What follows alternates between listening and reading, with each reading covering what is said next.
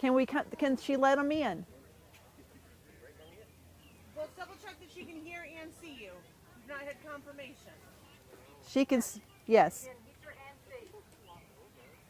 All right, let's start letting them in.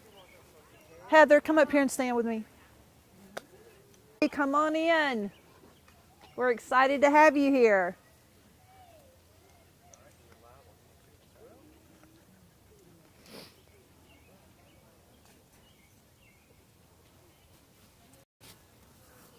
Let's go to deck.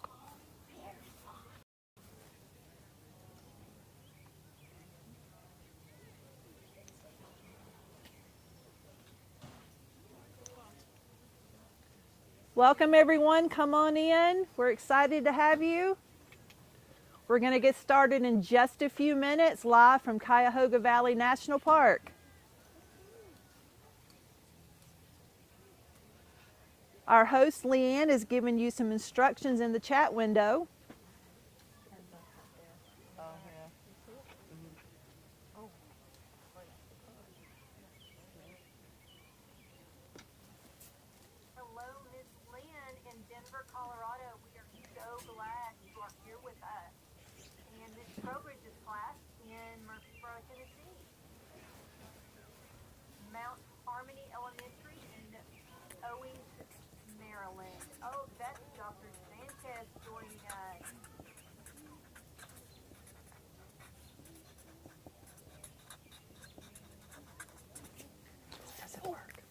I got it. Did you read it?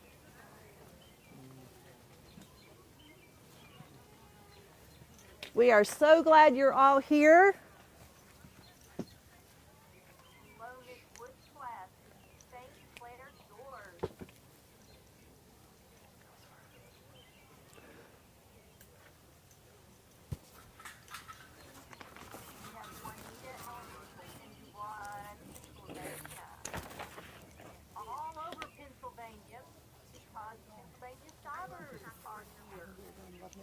Glad to have Pennsylvania here.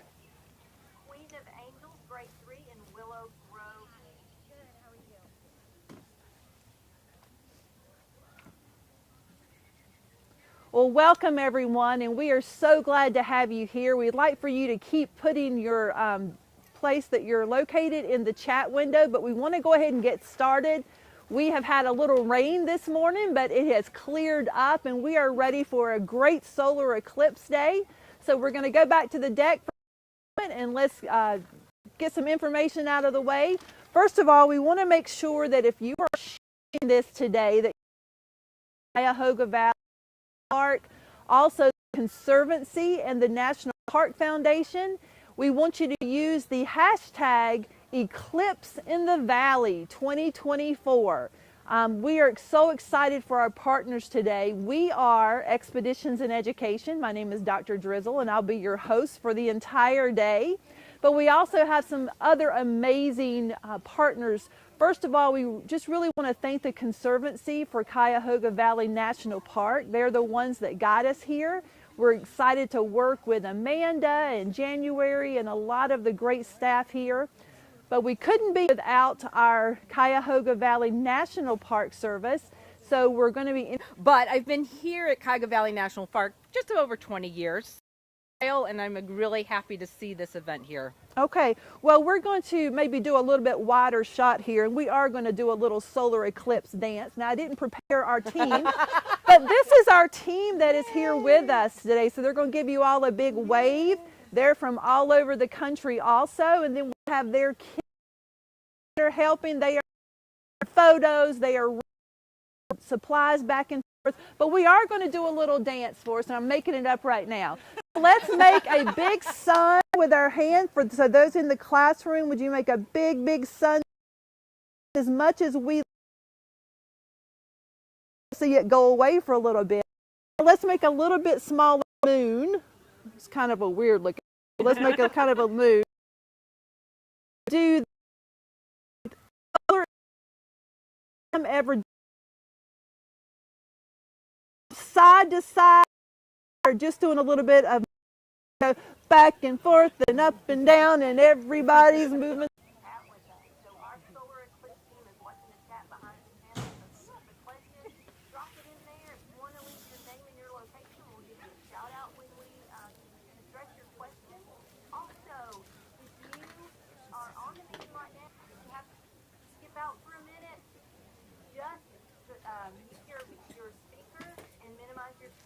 don't log off or leave the meeting, because once you're out, we can't guarantee you're going to be able to get back in. Pretty crowded today. If that happens, you can check out the live video over on our YouTube channel. I put that link in the chat, so you can jump over there and still watch if you can't get back in. But the best way to guarantee you're here all day long for all the fun is just leave this chat or leave this screen open, stay in the meeting, even if you have to silence it or step away for a minute. Also, you are seeing on the screen a bit.ly. There you can share all of your work. I'm going to share that frequently throughout the day. You don't have to memorize it or write it down. I'll drop it in the chat for you. And Dr. Drizzle has given us a special treat today in that we are going to be able to give away to Marvin and Son. So, stay in the chat, ask your questions, post some things on social media, and your class might be the winner of a special Marvin and Son gift package. If you get a private message from me in your chat, that's what that's about. I'm just asking for your school address. So glad you are here. Dr. Drizzle, let's go. Let's do it. So again, we are from Cuyahoga Valley National Park here in Peninsula, Ohio. So we got here pretty early this morning while it was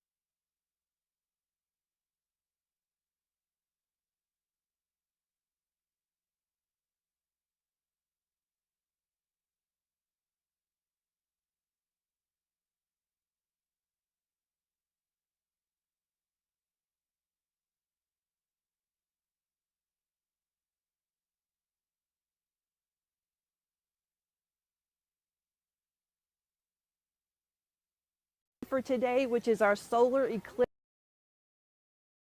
Sharing some stuff on the screen with you, but I think we're ready to go ahead and click on the deck. Here we go. So we've got some vocabulary that we're thinking about today. We want to make sure that we understand the vocabulary that we have. So today, I want you to write down the following words. You don't need to write down the definition yet, because I want you to add the definition as you learn it. So for our first two words, I want you to write in your journal. The first one is solar eclipse. If you will write that in your journal right now. You can see that on the screen. And then the next word is total solar eclipse. Now again, leave some space between those words. We'll come to definitions a little bit later, but I just want to make sure that you have these words, and we're going to do a couple more. So I'm getting ready to switch the screen out. And the next two words is partial solar eclipse and annular solar eclipse. So we should be able to spell solar eclipse by the end of the day, but I will tell you it is tricky. When you have written it about 400 times, you sort of miss up the C and the L, so make sure you get those right. So the partial and annular solar eclipse. Then we're going to do two more. This one is called the eclipse path. The eclipse path. And then our next word is umbra. Umbra. So let me go back and give you those 6 words again. Teachers, if you want to write this up on your chalkboards or on your whiteboards, that would be awesome. Because we want to make sure that although today is all about fun, that we are learning so much. The solar eclipse and space itself can teach us so much. So again, solar eclipse, total solar eclipse, partial solar eclipse, annular solar eclipse, and then our last two, eclipse path and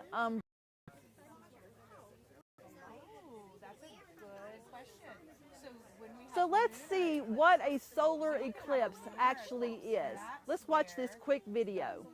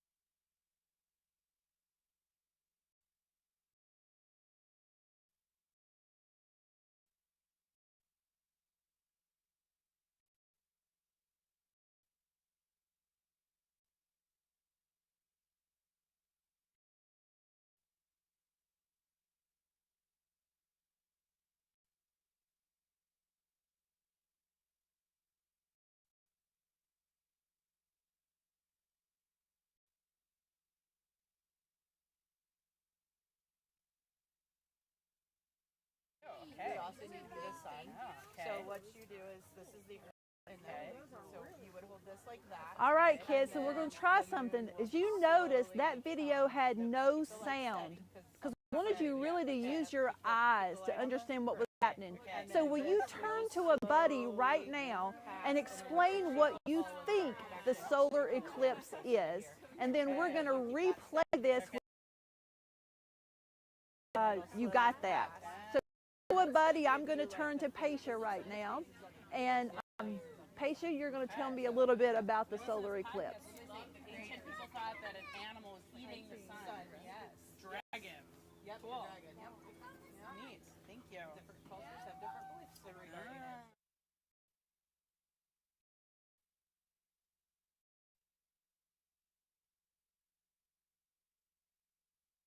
I was into it. All right, so you talk to each other. Can you throw in the window how you think an eclipse works? Get in the chat. What questions do we have about the solar eclipse so far? So far, we just had a lot of questions about the no sound, but you've explained that beautifully. Isn't it wonderful how you can take away one of your senses and really focus with one of the other ones? Good job, everybody. Well, sweetheart, there's So I can understand how that can be hard for us sometimes when we're used to having all of our senses, but let's think about this. For some people, that would be that they wouldn't hear that. So you have to be able to really use your eyes to be able to explain it. So let's do that video. Dr. Yeah. Fox class, they think a solar eclipse is the sun moving behind. And which class was this? That's Miss Bob's class. I love that. Thinking about how a solar eclipse occurs when the moon passes between the earth and the sun. So that makes total sense. It blocks off all parts of the sun's light. And that's what we are hoping to experience today in Cuyahoga Valley. So let's try that video one more time. I think we have the sound now. Whoa! It's the middle of the day. So why is the sky getting dark? It's a solar eclipse.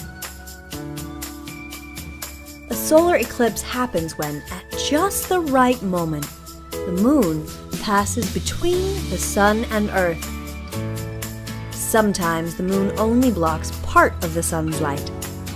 This is called a partial solar eclipse. Other times, the moon blocks all of the sun's light. This is called a total solar eclipse. As the moon blocks the sun's light, it casts a shadow on part of the Earth. The moon's shadow creates a trail as the Earth rotates. This trail is called the path of totality. If you want to experience darkness during an eclipse, you have to be in the path of totality. In that path, the moon completely blocks the sun's light for a few minutes. It gets so dark that it looks like nighttime during a full moon. If you don't know what's happening, it can be confusing. Animals can get confused too.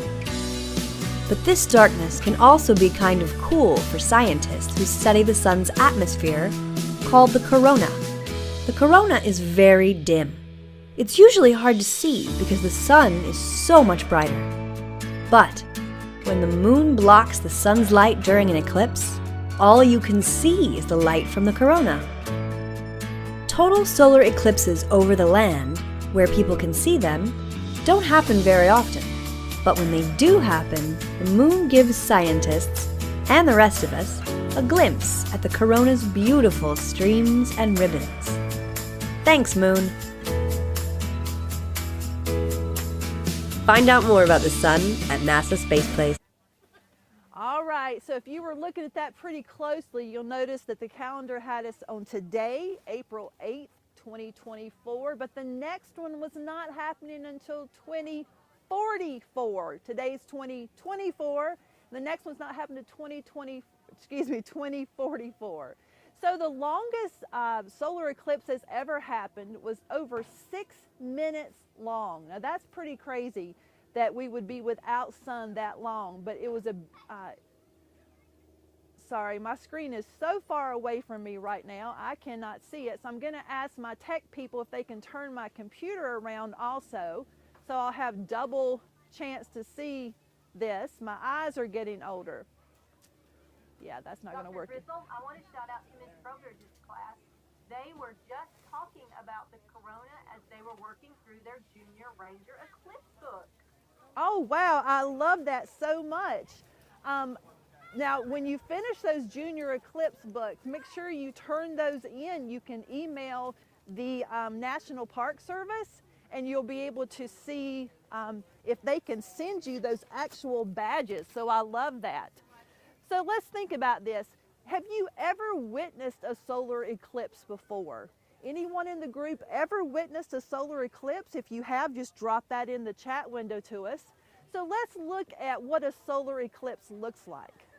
So a solar eclipse occurs when the moon moves between the sun and the earth. Now the moon blocks that light from the sun and it casts a shadow onto the earth. Someone sent me a meme the other day that had Lady Gaga singing The Shadow instead of The Shallows. So is a shallow. We are today in a total solar eclipse. So let's look at those types of solar eclipses we have. As we said today, the moon is going to completely block the sun. Now, if we were in another part of the country, we would have possibly a partial solar eclipse, and that's where you can see a small portion of the sun, but they're not exactly aligned. So the sun, the moon, and the earth are not in a direct line. Then we have something called an annular. And that's when the sun, moon, and earth are not exactly aligned. The moon does not completely block the sun, but it does create this really cool ring around the moon.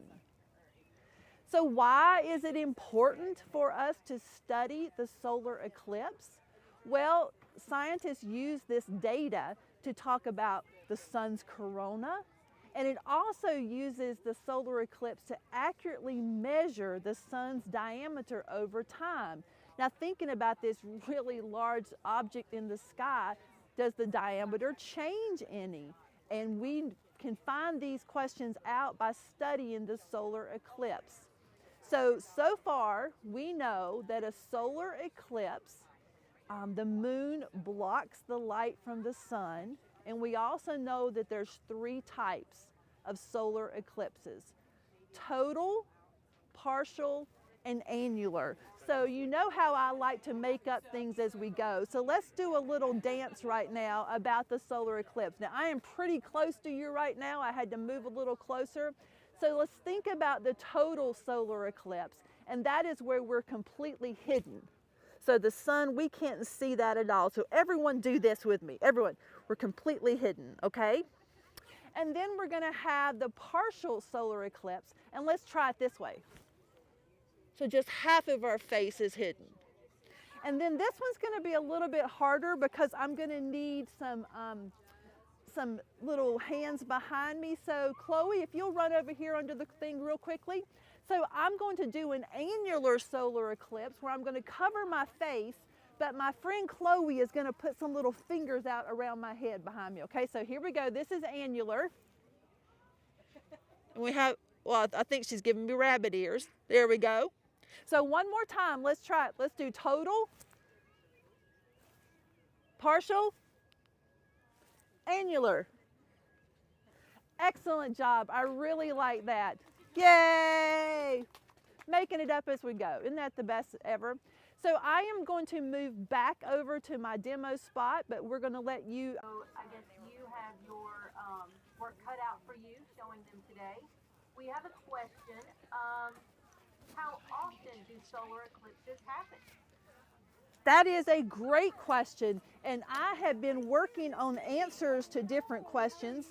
Solar eclipses can actually happen about 2 to 5 times a year, although the total solar eclipses are less common, and they only happen about once every 18 months.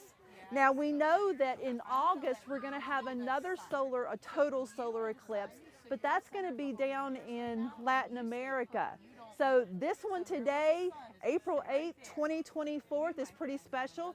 Now I'm going to ask my two friends right here, Miss Paisha and Miss Amanda, to come right here, and they are going to, without sound, they are going to demonstrate what's happening here, a total solar eclipse. Now we have a flashlight here. This is a moon ball, and this is the Earth. So when that moon is directly in front of the, or between the Earth and the sun, we have a total solar eclipse. Now I know it's a little bit hard to see with all the sun here, but we're not complaining about the sun. So that's a little bit better. Yeah. There we go. There we go.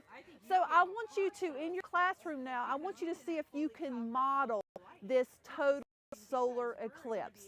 So if you don't have a flashlight, okay, maybe you can just have 3 people stand up, being the sun, one of them being the moon, being Earth. So I am going to, there you go. There. So see if you can do it better than this Kentucky teacher right. All right, Miss Leanne, do we have, perfect. We have another question, a couple more. How many times will we have a solar eclipse in the USA? And the second one, class, can we see other planets during an eclipse? So the first question, I'm not sure exactly how many we're going to see. I know in 2044 there'll be another total solar eclipse in the U.S., but I can answer that second question. Yes, if we have a total solar eclipse today, which we're going to, and there are no clouds, we should be able to see other planets and objects in the sky. Especially the planet Venus, we should be able to see today. So when we are looking, now to be very honest with you, when we're doing this today, we have our cameras here, but we don't have cameras that are set up on telescopes. NASA is actually filming this entire thing, and they are doing it from jets. So they're going to be actually able to see very close up. But we should be able to see our total solar eclipse, and we're going to be able to see other objects in the sky. So what I'd like for you to do is, in your journals, can you do a quick drawing of what a total solar eclipse looks like?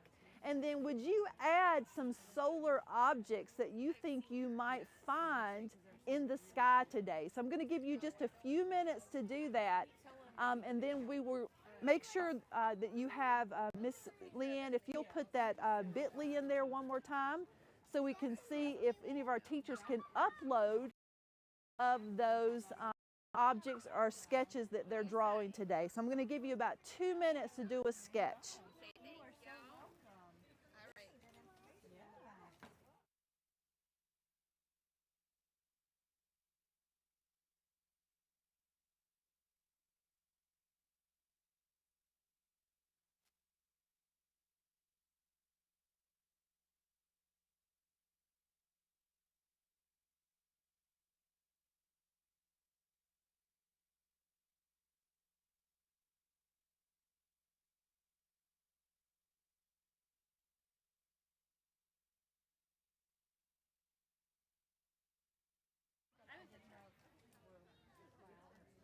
So we actually just had another question come in from YouTube, and I want to answer this question for you. The question was, how long can a solar eclipse last? Well, today we think it's going to last a little over 3 minutes here in Peninsula, Ohio. But the maximum duration for a total solar eclipse is about 7.5 minutes. So you can imagine being outside looking up towards the sun, your eclipse safety glasses on, and then taking those off the moment it completely covers of the animals, because things change. The wind's going to pick up a little bit. It's going to change directions, which is kind of exciting. So I want you to think about a time when you've been in nature and it's really just made you feel awesome inside, or it's made you have questions. And I want you to see if you're drop some of these moments into the chat window. How does nature make you feel? Does it ever make you excited? Do you ever feel sometimes with weather? Do you feel scared, or do you feel calm when you're outside? Let's share some of those moments in the chat window. And Miss Leanne, if you can share those with us when they pop in. Before you do that, Miss, how does nature make you feel?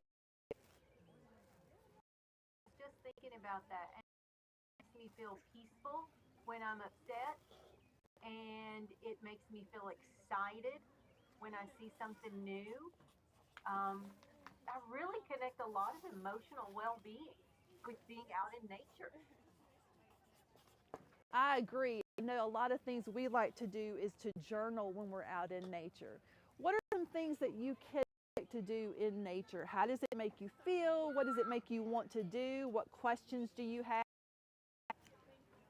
From New Jersey, nature makes us feel good, but today we are a bit nervous.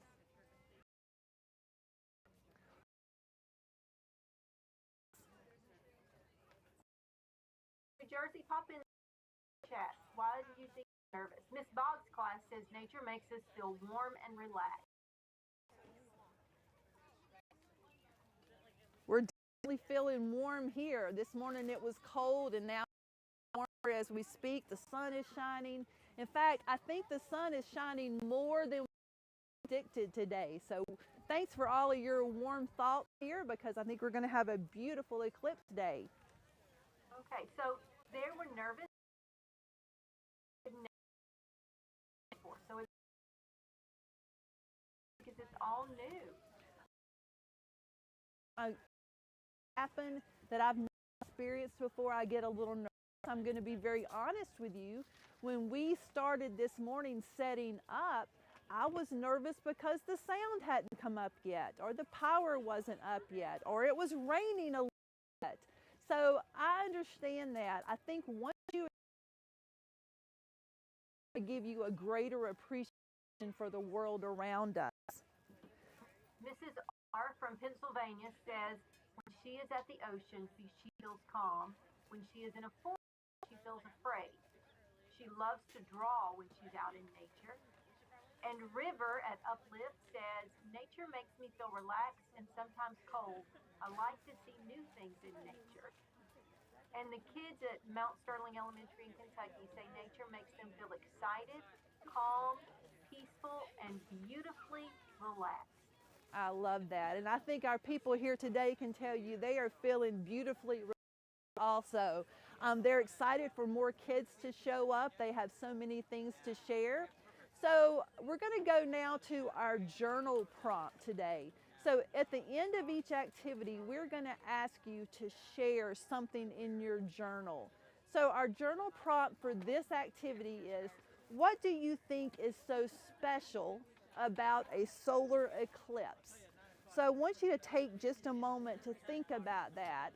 What is special about a solar eclipse? And for a lot of you, you will have not experienced one before.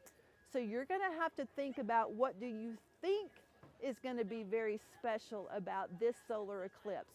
Now you can write, you can draw, you can add a quote. You could do a photograph if you're working from home today and you would like to maybe take a picture of what is special about a solar eclipse and share that with us. We would love to see that. But I'm going to stop talking for just a moment and give you about a minute and a half to write your journal prompt for today.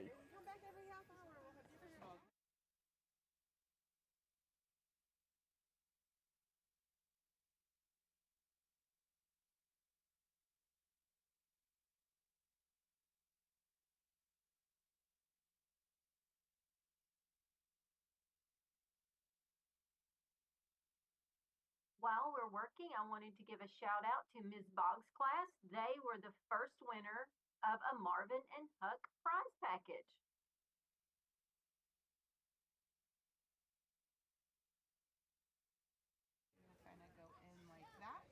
That is wonderful. We're going to be excited to send you a Marvin and Huck. We are hopefully Marvin and Huck are going to write a book about their experience today. We have some little photographers running around. Marissa and Chloe are taking photos of today, capturing the experience, so that Marvin and Huck can tell a story about that. Miss Lynn, do we have any other questions or thoughts of our journals written in the chat window that we can share? So from River at Uplift, the eclipse is special because it doesn't happen very often, and it's my first time seeing it. And I love Ms. Prosciutta's Skills for Success class. It is special because it is something that we do not get to experience often. We get to witness history. Oh, I love that. I love that. I love that so much. Yeah, and I want you to think about this. What in history has happened during an eclipse? You might can do some research on that to see when the other eclipses have happened and what special in history happened that day.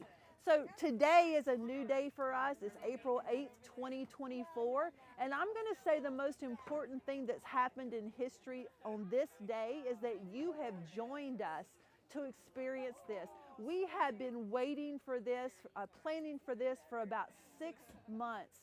And these adults here around me were texting this morning, so excited about experiencing this also. So I love that, River. Thanks for sharing. Miss Leanne, anything else before we get set up for our next activity? We had one, the theory of relativity pop in. That Skills for Success class is on it this morning. Miss Crossley's class is very excited because it's their first solar eclipse. And Miss Lynn's class is sort of echoing that as well. It's very special because it only happens a few times. And it's happening in the daytime, so we can actually experience it. Absolutely, absolutely. We're glad. Now we are going to ask that if you are in a place where you would be able to experience this today, that if you do go outside, make sure you're using glasses, solar eclipse glasses that are certified. If you're not in that area, we're going to hopefully be able to share what we see here. So we're going to do this, Miss Leanne. We're going to take about a 3 or 4 minute break and get set up for our next activity. So those of you that are watching, we're going to take a quick break and we will come back to you in, let's say, 4 minutes. So we'll see you in just a few.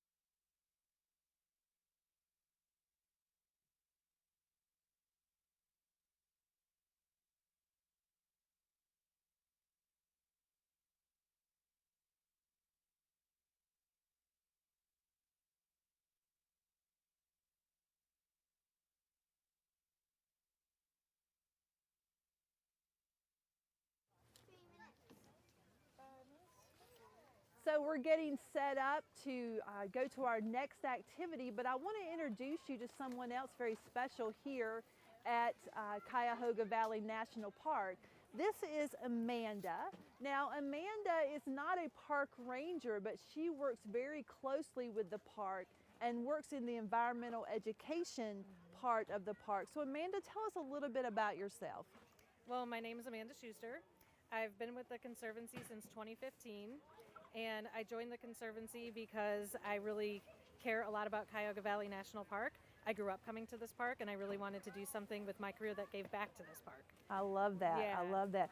And we actually met you at the Great Smoky Mountains. Yep. A couple of years ago when you found out about expeditions in education. Yeah. What is your favorite activity that you guys do here with students? Oh, my favorite activity is ecosystem exploration. And what does that include? So we take the kids and we do a forest floor exploration, and then we do a pond exploration, and we compare and contrast the two ecosystems and talk about what lives there and do a little bit of data collection and a little bit of critter collection, and the kids get their hands dirty, and it's great. How excited are you to be here today for the Total Eclipse? So excited. It's a once-in-a-lifetime opportunity, and our Conservancy supports the National Park Service. We're the Friends group, so to be here with our National Park Service friends all working together as one team is really special. I love that. And of course having you here. Well, thank you. And thanks for joining us today, and we're going to talk to you some more, but we're getting ready to do a little bit of eclipse chalk art today. Fun, fun, fun. Sound good? Great. Yeah, sounds Nice. good. Enjoy. Thank you, Thank Amanda. you so much. Thank you so much. So kids, we are getting ready to start our next activity. Leanne, can I check with you just a moment to make sure we don't have any questions in the chat or anything we need to talk about before we start? We did have a question about will an iPhone pick up the eclipse on a camera from Evan in Pennsylvania. One of our other watchers did say that you can't do pictures because it will mess your phone up. Yes. So do you have any advice for people who want to take pictures? So we actually ourselves, we purchased some filters that we were able to put over our cameras, but I can tell you that you can use things like cardboard or cardstock, and you can put a hole in it, and then you can, what is this?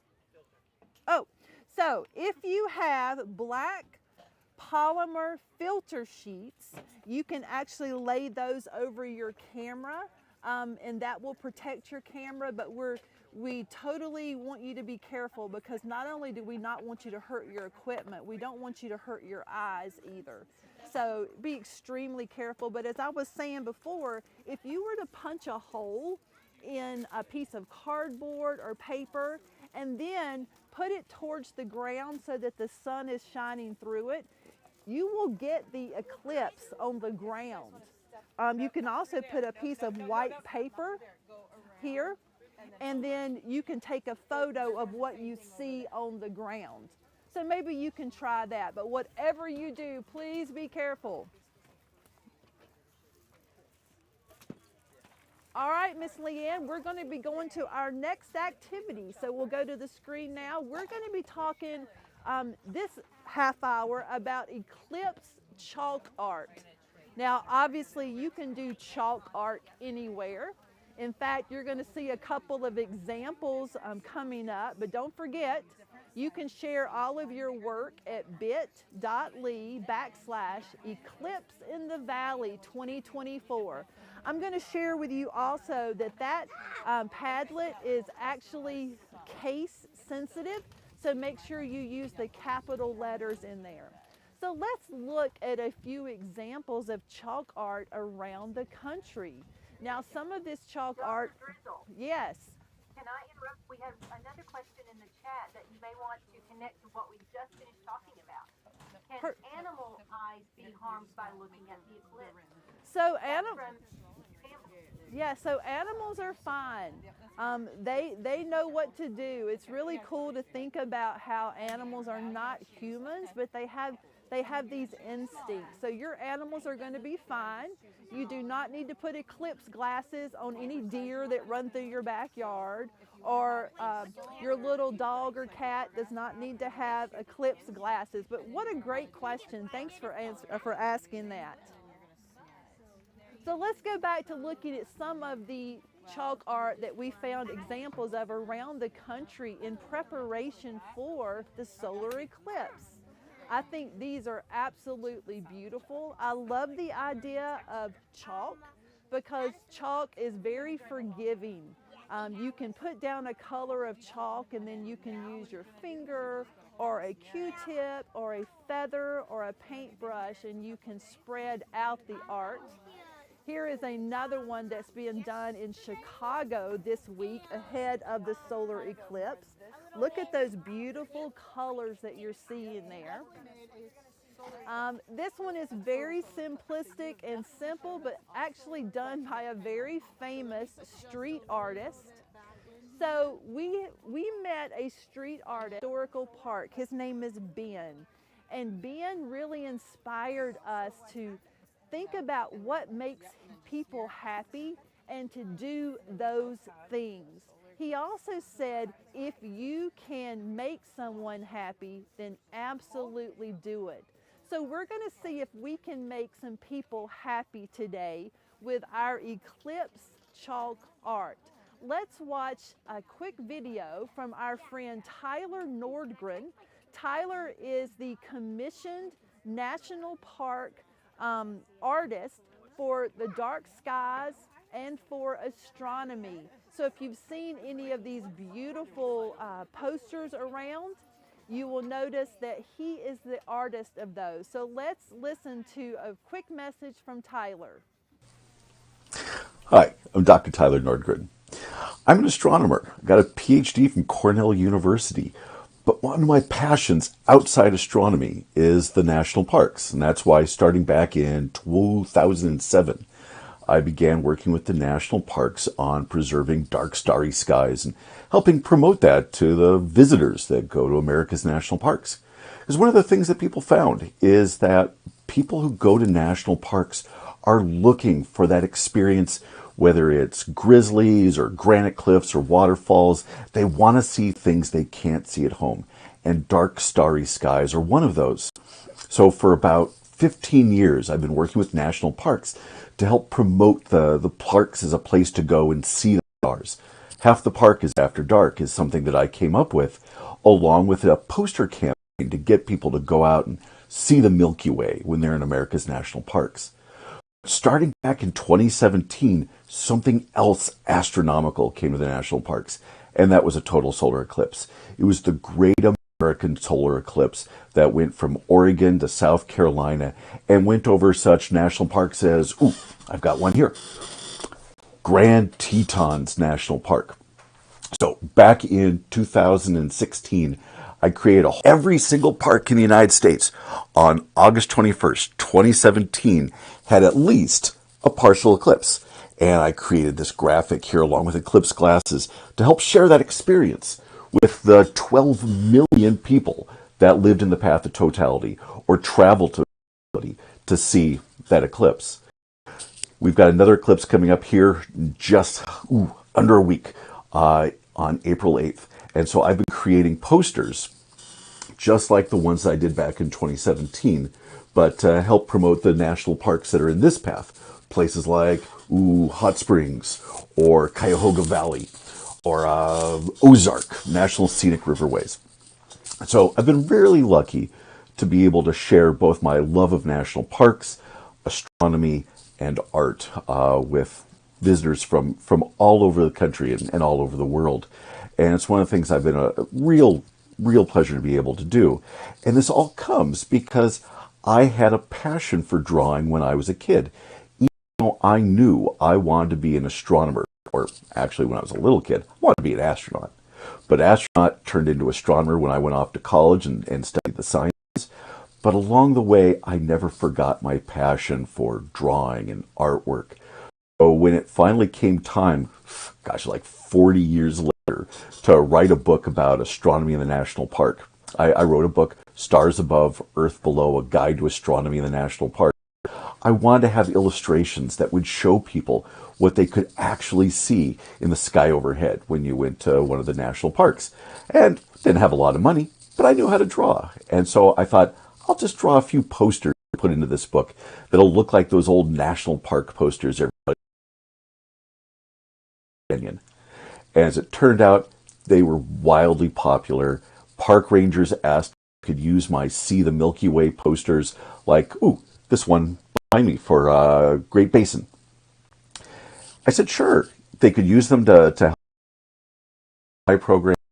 And then visitor centers said, hey, we've got people asking if they buy this poster. So I began to sell them to the National Bookstore.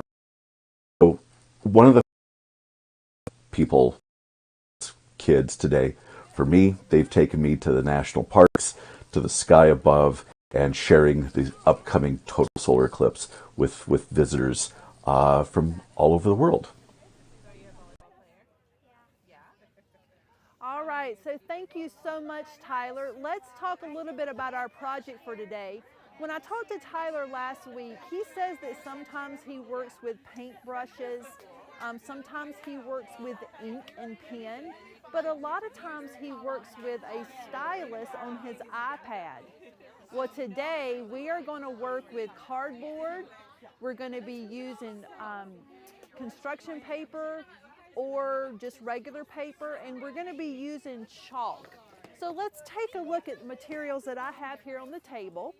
We are going to have our piece of cardboard here. Now you can use anything. I just tore up a box, but you could use black paper, you could use white paper, and I have just a couple of chalk here. Now you may only have one.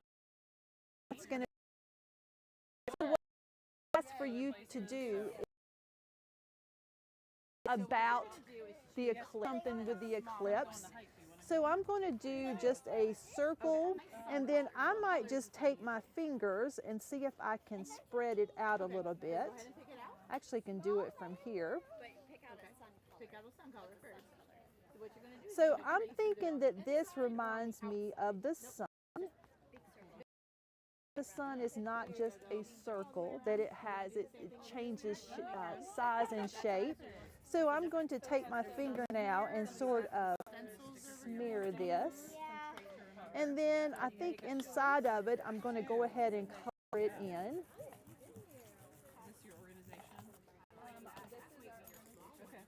Now I'm also going to do something kind of special. I want to put a heart inside of my solar eclipse, because right now I'm feeling extremely happy and a little bit blessed to be here at this place in this time. So I'm going to turn this now back over to you. I want you to use any materials that you have in the classroom to create. So let's come back to me for just a moment. I just want to give you your instructions. So teachers, if you have paper around the classroom that you can give to your students, or chalk, I'm happy about thinking solar eclipse. Don't forget that you can take a photo of this and you can upload it to the Padlet. I think Miss Leanne is dropping that in the Padlet window again. Actually see your work. And during our lunch break, we will go and grab some of those art pieces and we will share those online to the thousands of kids that are watching us. Miss Leanne, before I give them a moment to share or to draw, could you tell us if there are any questions or comments in the chat?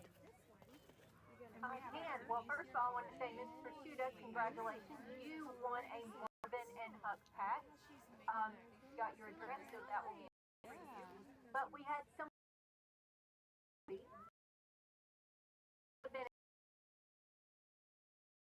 106 very excited third graders watching cloudy conditions, but they are in the 90% zone. So can you tell us what that means, 90%? Well, it's just going to give you a little less of totality. So if you're thinking about a piece of pizza, a pizza pie, you were to move over the toppings over just a tad, and you're going to see a sliver of the sun sticking out. but that's still a beautiful thing. It's going to still get darker there. It's going to still have the same effect of animals, crickets, birds singing. So I'm excited for you guys to be even experiencing in the 90% totality.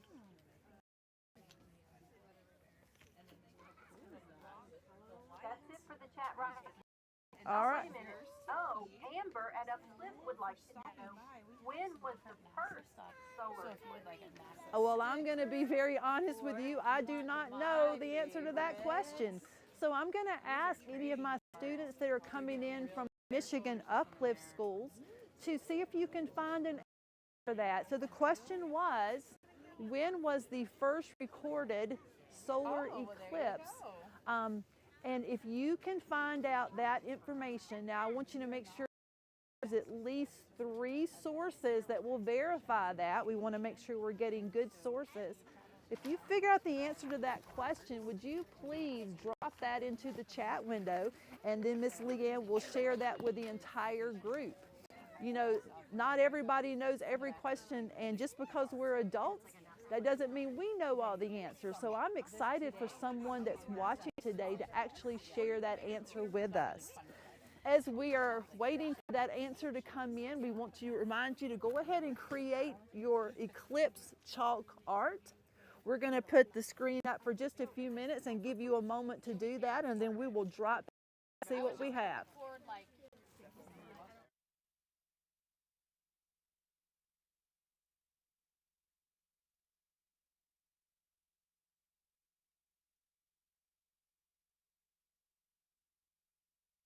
While you are working on your chalk art, hello, Miss Kitson in Central Illinois. They are close to the path of totality, only about an hour away, and first, second, and third graders. So hello in Central Illinois. We're glad you are here and hoping you got in time to work on some chalk art with us.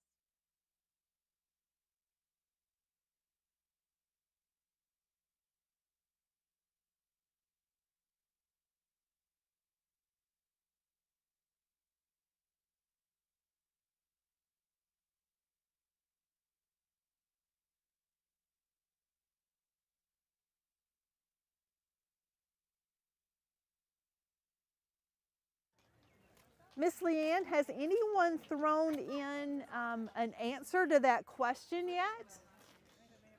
Grayson has thrown in May 3rd, 1375 BC. That is absolutely correct. We have 3 fact checkers on our end. They also have another date of March 1223 BC. So both of those answers are correct. Thank you so much for doing a little bit of work on your side and sharing that. We're going to put me back on screen for just a moment. I want to thank you for being willing to find answers like that for us. You know, we're better together, right? When we can help each other out. When I asked you to find those answers, I had people here on the grounds with us that were also looking up those answers for me. I wish I knew everything, and my husband thinks I do, but not all the time. I don't really do it. Let's check out that totality countdown. We're at 4 in 4 minutes, I believe. Getting there, and boy, beautiful day here at Cuyahoga Valley National Park. Can we hear it from the team? Yes, woo! They are so excited to be here. We're excited to see you. Miss Leanne, do we have any pictures that have come up to our Padlet yet that I'll be able to share later? Not yet. Still waiting on some Padlet. Okay. I want to now this one is pretty significant. I like it. It says, how does wildlife react to a solar eclipse? Well, here are some things that we have found. Display behavior during. Some may become quiet. They may be confused. Birds might stop singing, and those animals start getting their thing. Owls may start, bats may come out around 3 o'clock this afternoon, but when it's over, and so really cool behavior. Let me ask you, what animal would you want to be, and how do you think you would act during your first solar eclipse? Let me repeat that. If you're an animal, how would you act during your first solar eclipse? If you want to drop that in the chat window, Miss Leanne can share that with us. While we're waiting on those, shout out to Miss Wood's first grade class. They did the shadow experiment on their playground. I love Woods class. That is a beautiful thing. You took any photos of that, we would love for you to share that with us. You know, we have been, we're broadcasting all over the U.S. We also have people joining us from the Bahamas. We have a couple people from Canada.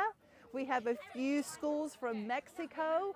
So we have really reached, and Guam. That's not really. The goal today is to get into all 50 states and for Alaska to wake up. Hawaii today, aloha Hawaii, especially Miss Redo's class, because now here's something that really, we are all under the same condition, under the same. About you makes me feel bad to know that connection, that we can all look up and see in the same sky. You feel pretty good too? It absolutely does. I'm looking at the chat. The popular answer is to hide in a burrow or lay down and go to sleep. Owen says he would be a turtle, and you know how I do love turtles. Hide in his shell. Miss Bennett will get quiet. River said she would be a fox and think it was. Okay. Millsap Intermediate, not be confused and go to sleep. Hello, Michigan, Miss Owens and Queen's first grade class. They just would go into their shelters and stay out. And stay out. Miss Milbert, she just posted on. They are UV bright as they're watching and learning about the solar eclipse with us today. So shout out Miss Milbert. Thank you, Miss Milbert, for that. And we're actually going to be making some of those UV later on today. I want to show that one of. So this is made out of glow-in-the-dark and solar system beads. So beautiful beads that they made for us today as a thank you for being here.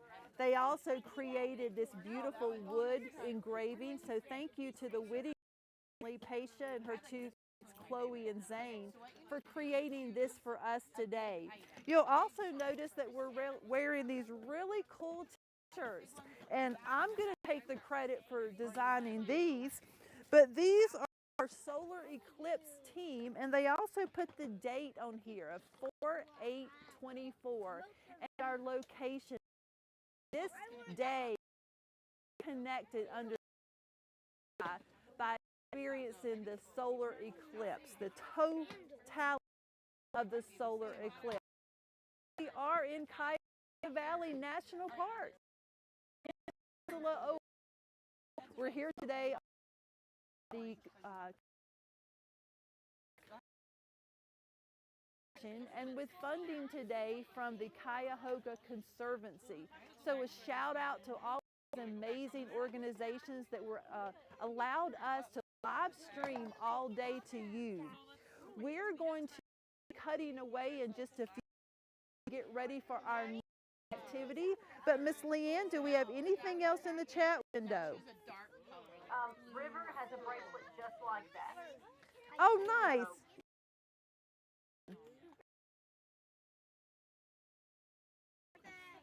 2,000 kids that are watching this in some way or another, and we think that is wonderful. We also know, Mrs. Actually, Dr. Drizzle, that's an outdated number. I was going to say, 196,592. team, we are at 296,000 watching right now. So let's give a big hand to all those out there that are watching us today. Thank you, teachers, for taking that moment to share this exciting activity with your students. So we're going to take about a 3-minute break and get set up for our next activity. Teachers, if you are following along, you're going to know that our next activity is the solar cookers. So if you want to get those materials ready so we can create our solar ovens, we'll be back in about 3 minutes. Thanks so much, and we'll see you in 3.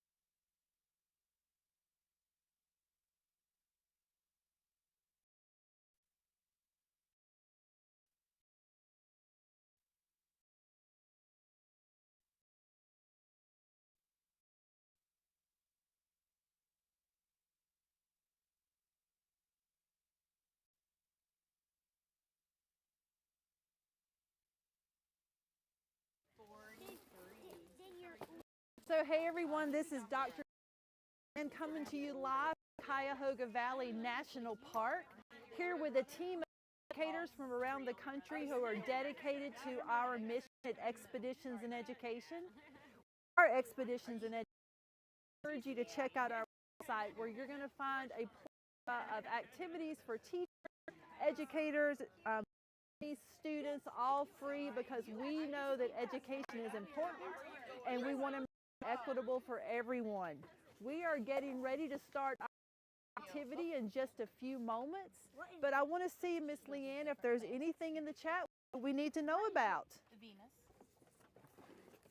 Yeah, absolutely. Miss Bennett's class, they make in their STEM out of pizza boxes, so they're looking forward to seeing what you and they say thank you so much for doing this. Nice. Well, we are glad. We did have a question from Miss Peterson's second graders. What's the best way to safely wear eclipse glasses with regular glasses? Over or under their regular glasses? Oh, that is a great question. So today I'm going to be over my glasses because I can't see very well. But here's the thing: they have to fit over the glasses. Will work over the glasses. Will you please make sure that you put them on and over your ears? Miss Amanda, I the other Amanda. That's thank you so many moving parts happening here right now that I'm sending people everywhere and giving them the right instructions. But that was a great question, Miss Leanne. Do we have another one? That's it. Perfect. Well, we're getting ready to start our next event. Have a little lull. People are taking some snack breaks. If you could see to the field, it's arriving. They've got their chairs out in this huge field. We're actually going to pan around. I think we can get about 226 people here. So I'm going to go off for 1 minute and come back, and let's get ready for the solar cooker.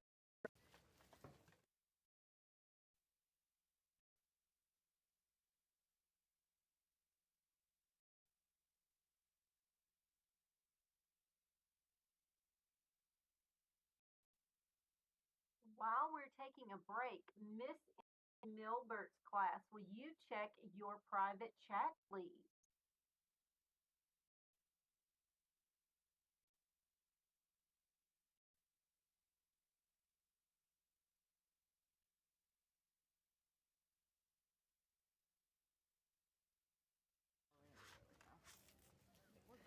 Miss Leanne, can you tell me again who just won our next Marvin and That would be Miss Emily Milbert's class. She was our big Twitter poster with her UV bracelet. So Miss Milbert's class, congratulations. Congratulations, Miss Milbert. We love that you're sharing the love of Marvin and with your kids. Well, we're getting ready to start another activity, and I think our team is very excited about this one. They were more excited when they thought that I had brought marshmallows, but we didn't bring marshmallows. But I'm going to bring Amanda in here for just a moment. Amanda, we know that you're here for nights. Yes. Can you tell us a little bit about your camp? Yeah, so we run an environmental education center. Our 500 acres on our campus, 7 buildings, 2 dormitories, 28. Yeah, so we provide all of the meals, we provide all of the activities. You can spend 2 nights or 2 days and 1 night with us, and we're with them the whole time. So, do you ever have s'mores? Yes, we do. We always have s'mores. What is your favorite s'more? I like the classic. Which is going to be your graham cracker? My graham cracker, my Hershey's, like 3 of the pieces of the big bar, and a marshmallow, toasted, a burned marshmallow, smushed all together. That's my perfect s'more. Well, we're actually going to use the power of the sun right now to create our own solar cookers because we can't build. Right, you can't build fires right here, but you can use the sun as your fire. Absolutely. So come back in a little bit, and I may have a marshmallow for you. Oh, sounds good. Thank you. Nice. All right, so that means we are getting ready for activity number 3. We are working on our solar cooker. So let's go to the deck just a moment and let's see what's happening here. So our solar oven cookers is what we're going to be creating today. Now, I'm going to tell you that there is nothing better than a s'more over an open fire. And although I know that we have our traditionalists that love just the Hershey's, I have found the last couple years that you can use Reese's peanut butter, you can use peppermint patties, Mounds bars. Now I bet you're getting a little now I don't have that chocolate here for you, but I do have an opportunity for you to create your own solar oven cooker. You you can cook your anytime. So let's look at solar cookers with our first video about the power of the sun. Space Place. In a snap. Where does the sun's energy come from? Every 1.5 millionths of a second, the sun releases more energy than all humans consume in an entire year. Without the sun, there would be no light, no warmth, and no life. Its heat influences the environments of all the planets, dwarf planets, moons, asteroids, and comets in our solar system. How does a big ball of hydrogen create all that heat? The short answer is that it is big. If it were smaller, it would be just a sphere of hydrogen, like Jupiter. But the sun is much bigger than Jupiter. It would take almost 1,000 Jupiters to fill it up. That's a lot of hydrogen. That means it's held together by a whole lot of gravity, and that means there is a whole lot of pressure inside of it. In fact, the pressure is so intense and the density so great that the hydrogen atoms collide with enough force that they literally meld into a new element, helium. This process, called nuclear fusion, releases energy while creating a chain reaction that allows it to occur over and over and over again. That energy builds up. It gets as hot as 27 million degrees Fahrenheit in the sun's core. The energy travels outward through a large area called the convective zone. Then it travels onward to the photosphere, where it emits heat, charged particles, and light. That heat powers the chemical reactions that make life possible on Earth, allows gases and liquids to exist on many planets and moons, and causes icy comets to form fiery halos. Those particles create a solar wind that pushes against the sun. All right, well, we know that the sun is very, very powerful. So let's take a look at the deck right here. We're going to keep it on here for just a few minutes. We're going to tie this 30-minute lesson to the UN Global Goal of Global Goal 7, clean energy. So we know that we can power stuff through the sun, through wind, and through water. And today to harness the power of the sun to build a solar cooker.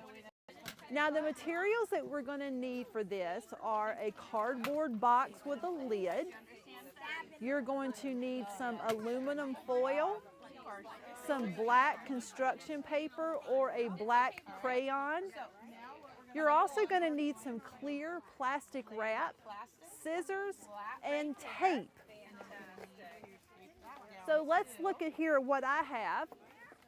So I actually have a box that does open and shut. So let me show you this. So this one opens and it will shut. And what I have done is I have cut out a flap on top of the box so that it opens and closes like this. Now what I'm going to need to put into the bottom of the box is a piece of black construction paper. So let me grab that really quickly. Now the reason we're going to be using black construction paper is we want to attract the sun. We want to attract the sun, and we're going to be able to do that by putting a piece of construction paper on the bottom of this pizza box or this solar cooker box. Now, if you do not have a piece of black paper, you could use a crayon or Sharpies, but I happen to have one, so I am going to lay this in here. Now, if I wanted to make sure that it stayed for a long time, I might tape it down, but since we're just doing this as an example here, I'm going to lay it in here. Now, the next thing I'm going to do, I'm going to get me some aluminum. And I am going to put the aluminum foil on this flap.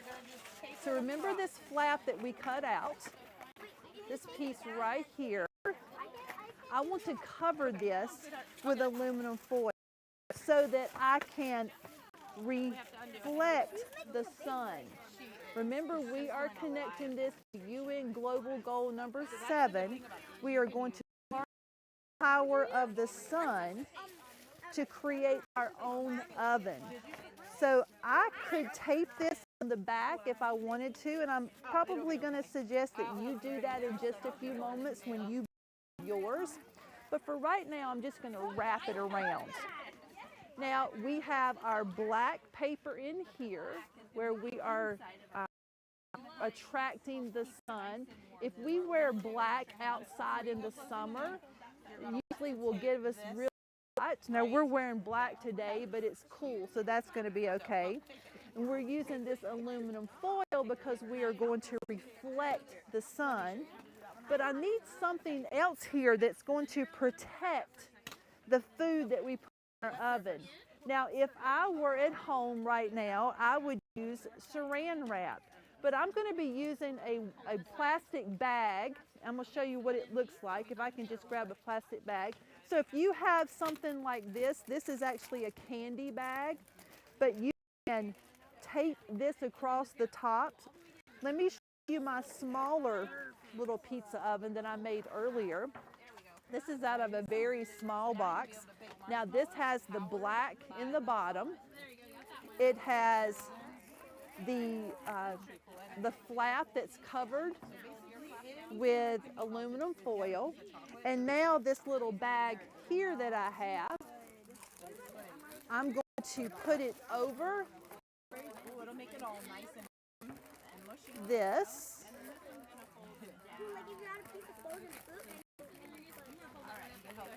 Well, the wind is not participating right now, so I'm going to stop that, but I'm going to go to a full screen for just a moment.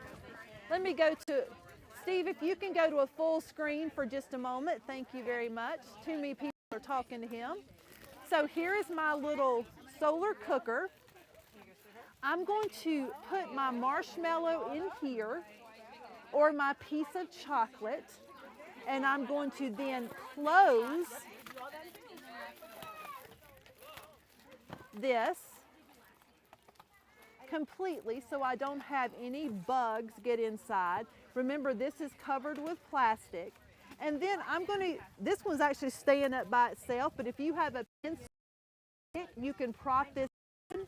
You want to take this outside and you want to reflect the sun. So if you can see right here, I'm moving this little lid back and forth. This is a reflective material. So once the sun hits this flap, it's going to project the light into this container, which is going to heat up this black paper, and in a few moments, sunny day, your marshmallow is going to be cooked. Now you're probably asking, what else could you cook on this? I don't suggest you cook anything except melting chocolate or marshmallows, or I have made with my grandson little pizzas.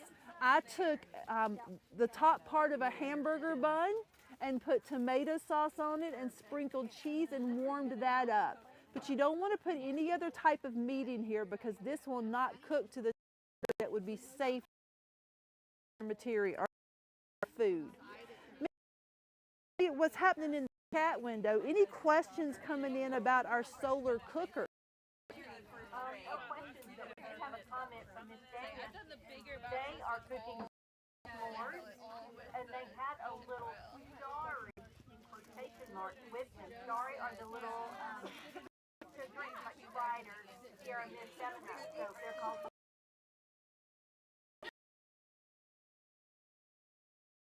If they were to take a photo of that and share that with you in the chat window or up on the Padlet, we'll be able to share this to our audience later today. Now, Miss Leanne, I've done a lot of camping with you in the last few years. What is your favorite s'more? Oh my goodness. You know, I'm a little extra. So my favorite is some graham cracker and a toasted marshmallow, not burned, but very melty, golden brown, with the Ghirardelli raspberry chocolate bar. Okay, you are very extra. I know that normally you want to have pink on, when you're around celebrating science and STEM and nature. So that raspberry makes a lot of sense for me.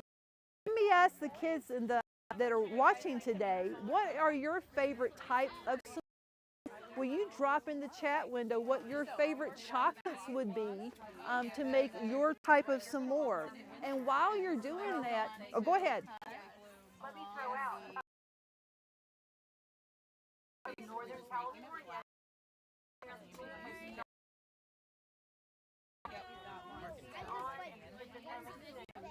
And we did have a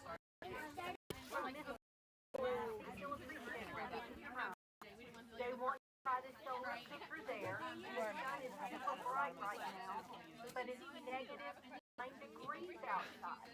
There you go. I will let you know this will work in negative 9 degrees. Now you may freeze by the time you get something hot in there, but as long as you have that sun, you're going to be able to cook solar cookers. Remember, you're depending only upon the sun, the heat of the sun. So we'll be excited to see those particular solar cookers. So we have Chris s'more. Miss Boggs, a classic golden brown s'more. Yes, Miss Boggs, we are golden brown. Miss Bennett, Have you ever made solar Hershey's and Reese's cups. Dr. Grizzle, I know that you are a big fan of Reese's cups in your s'mores. I absolutely am. When you get that chocolate and that peanut butter melting, and I will tell you that I am team burn it. So I like that marshmallow as black as you can get it before it falls off of the stick. So you still have your toasted brown ones, but I'm going to have my burned marshmallow. cheese in there? Pretty much anything you want is what you can cook in a solar cooker. Princeton and Nolan like green was there. Yummy. Miss Ashley in the Bahamas. And then you're going to wrap your flap in the aluminum foil. Can I just say real quickly, Miss Leanne, our first school here from the Bahamas. Yay, team for the Bahamas is on us. Excellent. Keep going, Miss Leanne. So right now we have over 300 live streaming. Love that. I love that. Well, I'm going to give you a few moments on their solar that you need today. I am going to turn it back to my screen for a moment, and I want you to capture these materials in your journals right now. So maybe this weekend you go home and you find all those shoe boxes and you turn those into solar cookers and cook for your whole family. Now, how cool would this be if you were able to create s'mores for your entire family? If you were to do that, we would love for you to share that, because that's a little bit of Eclipse in the Valley 2024 joy that's continuing all through the week. So make sure, if you're not able to build with us right now, that you write these materials down, because this is something that you possibly could find around the home or at a grandparents' home. In fact, this is a great activity to take over to your grandparents' home and cook s'mores with them. So let's come back to me for just a moment. Miss Leanne, I don't know about you, but this is making me awfully hungry right now. You want to cut these sides in, and then you flip that down. So if you want to do your other I want to shout out to our people from California that are just now joining our live stream. We are so glad you're here. Joining our live stream, we are so glad you're here. And we can't wait to see what you create with us also. Take a look at our timer for Totality. I believe it says 3 minutes and 43, or 3 hours and 43 minutes. So we are counting down. Boy, it is a beautiful day today in Cuyahoga Valley National Park. We're here in Peninsula, Ohio with our live stream for the solar eclipse. We are called Solar Eclipse Chasers. We chase this from Chicago. There are hundreds of people around us today to enjoy the eclipse. In fact, we have people out in the field in chairs, They've got little umbrellas over them. They've got their little coolers out there. They are ready to shadow across the earth. And it happens during that solar total eclipse. That's when the observers can see that sun completely covered. That gives me a fun thing to think about. While you're creating your solar cookers, is there a favorite song that you have that kind of reminds you of the solar eclipse? I'm thinking back to an old song by a man named Bill Withers called Ain't No Sunshine When You're Gone. What other songs do you have that you might want to celebrate the solar eclipse with? You can share that in the chat window or on social media. Our hashtag is hashtag Eclipse in the Valley 2024. So we're very excited for you to share what you're learning with us today. Miss Lynn, do we have any other questions?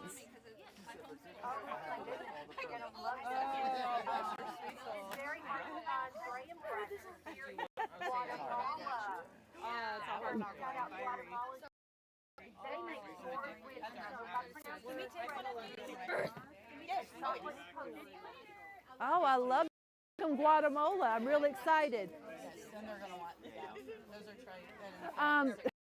It's getting crazy around here, and we absolutely love it. We're so excited that everyone is showing up today. We want to ask if there's one more. We take a quick break, Miss Leanne. So, with these, you're probably going to want to turn just a little bit, and then it's going to get taped right on the top there, and then the last step is to fold everything up. And your teacher, and you sent in to the parent, Palmer, who's 7 years old in Decatur, Illinois.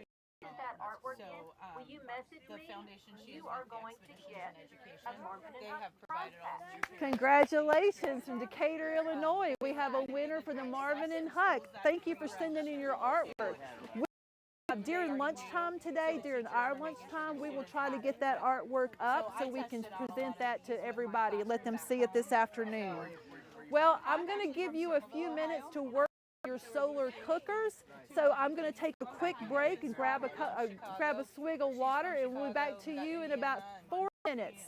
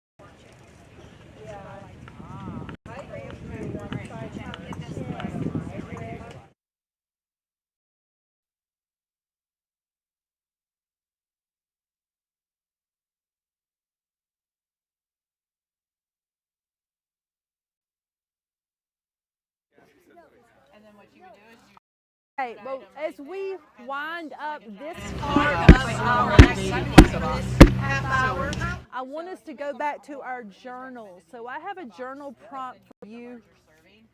In your journal prompt, I want you to think about how could we help people less fortunate than us, maybe even homeless people, with this idea of solar cookers. Now, I don't want us to think about how we would just tell them to create their own. We need to be more empathetic than that. How could we, as a team of students, create solar cookers, really nice solar cookers, and then maybe take those out into the community and share those on a weekend with people that may not have the ability to create their own s'mores. So in your journals, how can you show compassion? How can you show kindness to the community by maybe building some solar cookers with the neighborhood or your community? So take just a moment to write in your journals, and then we would love for you to share those in the chat or up on the Padlet. Miss Leanne, as we're getting ready to do that, I know that you're also a teacher and you work with kids. Tell me about how kindness is important in your classrooms. Oh my goodness. I think kindness is probably the most important thing in my classroom or any classroom, because if we can't be kind to each other, we aren't really good learners. And when you're in a kind place, when you're in a classroom that is full of kindness and inclusivity and people are connected to each other, the learning is so much more powerful and easily accomplished. Think about, do you want to learn where you look around and you see grumpy faces? Or do you want to learn where you look around and you see smiles and your teacher is smiling and your classmates are smiling, and it is just a great place that you can be yourself and you don't have to worry that, like, if you make a mistake, someone's going to laugh at you, because we're all in it together. So if you make a mistake, we're all going to chip in, we're going to figure out what went wrong, we're going to do better next time. I love that, and I love that you exemplify that in your work with people, just in general. In fact, when we talk in our community about I'm excited to see what your experience has been today with the solar cookers, but even more excited to see how you can take these solar cookers and produce kindness with those. So if you're able to do that, if you're able to cook one for your little brother or sister or for someone down the road, would you please share that with us? We're using the hashtag today, Eclipse in the Valley 2024, and that's because we're here today at Cuyahoga Valley National Park. Team, can I hear it? Woo! Yes, and did you hear just a little bit ago, we had a school from Guatemala that is participating today, which is real exciting. And it looks like we just got an update on our numbers. We're at 296,000 and growing, because every time my phone buys over here, that is another 50 people that have just live streamed. That is very, very exciting. Well, we're getting ready to yes. From this is a quote: kindness is a part of you. You can't go anywhere without your kindness. Oh, I love that. Kindness is a part of you. You can't go anywhere without your kindness. And boy, that is something we need in this world today. So thank you so much for sharing that. What a beautiful day this is turning out to be. Just because we're here at Cuyahoga, we have beautiful sun. Really wasn't supposed to come out yet, and it is a bright, bright, bright sunny day. Let's give a hand for the sun. Yes. And ready to start with our next part, but we have another person we want to share with you today, another ranger that works with a special project that's happening here. So this is the microphone we're kind of sharing. Okay. Ranger Karen, thank you. I'm glad to. One too. We've already project about that. Oh, well, I'm the park deputy superintendent, so wow. I'm kind of responsible for overseeing all of the operations here at the park. So That making sure everybody has a good and safe time here today. Well, now you're sort of the big dog here. Second in command. Second in command, but we have a second in command deputy superintendent with us today. Can we hear him a great thing? Yeah, so we have 296,000 plus kids watching so far, and that's not even the ones we're counting yet. Can you tell us what's your favorite part about Cuyahoga Valley? Oh, I just love the hiking trails here. It's wonderful. Right here in the middle of two big urban cities, Akron, Ohio and Cleveland, Ohio, you can get out on the trails and get in nature and just be minutes away from your home in the city. Now, has this been your only park? No, I have worked at 12 different parks. Oh my goodness, let's start naming them. Let's test your memory. Well, there's the Blue Ridge Parkway, Forest National Park, Pinnacles National Park, Klondike Gold Rush National National Park. Oh, I could go on and on. Well, we have been to most of those, which is really exciting. With Expeditions in Education, we traveled to 160 plus of our national parks, Wow, that's great. sharing the love of the parks with kids all around the country. In fact, about 3.8 million kids in the last year. So thank you for That's inviting us wonderful. here today. Thanks for being a partner with the National Park Service. Yes. So give everybody a wave out there. Yes. Day. Thank you so much. Uh-huh. Well, we're getting ready to do something really fun right now, guys. We're going to be with what we call UV beads. So let's go to our deck for just a minute, and we're going to start. If you're writing in your journal right now, you might want to write down that we're working on UV bracelets. Now, earlier I showed you a bracelet that was to my lanyard, but now we're going to do a bracelet that is even more. Now, if you're in the room right now and you do not have UV bracelets, do not worry. One, it's okay. You're still here with us, and we're very excited for that. Two, these are pretty simple to pick up. In fact, the other day at the Dollar Tree, which is now $1.25, don't forget that, they had bags of UV beads there, but we're actually going to create some bracelets. We'd like to start first with our video that's going to share a little bit about UV bracelets and why the UV lights are so important.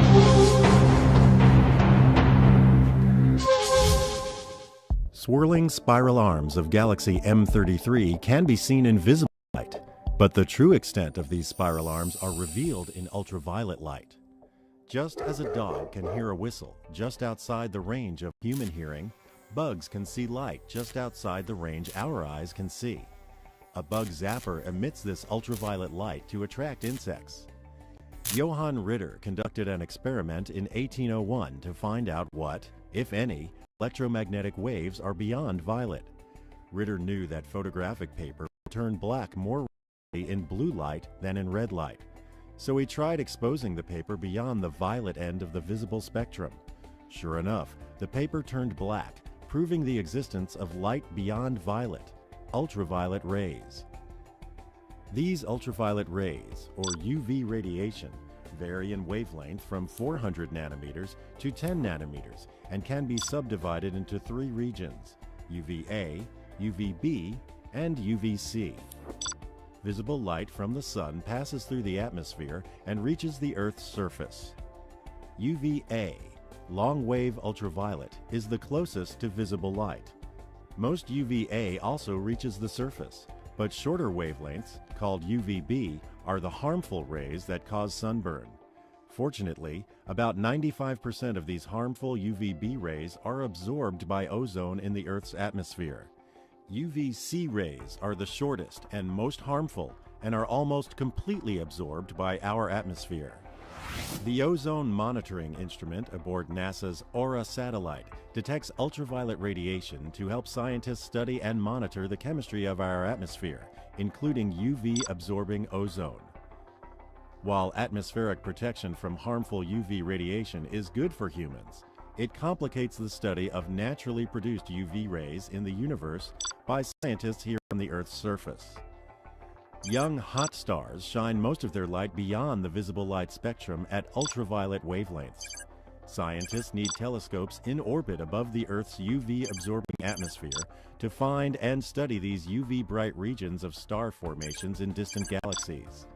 New young stars in the spiral arms of galaxy M81 can be seen in this Galaxy Evolution Explorer GALEX image from NASA. Chemical substances, both atoms and molecules, interact with UV light, making this region particularly interesting to scientists. An ultraviolet instrument aboard Cassini has detected hydrogen, oxygen, water ice, and methane in the Saturn system. UV data have also revealed details of Saturn's aurorae. Scientists also use UV waves shining from. So the materials we're gonna need for this are ultraviolet beads. We're gonna need pipe cleaners or stretchy cord, and we're finding that pipe cleaners or chenille stems are working very nicely. And then we're gonna need scissors. So let's come to me for a moment, and I'm gonna get my hands ready here because we're actually going to create these beads. So I have this pipe cleaner here, and I'm going to start just choosing different colors of beads. Now, to make sure that it doesn't go through the other side, I may just make a little loop right here, and I could take them and change the colors. Sometimes you buy these and they're only one color, but don't you fear, because as we just figured out, ultraviolet lights do something really cool when they are hit by the sun. So I'm going to finish up here. You can put as many as you want to. We also found these are really cool if you use the UV beads, and you can sprinkle in other types of beads in there. So let me do this. All right, so I'm going to stand up and sort of show you what I have created here.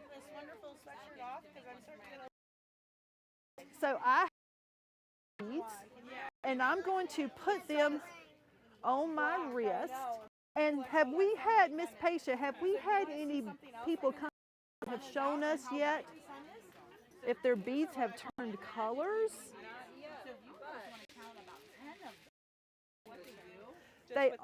They are. So there's a little bit of light that's come under this tent right here. And I know this is kind of hard to see, but these beads, which were all white before, are now turning a light pink. We have a little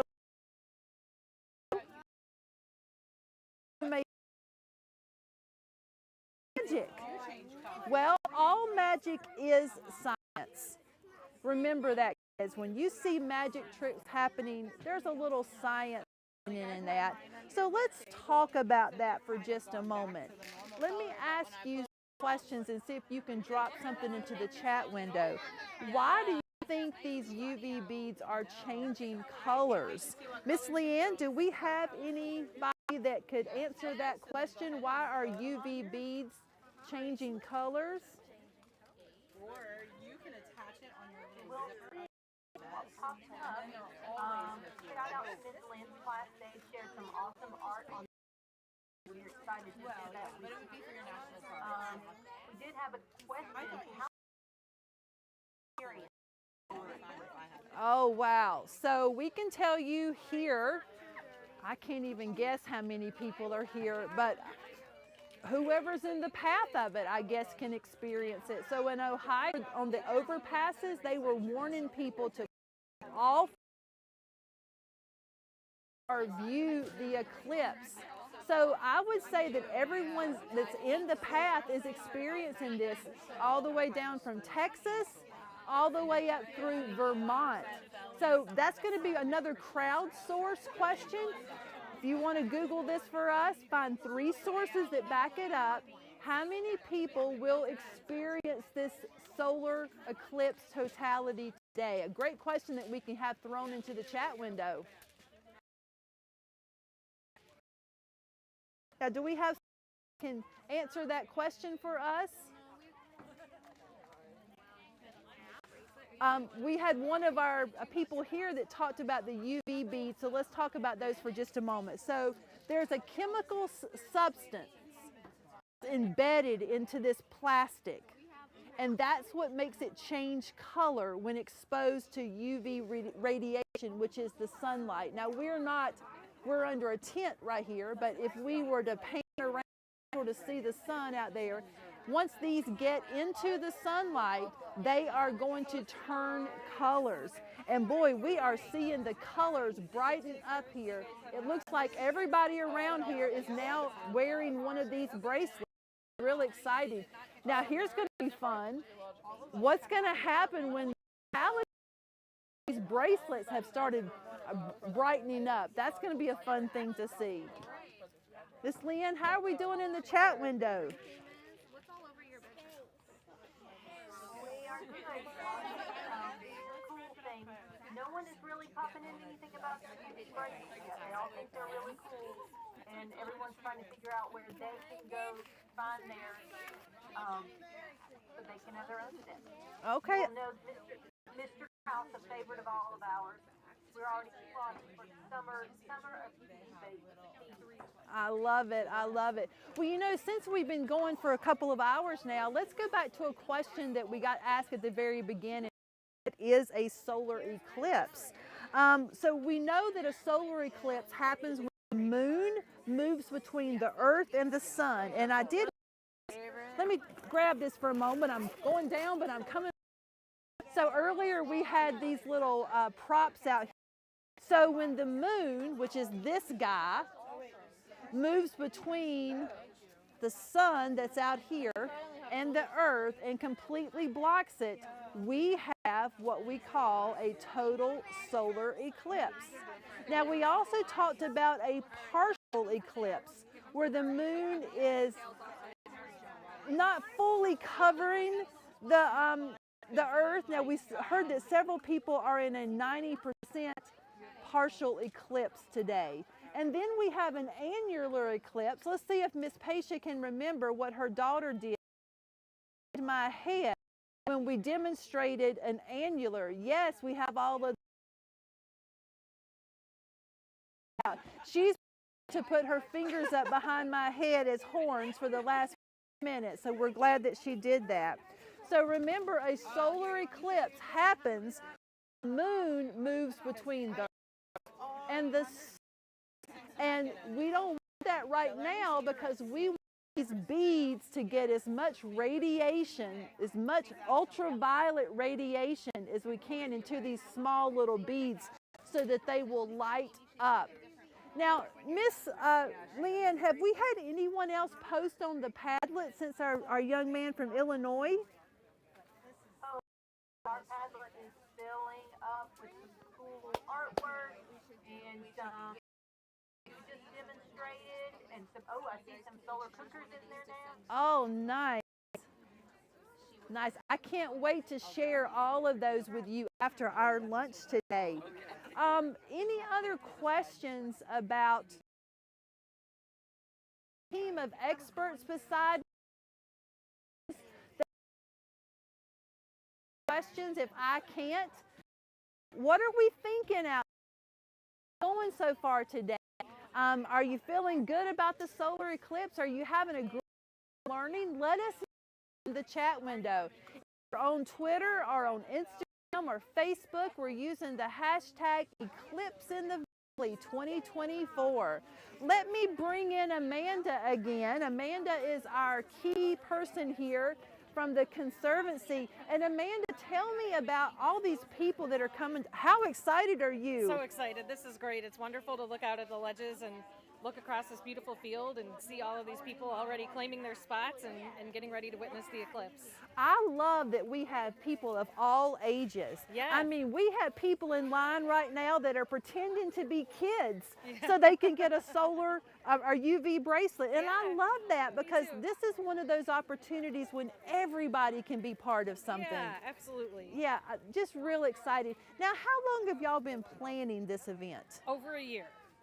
So we were just talking about how this time last year we did a little bit of rehearsal, finding out where the sun was going to be in different spots and realize how busy different areas of the park would be, but we've been planning for over a year. Well, we know that Cuyahoga Valley National Park said to people around here, look, the best place to see this is in your backyard, right? So I would imagine that a lot of people coming here today are from out of state. They're not in the path of totality, and they came to one of the best parks in the country, right, to witness one of our this. Rangers went and counted license plates in different states just in this parking lot. 20 different states in this parking lot right now. And you may not have heard this, but just a while ago, we had numbers of 296,000 that were viewing live. Is that not exciting? That's so exciting. And That's we thrilling. could not have done this without you guys. So thank you so much for having us here today. Thank you so much for being such an incredible partner. We We're love just it. so pleased to have you here. And we still have about 3 hours left before 15 minutes for us. We now have a class from Alaska. The kids aren't there yet, but they will be joining us soon. Well, A third grade class from Kansas has joined us now. So we are moving right along. Kansas is in this. Nice, nice. Love Miss Ferguson's class has just added a lot of things to the Padlet as well. Well, we're excited about it. We'll be pulling those up after lunch to work with, to show those different things. We did have another question come in, and let me grab that for just a moment. So this one's a little bit harder to understand, but I'm going to try to explain this one. So the question was, why don't we have these every month? Well, although for us that would be awesome, that would wear us out if we were trying to do these every month. But the solar eclipses don't happen every month because the moon's path around the earth is tilted about 5 degrees. So if I straight that this line here, all of this space in here is 180 degrees. If I were to pull one of my arms straight up, this distance between here, these are 90 degrees. Further up and go all the way down to here, this is about 5 difference between here. So we know that the Earth, the moon's path around the Earth is tilted about 5 degrees compared to the path of the moon around the sun. So that means most of the time, the moon's shadow is either above the Earth or below the Earth. And a solar eclipse can only happen when the sun and moon and Earth line up so close together, and that only happens about every 18 months. So if you say every 18 months you can chase a solar eclipse, I think that would be awesome. But remember, they don't just happen in the United States. They happen all around the world. In fact, one of the longest ones was 6 minutes and some seconds. Didn't happen here. That might be a good question too. I'm going to see if any of my researchers out there want to tell me where the last 5 paths of totality solar eclipses happened in the U.S. Now I'm going to give you 2 of them, today and in 2017. What were the next 3 most recent solar eclipses that happened in the United States? That is going to be a question, and Miss Leanne, we're going to do a sticker prize for that one. So if you can get a good answer from somebody, the last 3, counting this one in 2017, we will mail some Marvin Huck stickers to the student who can solve this. All right, we will watch the chat for that information. That was just about okay. We had a question. How long is the total solar eclipse? Yeah, so the long about 7 minutes a second, but that's very rare. So today for us, I believe we're going to be in about 3 minutes and some change here. In some parts of the country, the total eclipse is only going to be about 2 minutes long. So I think we're very lucky that we're 3 minutes today, which I think is going to feel like a lifetime, which I'm really excited about. I would like to go ahead and give us our journal prompt for this activity. So let's go to our screen for just a moment and let's see if I have it up there. Where is it? Oh, no, we did not do a journal prompt today because I wanted to share something different with you. So go back to the screen. We want to make a career connection right now. So did you know that playing with UV beads and pipe cleaners when you're young can lead you to a life of working in the jewelry factory? Yes, you too can make your own diamond rings. Let's take a quick look at what you can do in the careers of jewelry making. Whether it's creating a diamond wedding ring or making a one-of-a-kind necklace, jewelers create wearable art. Jewelers and precious stone and metal workers design and make jewelry and often sell it as well. They also repair jewelry and may appraise the value of both and jewelry. Precious metal workers use hand tools to shape gold, silver, and other metals. Gemologists use microscopes and computerized tools to examine gemstones or finished pieces and certify their quality. Jewelry appraisers research the jewelry market using reference books, auction catalogs, price lists, and the internet to determine the value of jewelry, and then write appraisal documents. They may work for jewelry stores, appraisal firms, auction houses, pawnbrokers, or insurance companies. Bench jewelers usually work for jewelry retailers, doing tasks ranging from simple jewelry cleaning and repair to making molds and pieces from scratch. Many jewelers and precious stone and metal workers are self-employed, selling products at trade and craft shows or online. Others work in jewelry stores, repair shops, and manufacturing facilities. Most have varied schedules and spend much of their time at a workbench. Although high school education and on-the-job training are typical paths to enter these fields, taking classes at a technical school may improve employment prospects. So how cool is that you could be a jewelry maker? Now, Leanne, would you like some of your students in your classroom to take on that career? I would love that, and I would even volunteer their marketing person and even their model. I love that. You know, kids, you can do anything that you set your mind to. At Expeditions in Education, we talk about how when your passion intersects your purpose, that's where you should live.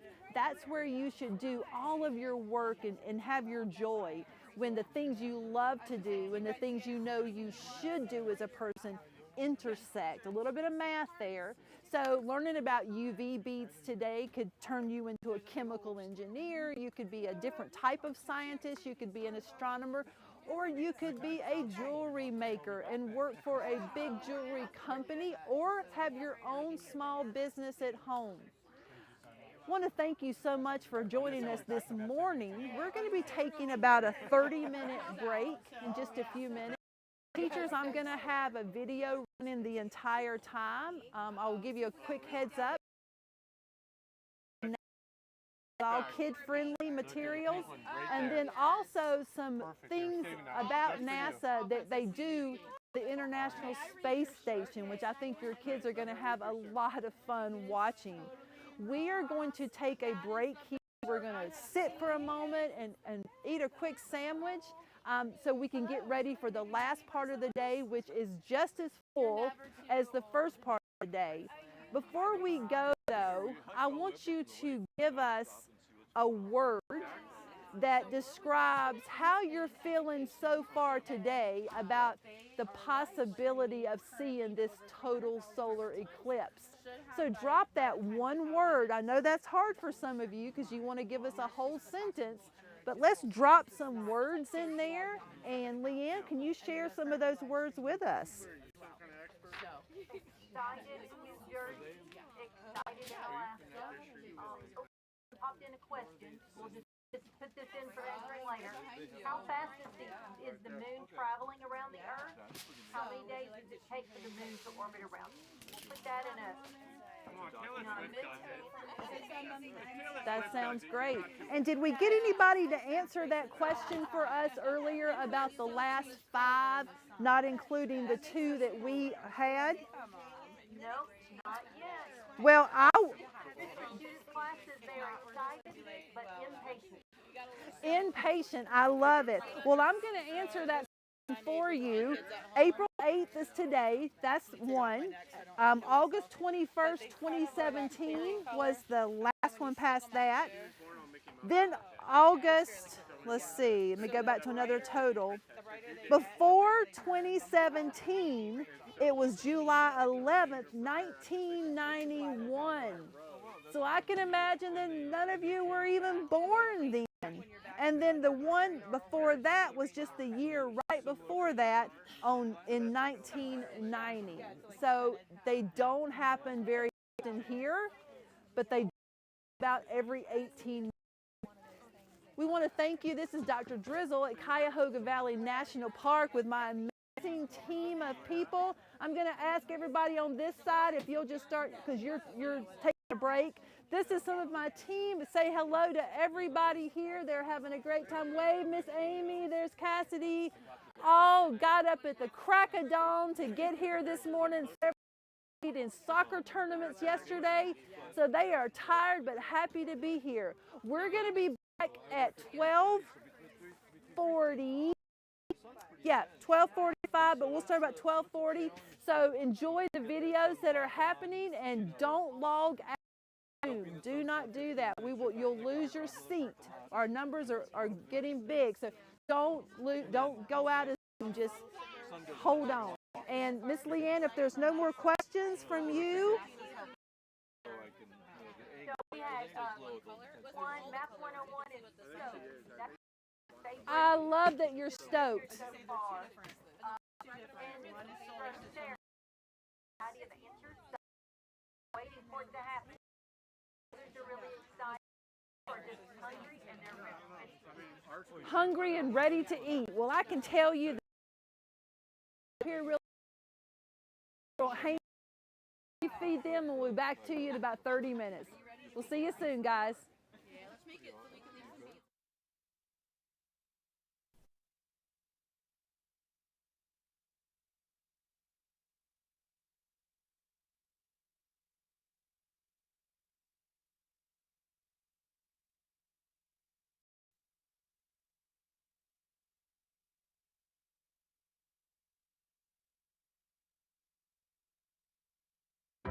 When I was a little girl, I wanted to be an astronaut, a scientist, a doctor, a fighter pilot. When I was a little girl, I wanted to grow up to be strong and independent. When we were asked to draw a picture of what we wanted to be when we grew up, I drew an astronaut standing on the surface of the moon. All I thought about was when I was going to get to NASA.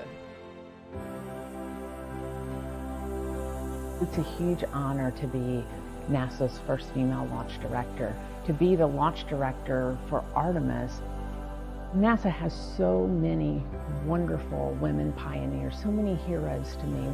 Some of the most amazing women in my eyes are people like Katherine Johnson and the other women that you've seen in Hidden Figures. Sometimes it's difficult to believe that I'm on this side now wearing this blue flight suit with all of the other astronauts, representing this iconic image that has so inspired and excited me my entire life. Being of South Asian heritage was just such a big thing for me growing up. I've always looked up to Sally Ride and Mae Jemison, who really laid the foundation to allow people like me to be in the position that I am now. All of these women were pushing those boundaries and breaking those glass ceilings. Now, of course, there are some fantastic women in leadership positions that inspire me every day. So much has changed since the Apollo program. During the Apollo 11 launch, we had one woman, one out of 400 engineers in the room. And I look at our team today, it's much more a reflection of the world that we live in. a big piece of why it's so important to have women and diverse backgrounds, because it allows us to bring everybody along with us on this journey. It doesn't really matter what you look like. If you've got the brains and you have the knowledge, we need you at the table. We are at such an exciting time in human spaceflight right now, and Artemis is such a huge part of that. We haven't been to the moon in many, many years. We have a lot of younger generation folks that have never seen that happen. We will understand so much more about the moon, about the Earth, about our solar system. We're going to stay. And to me, that's an amazing idea. The moon is going to be the blueprint for how we go to Mars and out into the solar system and maybe beyond. It is incredibly exciting to be part of this Artemis team. It still feels pretty surreal to think that I might one day walk on the moon. To see a woman and a person of color on the surface of the moon, to be able to say that space is for everyone and that we go to space to make life better here on Earth for everyone. I know that tears will be in my eyes.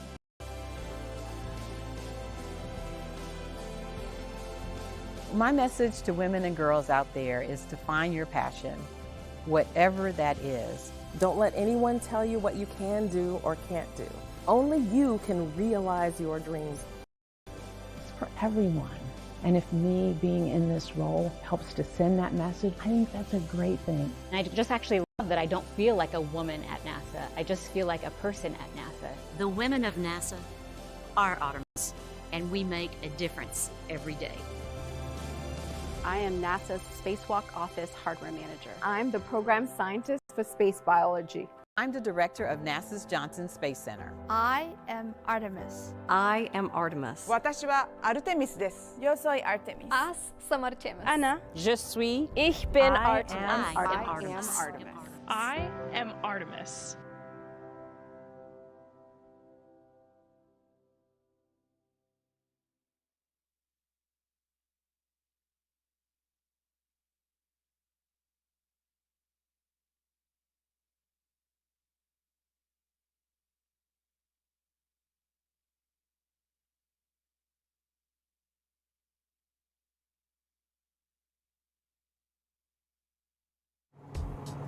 Hi there. I've had a lot of people ask me how I wash my hair in space, and I thought I'd show you how I do it. Let's see. To get started, these are the things I need. A bag of warm water, a little no-rinse shampoo, towel, and my comb. What I like to do is start by just putting some hot water, squirting it onto my scalp, and I have a mirror here so I can kind of watch what I'm doing. Sometimes the water gets away from you, and you try and catch as much as you can. Then I just work the water up through to the ends of my hair. Then I take my no-rinse shampoo and squirt it also on the scalp, just a little bit, and rub it in. Again, kind of working it out to the ends. And sometimes I'll actually take my comb to help work it all the way to the ends.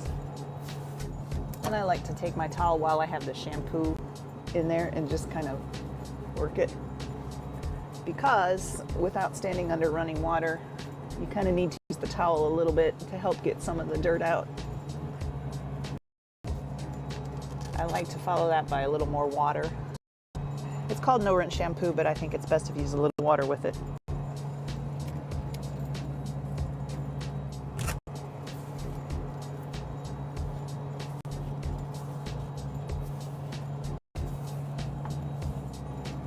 It actually feels kind of squeaky clean right now.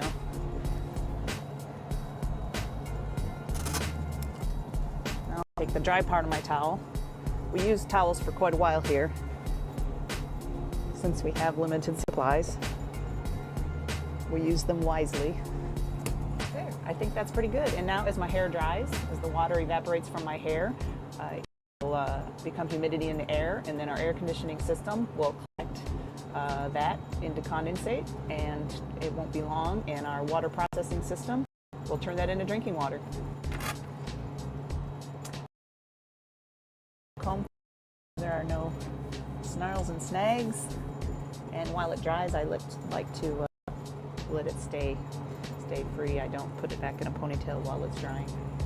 And that is how I wash my hair in space on the International Space Station.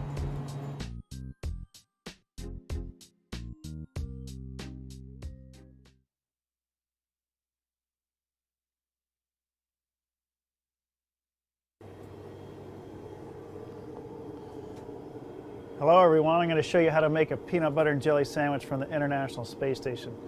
Every time we eat it's kind of fun. Everything will float around if you don't manage it. So we have some tape to stick things on our table here, as well as a bunch of Velcro. Alright, so the first thing we need for our sandwich is a piece of bread. Well, up here we don't have bread like you do on Earth, but we have tortillas. So we use tortillas a lot for sandwiches. So that's what I'm going to use for my peanut butter. I'm going to stick that down in some tape so it doesn't go floating away while I'm getting everything else ready. Peanut butter out. So let it go. Obviously the air conditioning system in here will take it away somewhere else, so I don't want to lose it. So I'm going to stick it on the table. I'll scoop out some peanut butter for my sandwich. I got to stick this somewhere, otherwise it just goes floating away too. But just for now, just a few seconds like this, I can just leave it, let it float. I'll spread the peanut butter on my sandwich, onto the tortilla. And then I'll get my jelly ready. See, a lot of things you got to think about and manage while you're eating here. And you just spread the jelly on the sandwich. That as well needs to get attached to the table. So there's my peanut butter and jelly tortilla or sandwich. From up here, I'll just kind of and enjoy. See if you guys can enjoy it as it's coming to you.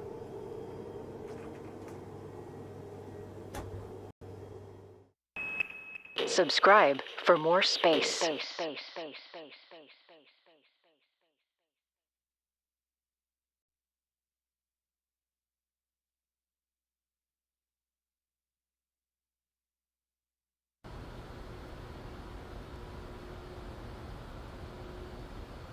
Hey, NASA astronaut Reed Wiseman. Hey. Do you think you have a few minutes to answer everything about living in space? Got all the time in the world. We are in the space vehicle building.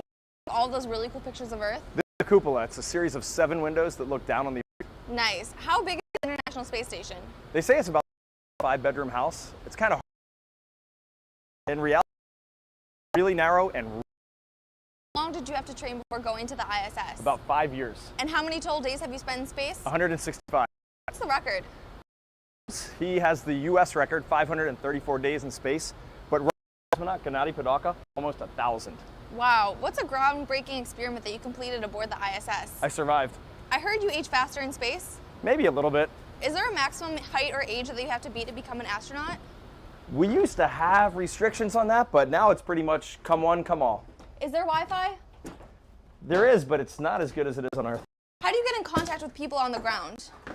We have space-to-ground systems. It's basically a radio or a walkie-talkie, and we just call on this and say hi to Houston. Is there a delay? Almost none. How did you get to the station?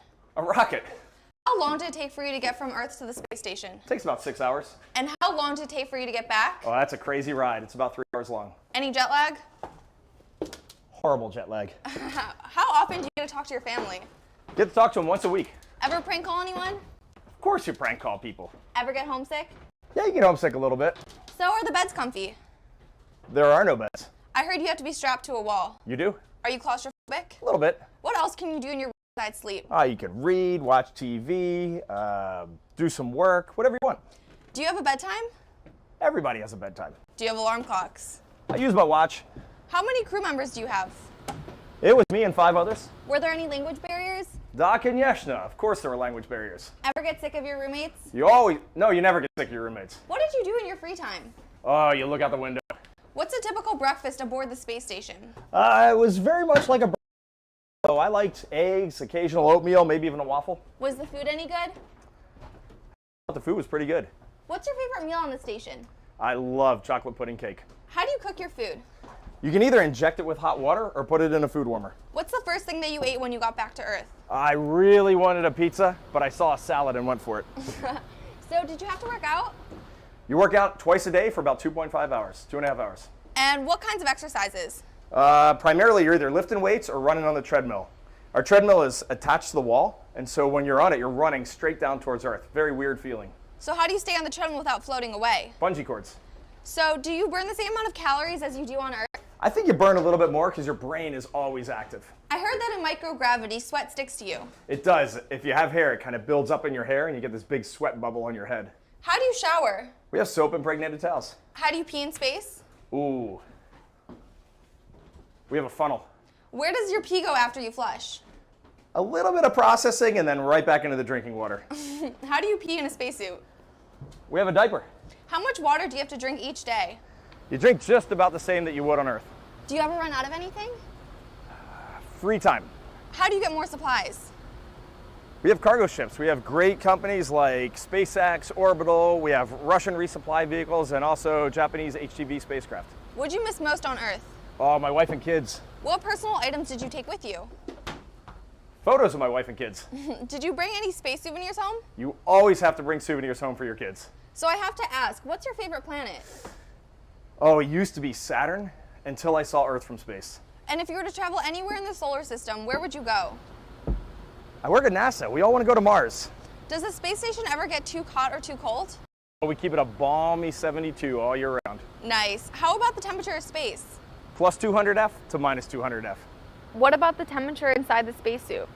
It's actually pretty warm, pretty nice, pretty comfortable because there's many layers of thermal protection. How much does the spacesuit weigh? Oh, it's really heavy. I think it's about 300 pounds. How do you do your laundry? We throw it out. Do you have to clean the spacesuits? Of course you got to clean the spacesuits, especially after a spacewalk. How long does it take for you to put on a spacesuit? About 45 minutes. Can you put it on by yourself? If you're in a pinch, you can put it on by yourself. How long does a spacewalk normally take? We train for about 6.5 hours. And what's the max amount of time a spacewalk can last? The maximum is about 9 hours. I think 8 hours and 54 minutes is our record. How's the view? What's the hardest thing about a spacewalk? Just knowing that you're outside, and if you mess anything up, you've destroyed a $100 billion spacecraft. And what's the most rewarding? Coming back. Sounds awesome. Well, I'm sure there are a lot more questions, but I know you're busy, so we'll save those for another time. Sounds good. Awesome. Thanks. Have a good one. See ya. I think what's in the space program and the space station is that sometimes you have these developments that you might not have predicted.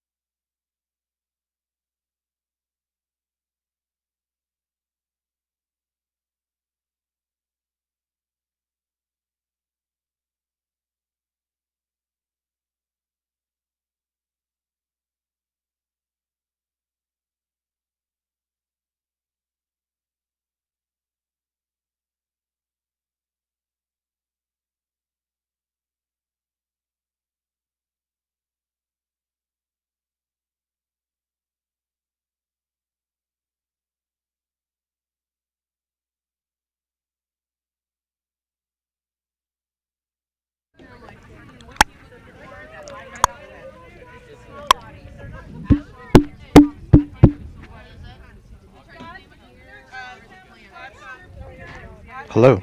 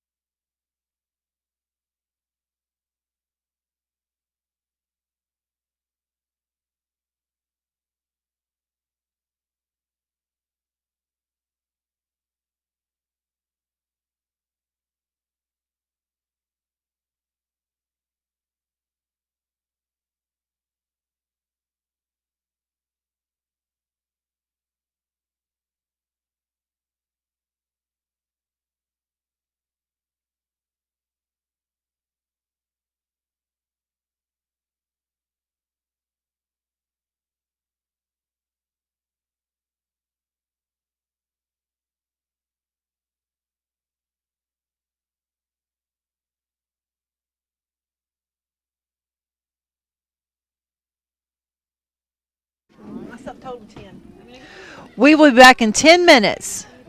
10 minutes, we will start again.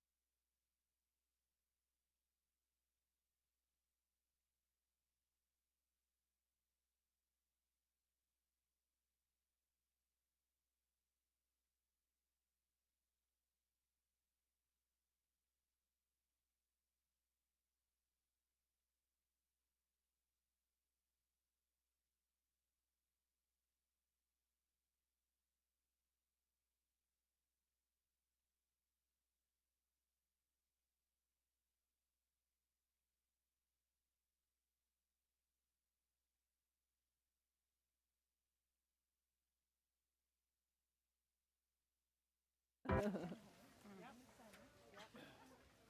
so is the live streaming on? Hey everyone, so we are back. We are back. This is No, we're not. Yes, you are. I can hear you. You can hear me. Great. Thank you, Leanne. They can hear you? They can hear me. So hang on just a second. Let's test everything on this side. We took a break and got a little slack, but you can hear me? I can hear you loud and clear. Perfect. Well, we are back, everyone. We're excited to start off the second half. The wind has kicked up pretty big here, but we think that's just going to push away the clouds. I have a ranger friend over here that keeps running away. Over here, buddy. keep you in. So, K. Moses. Stands for Kevin. Kevin, I'm going to give you this. Isn't that fancy? Oh, that's fancy, yeah. So tell us who you are and where you're from and why you're here. All right. Do I look at you or do I look at that camera? You can look at the camera. Okay.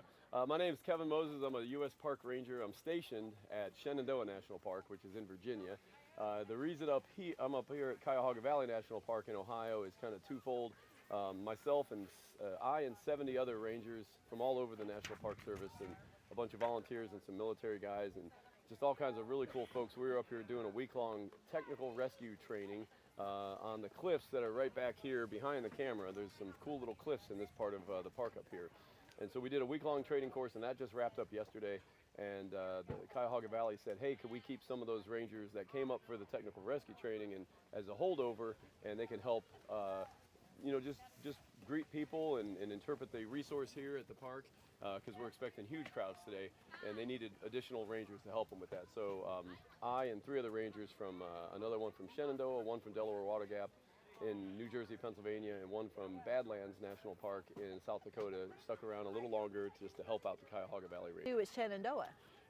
I'm what we call a protection ranger, and here's a good way to think of what we do. And you got to say this fast 5 times. So if you're out there in TV land with me, repeat after me 5 times. We protect the park from the people from the park, and the people from the people. We protect the park from the people from the park, and the people from the people. Say that 5 times. We protect the park from the people, and the people from the park, and the people from the people. Oh, there you go. There we go. Yeah, as much as we wish it didn't happen, sometimes people make poor decisions when they visit our parks, and it's our job to protect folks from that. So we're going to do a little bit of that up here, but we're also going to spend a lot of time talking to visitors and explaining the resource. You know, what makes this place special, what makes this place worthy of being a national park. And we do that at Shenandoah National Park as well. Now, have you ever experienced Totality before? Are you asking, have I ever been in the path of totality? The path of totality. No, this is my first encounter with the path of totality. I just think it sounds cooler if you say it that way. I agree. No, we had a partial eclipse in 2017. That was pretty cool, but this will be my first total one. So.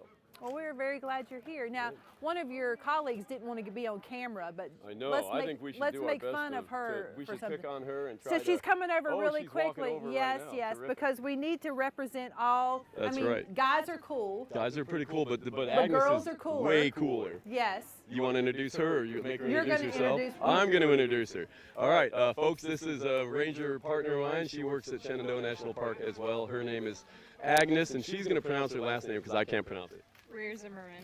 All right. And then should I give her the mic? I want her to say people make the... Oh, yeah, can you say this? Repeat after me. Ready? We protect the people from the park. People from the park. The park from the people. Park from the people. And the people from the people. And the people from the people. and it's funnier if you say it 5 times really fast. Yes, it's really hard. you work on that, Agnes, and we'll bring you back. And it's even better if you try to do jumping jacks while you're saying it. Well, that's going to be something we add to it too, and some high kicks. Yeah. Well, I think it's really neat that Park Service people help each other out. Well, thank you. We know that at Hot Springs, which is another national park where Totality is happening, there's rangers from all over the country that have gone there Arkansas, to help. Yep, to help out there. So how cool is it that you had a training and then got to hang and meet us, which I'm sure is probably the highlight of your day. It's the best part of my week so far. Absolutely. It's the best part of it. These guys fed us. They gave us food. We did give them food. So then they had to speak on camera. That's so right. That's it right. would have been rude. Pretty cool, and we actually, that's not an accident. We timed this on purpose. The tech rescue course that we just finished teaching, it is normally a Monday through Friday training. This year we started the training on Wednesday and we ended it on Sunday so that rangers could be in this area on Monday for the eclipse. That sounds great. Well, thank you so much for dropping in today and talking to our kids. kids. You're welcome. We're happy to be here. It's an honor. We protect the people from the park from the people, and the people from the people. There we go. One more time. We protect the park from the people from the park, and the people from the people. Woo! Well, we are so excited to protect all of you today by sharing with you the things that are going to happen for this totality moment that is happening in how long? I can't read it from here, but it's 2 minutes and 2 hours and 20 some minutes today. Before we start with our next activity though, Leanne, I think that you to share your screen and show us some of the great products that are coming in today from our people. Absolutely. And so this is our Padlet. The first one we had dropped in was our Solar Eclipse art from Palmer in Decatur, Illinois. If you're Decatur, Illinois, if you're that picture, you will try to message me in the chat. I've got a gift surprise for you guys. So this is Palmer's art. We also have Jason in 5th grade, their Solar Eclipse journal drawing. Look at all of that layers of darkness in there. I love that. Samuel had his drawing. Madeline had the drawing there. Let's do a couple more while we're at it. Rebecca had hers, and I love in the middle of the drawing.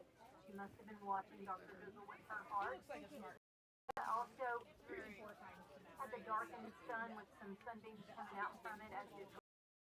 And Rubine as well. And I like the fact that they use looks like a graph paper. So I love drawing with graph paper because I feel like you can be a little more precise with your drawing. So great job on all of those. And we will be sharing more of these as time goes throughout the day.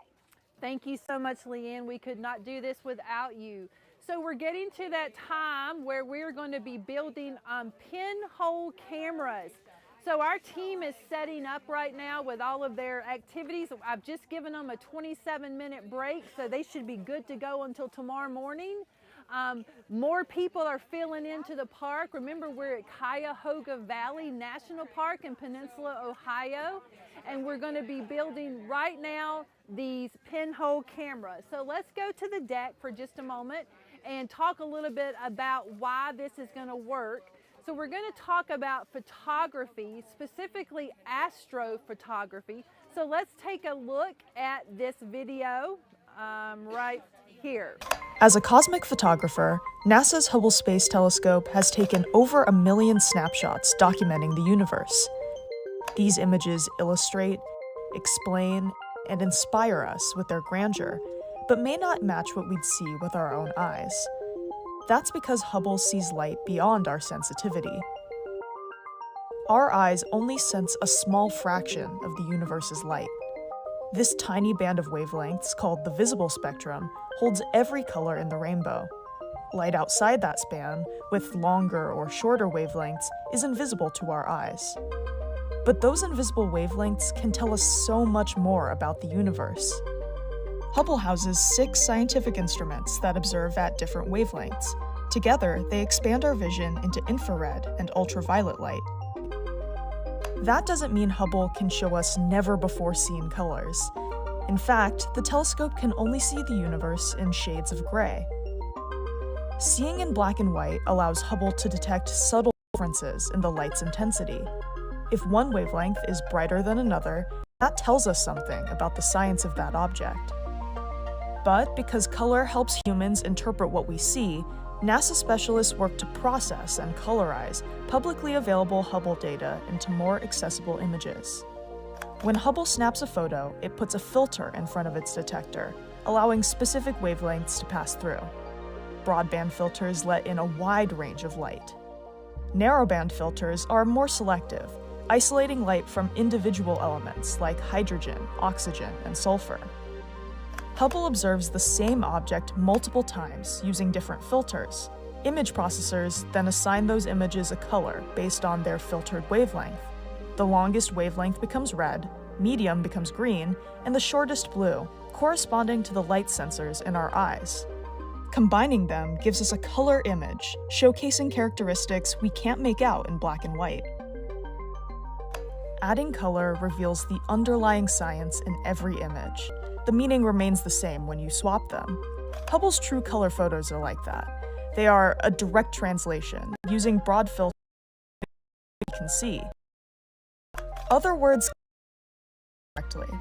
When we use narrowband filters or peer outside the visible spectrum, it's like translating words with no one-word replacement. Easily done, but requires more work. Narrowband images highlight the concentration of important elements. Infrared images helping us spot foreign stars in dark, dusty clouds and peer further back in time and space. In ultraviolet, we uncover active aurorae on Jupiter.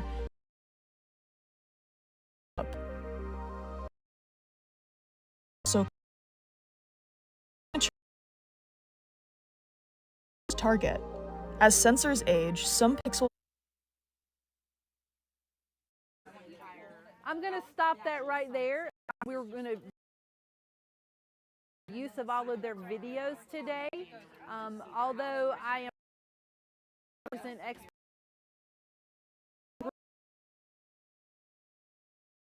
who volunteer to share the love of the solar system and our planet with people around the world. In my capacity of working with parks, I'm able to share dark skies with hundreds and thousands of students and teachers around the country each year. And we're very excited to be sharing some of our NASA swag with the students here. So thank you to NASA for that. We're going to be working now on something called a pinhole camera. So let me show you the materials that you're going to need for this. So you're going to need a small cardboard box. You're going to need some aluminum foil. And it looks like we just lost our screen, so hang on just one moment, please.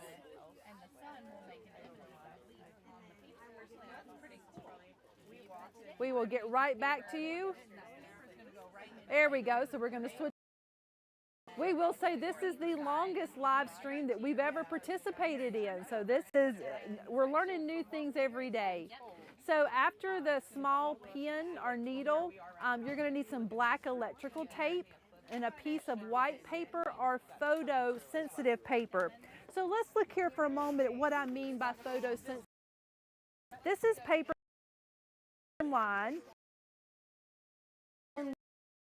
But I had my teenage helpers go out and lay a piece of nature on top of it, and within 5 minutes we had these beautiful photographs. Now if I'd have let them stay out just a little bit longer, they would have been much darker and you would have seen more details.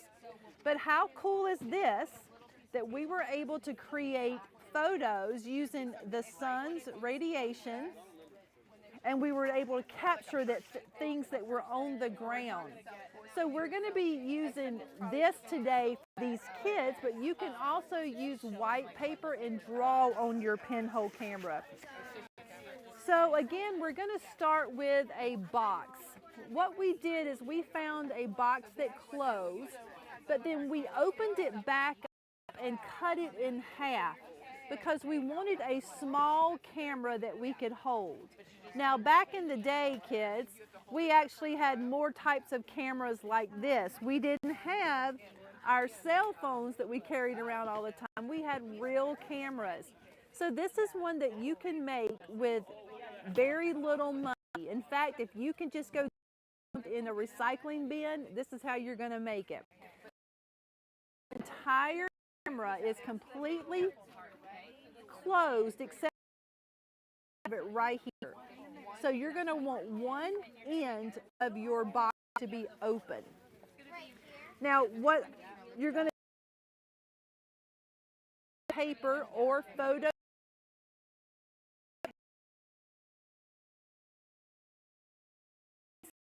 the box. Now doing that is we need to get a piece of paper that's exactly the same size as the box, okay? So once you've gotten that, you're going to stick it inside your camera so that the film is back here. Now, if you were ever able to deconstruct what do you call them? You buy a disposable, you would see things happening inside. It would be film going across the back. So you're going to put your white paper or your photosensitive paper back here. Now, the next thing we're going to do is we're going to cover this side, and we're going to use tinfoil. Notice that we have used tinfoil quite a lot today. The next time you go to a dinner with your family or with your grandparents or at a church function, collect the tinfoil that they're going to throw away, because you can use it for so many products, and this is tied to 12, responsible consumption and production. So if you will put your tinfoil around here. Now, I would also use some really good tape. We're using black electrical tape, but you can also use Scotch tape or masking tape, and you're going to tape down this tinfoil around all of these sides. Now, the next thing we're going to do is the reason this has its name. We're going to stick a pin inside this tinfoil, and the bigger the hole, the larger the photo, or the wider the photo. You don't want it too big. So I'm going to stick it in, maybe turn it a little bit. And now I have a hole camera. Some people like to put another little hole right here so they can look inside while the image is actually being photographed. You are welcome to do that too, okay? Now, how do you work it? Well, you go take this out into the sun and you aim the hole at the sun, and whatever the sun is seeing at that moment photographs on the paper inside. Now, kids, if you're just using regular paper, that's not going to happen today. That's just a model or a prototype. But if you were using this type of paper right here, it in there, and you put this out in the sun, whatever is being seen, whatever you're aiming at, is what is going to photograph. So, for example, if I were looking at this leaf in my camera, this is what would be photographed inside of my camera. I'm going to stop talking for just a moment, and I'm going to ask Leanne, are there any questions or comments in the chat window? No questions as of yet, but Ms. Montero is excited to be here. They've joined us in the lunch break. Well, we are glad you're here. Again, my name is Dr. Drizzle, and I work with our nonprofit called Expeditions in Education, and one of our favorite things to do is to work with students, but introduce them to the park. So we are at Cuyahoga Valley National Park, Peninsula, Ohio, and today we're sharing all of these amazing activities related to the total solar eclipse that is going to happen today in about 2 hours and 15 minutes. I'm excited about that. Right now we are building these pinhole cameras. Now, it'd be great if we could all afford really nice cameras, but how cool is it for today that we could build our own? Let me show you a couple of other things that are exciting about cameras. So we know that we're going to be looking at the, in just a little bit, to watch the solar eclipse. And we're going to be using, and being very careful, we're going to be using these solar eclipse glasses. Now, these glasses are certified ISO glasses, which means there's no way that we're going to burn our eyes with these. They've been certified by company that says they're very safe. The way we're going to be able to look at the sun is to put these on, right? But if you don't have glasses and you still want to be safe, here's how you can view the total eclipse. You can take a piece of cardboard or paper and you can put a little hole inside of it. Let me grab some scissors here, and I'm going to cut out a little space here. And once the sun is out, I can shine it. Let me see if I can make this work now. Right? can make this happen. So Steve, we're going to move to my hands in just a moment. So I've got my paper, and if I shine, let's see. Let's see. I can't see from here, but I'm wondering if you can see a hole. All right, we're going to try something different.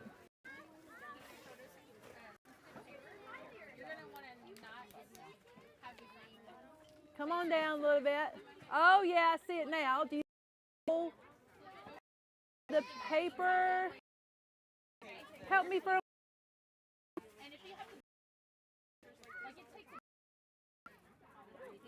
Let's try something else. So, Paisha has taken some foam board and she has put holes in it that spell out the word. Let's see if I can to shine dark enough. Can we see it yet? Well, trust us, it will. So that is, you can look at the solar eclipse calendar from your kitchen. Ask your parents first. You can have the sun behind you. Let this sun shine through the colander, and you can see the eclipse on the ground. What do we want to? Best camera ever is our brain.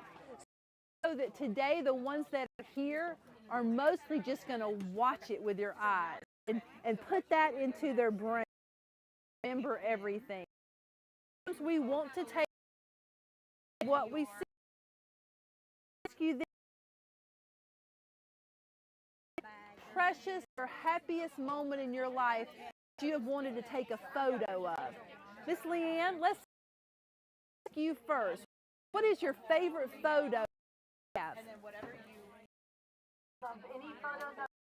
any ever special memory. Do we have anybody that wants to drop in the chat window what they like or what they would want to take a photo of? Not really. Class. Loves photos of animals. Avea loves photos of trees. Nice. Miss Frederick's class, shout out to family. Class, Sunset. Evan in Pennsylvania and apiary. Oh, an yeah, I like that.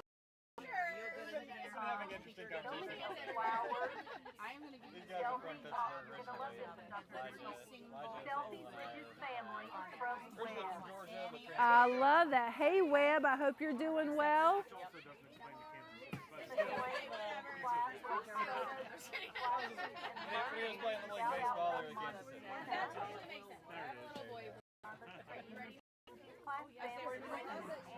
What? And Jeffrey Dad's truck.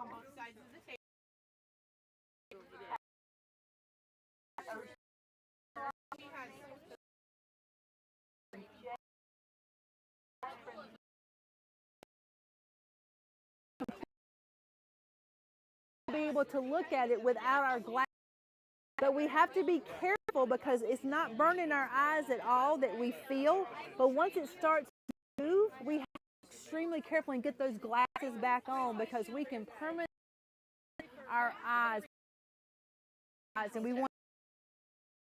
So let's go ahead and take a moment to get for if you don't have the materials today, can you go back to the materials list with me, and we'll have Steve put it back on the screen, and I want you to write down what you would need to do this week family. Now, if you've been with us for the last 3 hours, you may have an opportunity to make some more solar cooker with your family. You could do chalk art with your family, and you could also now build a pinhole camera with your family.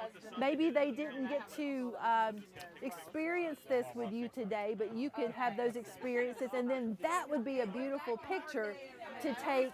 That would be a great photo to take a picture of.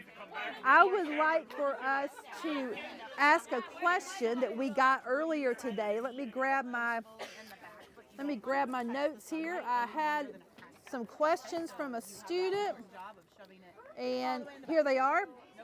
So one of the students asked me the difference between solar and a lunar eclipse. Great question. Today we're experiencing a solar eclipse. That is when the moon blocks the sun's light from reaching the earth. So in about 2 hours, it's right. Real excited. But then we also have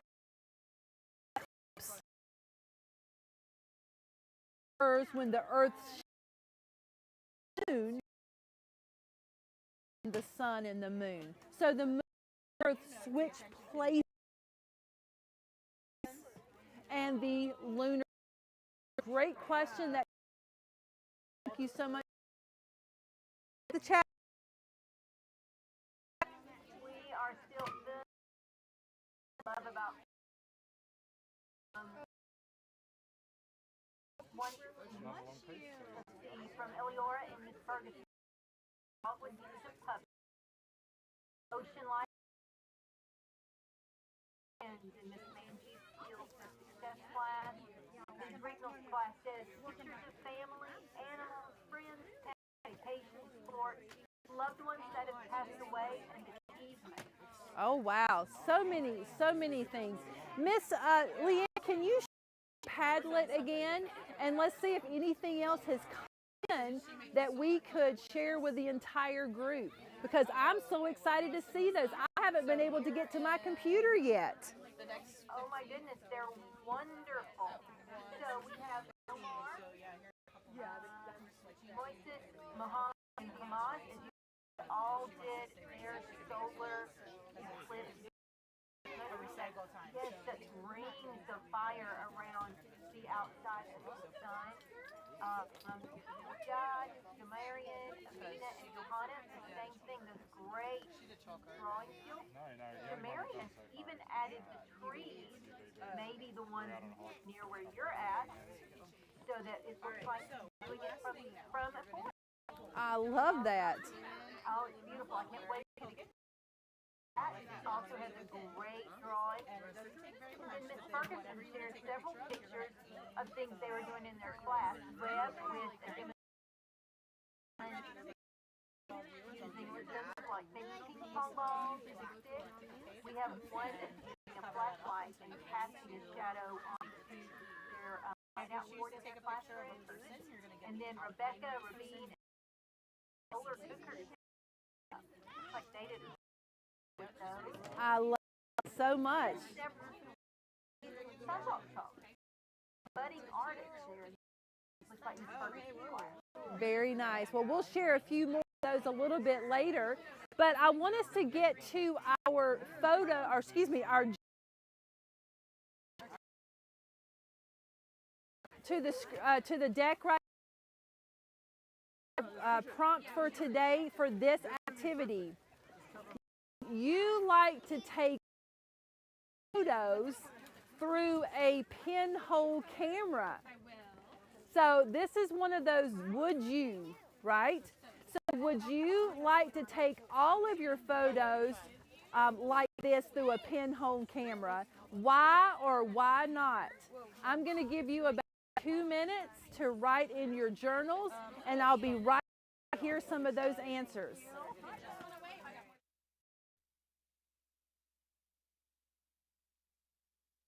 Teachers, while we're waiting, check your private chats. You can pull up the chat and just check there should be a direct message to see if you won one of our Marvin and Huck prize packages.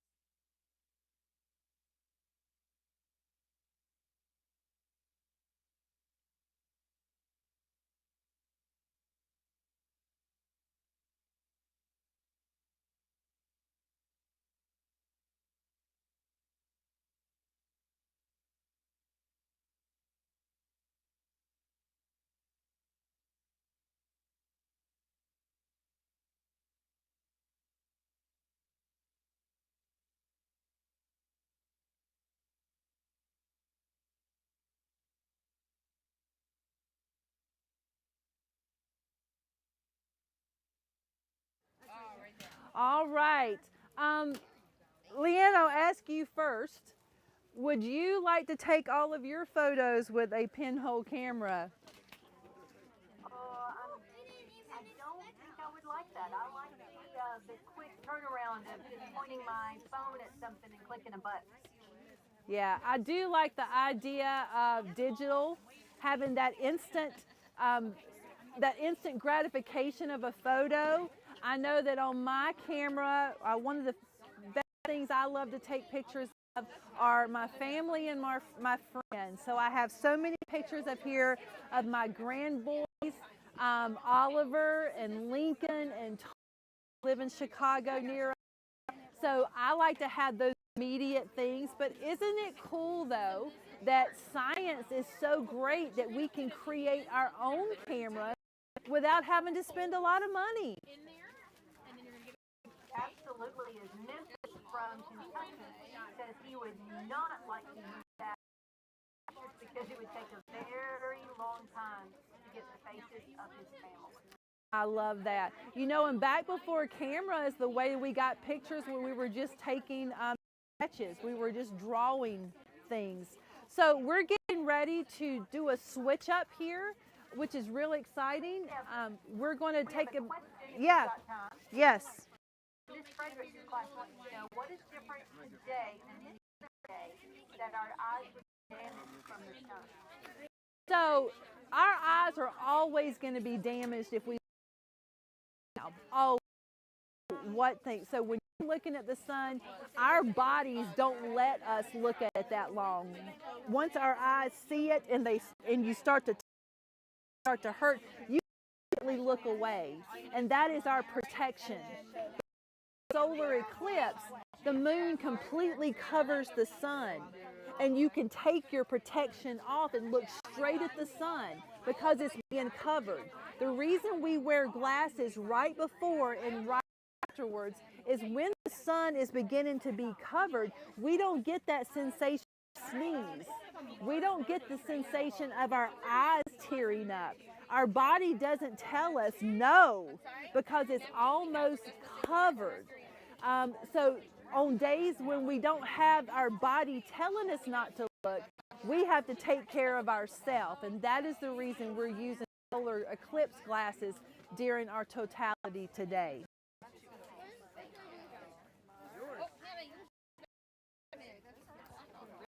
All right, we are heading towards totality in just 2 hours, my friends.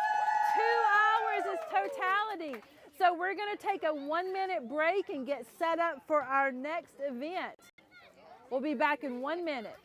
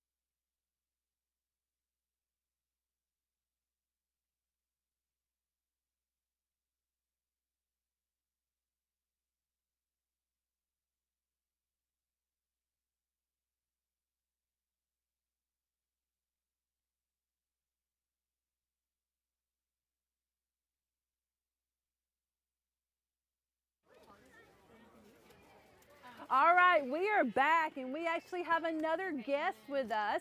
This is Miss Alex, and Miss Alex works with the AmeriCorps Association, and we actually worked with 8 interns in Puerto Rico a couple weeks ago. They volunteered for a whole year to be down there and work. So tell us a little bit, we're going to be sort of sharing my mic, so let's stay kind of close together. Tell us a little bit about, you can talk to the camera, what you're doing here at the park. So I work in environmental education and community outreach. So I've been going out into the community in Cleveland and doing after-school programming that has to do with environmental education and working specifically with stuff about the eclipse. Okay. So I've been doing that for the last couple of months. How did you become part of ACE?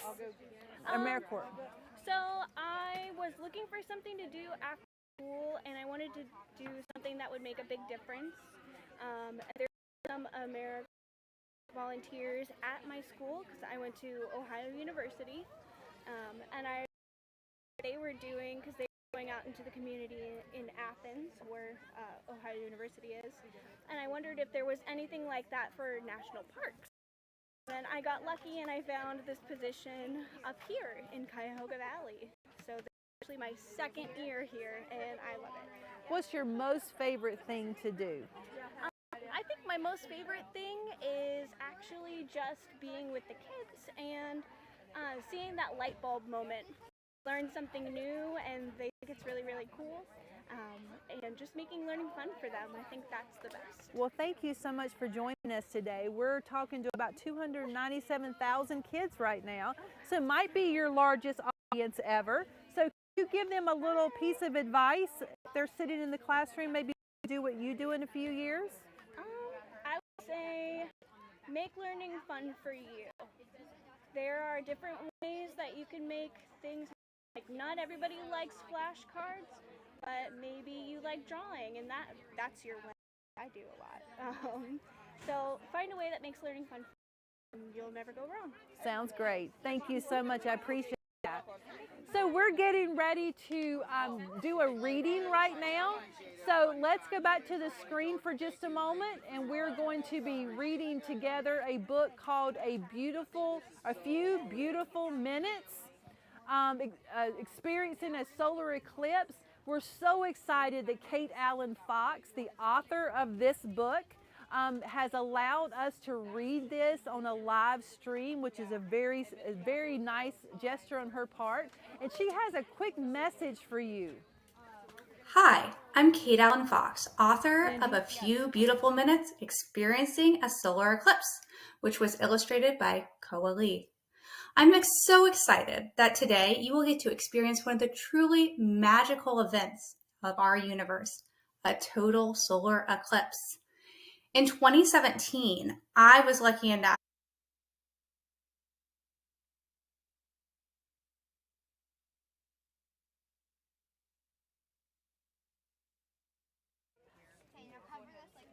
I don't want to be back. Videos. We weren't even prepared for that. Thank you, honey. You were right. Not always though. We're going to do a read aloud, so we're going to get the camera focused down here on our guest holder. So let's zoom in just a little bit. I think it's coming. I think we're zooming. Got it? All right, so we're going to start with the book called A Beautiful Mind. Lindy is going to hold it while I read.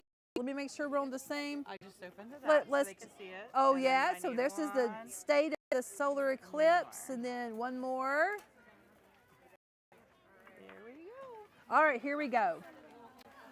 Under a broad blue sky from coast to coast, we gather for a rare illusion, a total solar eclipse. When the sun vanishes into thin air for a few beautiful moments. In the endless expanse of space, the universe prepares for a show. One the sun and moon have given us since the dawn of time. They find their places as the performance begins. The sun, forever the star, beams vast and vibrant, her stage unchanged. But the moon has already begun gliding, sliding, slipping into the spotlight to steal the sun's glory for a few beautiful minutes. And you'll notice that on this page here, we have people that are making pinhole cameras, which is real exciting because we just made our pinhole cameras, but they're using their hands and craft materials. Some of them are working with a sibling or Little by little, she hides the sun. Our eyes alone can't see the change. To burn them for life. So we look through our sun viewers and see that the glowing giant seems her circle chipped into a crescent. In the shadows of trees, slivers of light mirror the sun's shifting silhouette. So earlier I told you about cutting holes and letting the sun, you can see that I've done this right here. The light is coming through the trees, which is absolutely beautiful.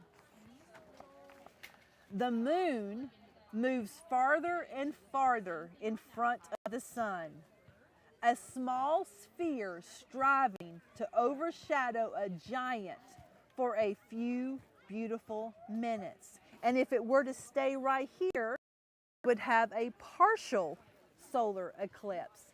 But guess what, kids? We're going for the big stuff. Moment by moment, for an hour or more, the stage transforms. The sun grows slimmer, the sky dimmer, twilight takes shape. The world grows more dark than light as eerie orange hues hug the horizon. And look how people are enjoying this on top of a van, looking out the window, on the front of a above us, the sky becomes as dark as the deep sea. Stars shining brighter than ever twinkle in that darkness. Birds, crickets, and bats wake. Temperatures chill of our ears. In the dark, in anticipation, we wait for the beautiful, the last fade away, arrive, the corona, the sun's atmosphere shimmer, unlikely queen of the solar system. We're given the if you will, queen of the solar system. The corona's lightning like tentacles grasp at space. Their glow dances in our eyes, all of us aware of our own tininess, all captivated and connected for those tiny, precious moments. In the crowd is one tiny, precious you.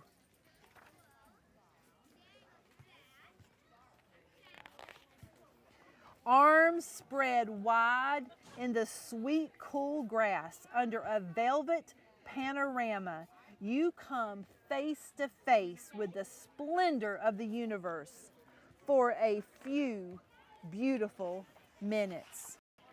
But it cannot last. All shows must come to an end.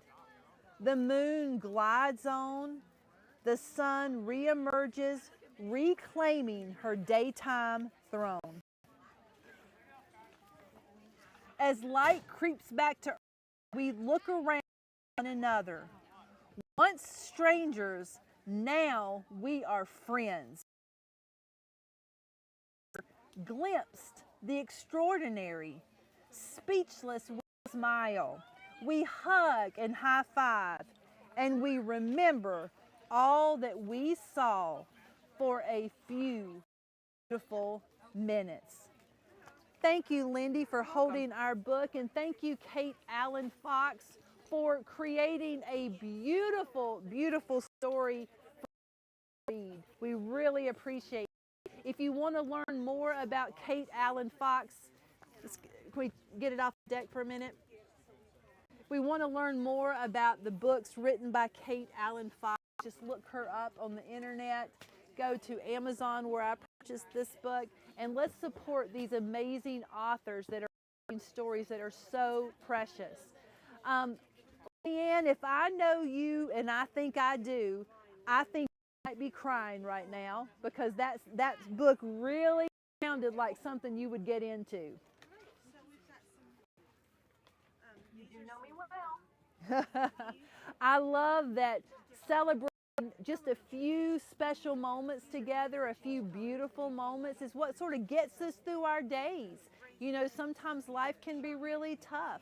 We may have problems where we're not getting along with people or things just aren't going our way, but if we just hold out for those few beautiful moments, they will make things extremely well for us. He's going to have lows and highs, and those lows and highs make us or break us, right?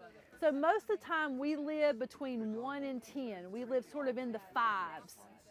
But it's okay to live in the 5s. If we have a bad 1 every once in a while, we're going to have a high 10. So today we hope is going to be one of your high 10s as we all experience this beautiful experience called the solar eclipse or totality. We're excited about that. I just noticed, Leanne, that the registrations for today keep coming in.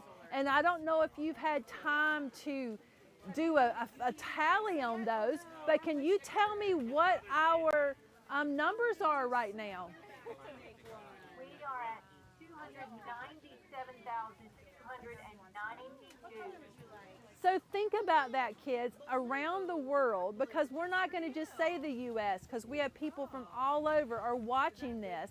And as we sort of stand and outstretch our arms, we can kind of feel that we're grabbing another arm from another classroom, from another state, from another country.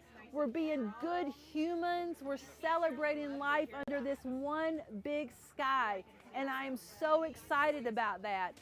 Before we go into some questions right now, I want us to go right into our prompt, because I feel like after reading that book, it should have given you some really good things to think about. So let's look at our journal prompt coming up on the screen right now. Would you like a sticker or anything? What do you love to do that gives you joy? Teachers, my team teachers around here, I hope you heard that question because you're going to come over and answer it in just a moment. What do you love to do that gives you joy? So Paisha, come on over. I see you walking away. This is Paisha Whittington. She's a teacher from Covington, Indiana. What do you love to do that gives you joy? We as a family love to be outdoors and enjoying this beautiful day and the nice weather and the great people that we get to be here with. Yeah, and I know that camping and fishing and boating is really up your alley with your kids. And both of your kids are here today helping out. The photographer for today, their supply management, they're doing a lot. So thank you for joining us today. I love it. Come tell us about, come around this side. Tell us what brings you joy. This is Amanda Rupp. She's a teacher from Kentucky. What brings you joy? I really love traveling. I really like to cook. I like to cook for people. So you need to be a chef on a ship. Maybe Maybe that's you a would good travel idea. everywhere. Food truck. A food truck. That's it. She's going to open up a food truck. Don't worry, Kentucky. She's not going to leave teaching, I promise. But she loves that. I love that too. So our next person coming up is Tiffany, and she's going to run around to the side over here. And I know that Tiffany has so many things that bring her joy. But Tiffany is a teacher from Indiana, who is moving to Wyoming. I teach 5th grade. So hi everybody, so excited to see you. You're here with us. She's not excited about things, so this is going to be a hard question for her. But what brings you joy? Man, what brings me joy is my friends, my family, my students, especially when they're being hard workers. when they're being good listeners. That brings me joy. And being outside like we are today. I love it. Yeah. Thanks for coming to help us. Everybody. Amy. Is Amy down there? Someone take her place for a moment. She can come over and tell us. Amy is our local Ohioan, and she is a teacher also. So Amy, come on this side. And can you tell us what brings you joy? Oh, this park right here. Being in this park. This brings me joy. Now, have you always lived in? I have always lived near here, so I've hiked the trails here for years and years. Both of your children are here today helping us out They with are. supplies and building. Now one's down there helping some students build together. So thank you so much for joining us today. Yeah, Appreciate certainly. you. All right, Sarah, someone's going to take Sarah's place, and then my two others are on deck for just a moment. Sarah, right over here. Hi. Sarah is from Decatur, Illinois. And Sarah, what brings you joy? Well, there are a lot of things that bring me joy, but visiting the national parks are one of the new favorites thanks to you. You took me to my first one, and now I've been to 7. Absolutely. And your whole family today. I So did. Ryan is here behind the scenes with photography and fire and electricity and all the things back there. And then both of your kids are here helping us. This is Marissa, who's been working as one of our photographers today, and this is Cassidy, who has been helping amazingly stocking our supplies. So thank you guys so much for coming today and helping. I hope you enjoy. Nice, nice. Sarah, can you go down there for a minute? Lindy, would you come up and tell us real quickly what brings you joy? Hi, my friends, my family, my Firefly friends from Deja. So absolutely love this team in the park and the national parks. My goal is to hit all 63 before I turn 63. And where do you teach? I teach at Logan Elm Elementary in Circleville, Ohio. Well, can your two other friends come over? Curry colleagues come over? This is your moment. Yeah, I brought my two friends with me. We traveled together. And we're very glad that you're here. And what brings you joy? Oh, my family, my friends, these wonderful friends that give me opportunities to do things like this that I absolutely love, being outdoors, enjoying everything life has to offer. Nice. What about you? My family and the connections I make at work and getting kids outside. I get such joy when kids are having a good time outside. Very nice. Well, thank you so much. I appreciate you guys. Thank you. All right, so we are at the time, let's see, 1:34. Leanne, do we have anything in the chat window? Oh my goodness, the chat has been blowing up with beautiful joy. Like playing with toys, singing songs, traveling, spending time with family and friends, reading, playing games. Being with people who love this Montero birthday, listen to music, play guitar, and create videos. Oh, wow. Being with family and friends, being a part of your tribe day. That's from someone in Alaska you might know. Family is a big thing. We've got our Texas people on with us now. Nice. Say hello, Dr. Drizzle. Hello. Manchester, Tennessee is in with us. Hello, Dr. Drizzle. And then we now have somebody coming to say baseball brings them joy. Robot, art, Well, we are so glad to have all of you on. I can't see the ticker, the countdown, but I think we're 1 hour and 39 minutes. Ladies and gentlemen, 1 hour and 39 minutes to totality. Woo! We are almost there. I cannot believe we're getting very, very close. So in just a few minutes, we're going to start our next activity, which we're really excited about. And it's going to be our sun catchers. This activity, sun catchers. And we're excited about that. If you can give me about 2 minutes Leanne, I'm going to let you, if it's okay with you, show a few more of the Padlet artifacts that have come in, and I'm going to take a quick water break.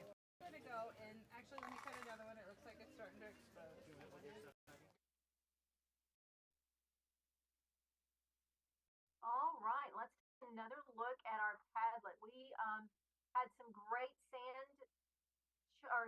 some chalk art come in.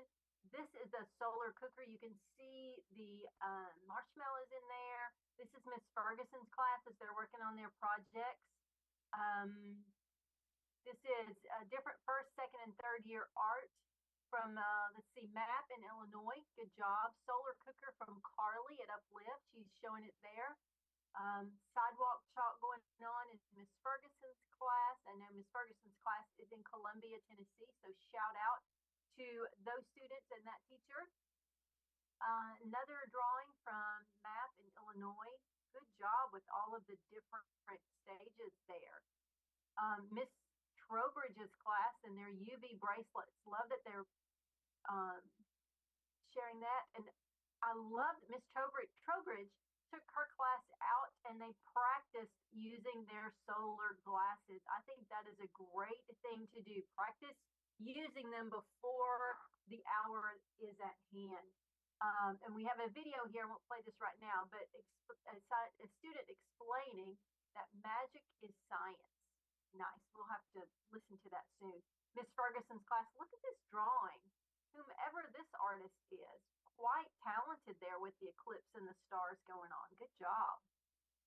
And if you see, this is the lining of, looks like the entire sidewalk that Miss Ferguson's class took over there at Woodard Elementary. So we've got some great artists going on there. I'm going to stop sharing my screen now and take a look back at the chat. Hello, Miss Simpson's class in, let's see, that's Smyrna Elementary in North Carolina, it looks like. We are so glad you are here. Oh, and that's a math question, and if you knew me, you know that I don't math, so I'm going to save that one. And Dr. Bizzle, when you are ready, I'm going to ask you a math question from Smyrna Elementary. So we're going to have a math question. I think I'm ready for that. Here is the math question. All right, here you go. What is the math equation to figure the totality versus partial and timing? So say that really loud again. What is the math equation to figure the totality versus partial and timing? The math equation that compares totality to the partial with and the timing of it. We may have to bring out an abacus for that. So I don't math, so that's out of my league. And hello, Miss McCall's class in Morehead City, North Carolina. Nice. Miss McCall is a teacher who has that traveling book. She is. Miss McCall, yeah, she went to New River with us last year. That's right. We're going to share the classes gathering the materials for their Pinhole cameras. Good job. And hello for this Mako 6th grade class in Very nice. Well, we're going to be starting our last activity before the eclipse, and it's coming up very, very soon, maybe about 2 minutes. So kids, hang on, and when we come back, we'll be getting ready to build our eclipse sun catchers. So teachers, if you'll get those materials ready for your students, and we will, boy, things are picking up here at the Cuyahoga Valley National Park. We are a little over an hour to Totality, and people are excited. They're coming in with strollers and chairs and wagons. They're riding, they're walking, they're playing cornhole, they're playing soccer. It's a beautiful day here at Cuyahoga Valley National Park in Peninsula, Ohio. We'll be back in 2 minutes.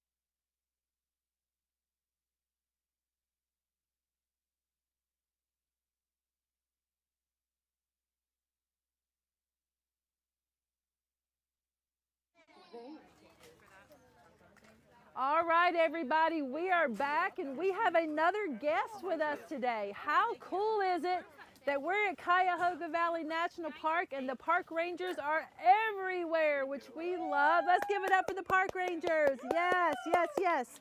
So Maria Mar is our new friend that we just met here. She is a park biologist. Come a little closer because we're sharing a microphone here. Can you tell us a little bit about yourself, how you got here, and what you do here? Okay, yeah, my name is Dr. Maria Mar Gutierrez. I've been with the Cuyahoga Valley National Park for about a year and a half, and I am a biologist here. And what that means is that my job is to protect the natural resources in this national park. And I got here because I love wildlife. I love animals, and that's my specialty. I work with migratory birds. So I spend most of my time thinking about birds, thinking about how to protect them and how to share them with our park visitors. I love that. Coming here to this park, what animals will we find? Oh, all kinds of things.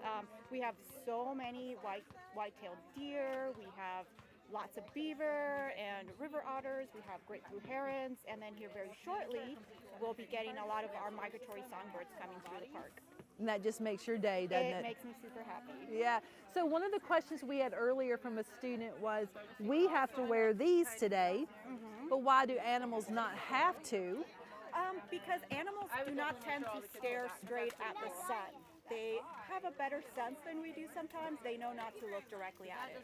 Yeah, I love that. So sometimes animals are smarter than we are, guys. Now today we have this reason to want to look at the sun, right? We also talked about on a normal day that we're looking up there right now, we can't look at it. We start to sneeze, our eyes burn, our body says no, no, no, no, right?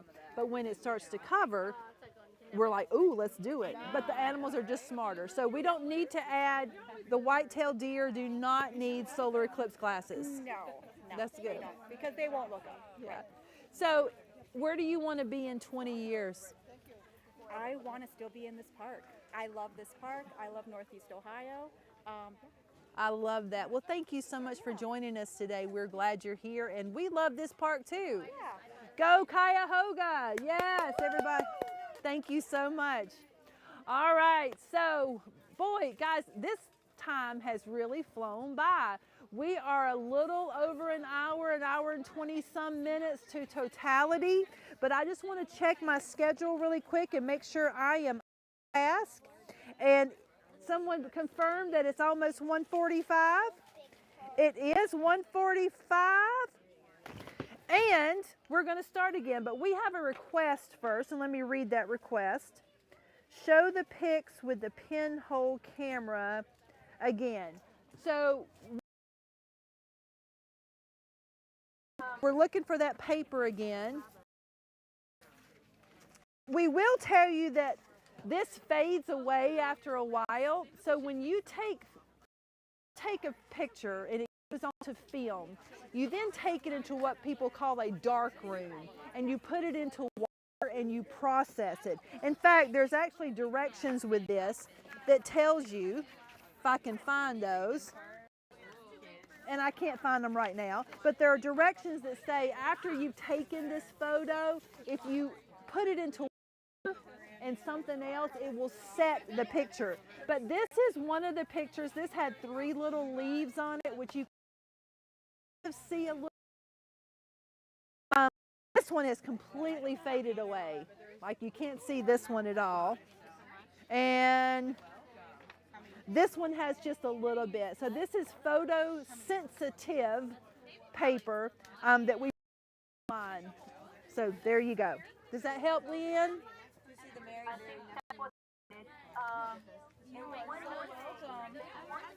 What will happen if you look at the sun while it is hit by the clouds and then the sun hits? Will it have the same effect? No. The clouds are not solid, right? So clouds are made up of moisture, droplets of rain, and the moon is a solid fixture in space. So when the moon passes in front of the sun, there's no way for the sun to when sun goes behind clouds, sometimes look up there, but you still just see and it doesn't really get as dark as it's going to get here in reality. Now, let me also say this. There are some clouds today, right? The sun is out, but we do have some clouds. So there is a possibility that the sun will be behind clouds when we go into totality. That's not going to take away from the experience because we are going to have a beautiful experience here. So great question. And we're going to go ahead now and head into our eclipse sun catcher. So we'll go back to the screen for just a moment. And we're going to take remember to share, you're already sharing, I don't need to put that up there again. We're going to share something really quickly about sun catchers and the colors that we see in the sky.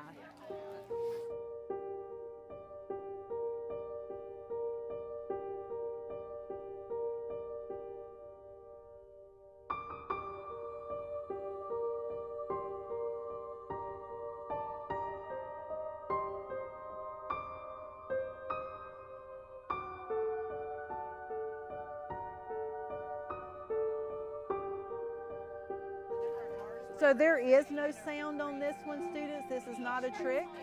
This is just for your eyes to gaze at the beauty that is found in the lights of the sun. So just check out all of the shades and rays and colors that you see.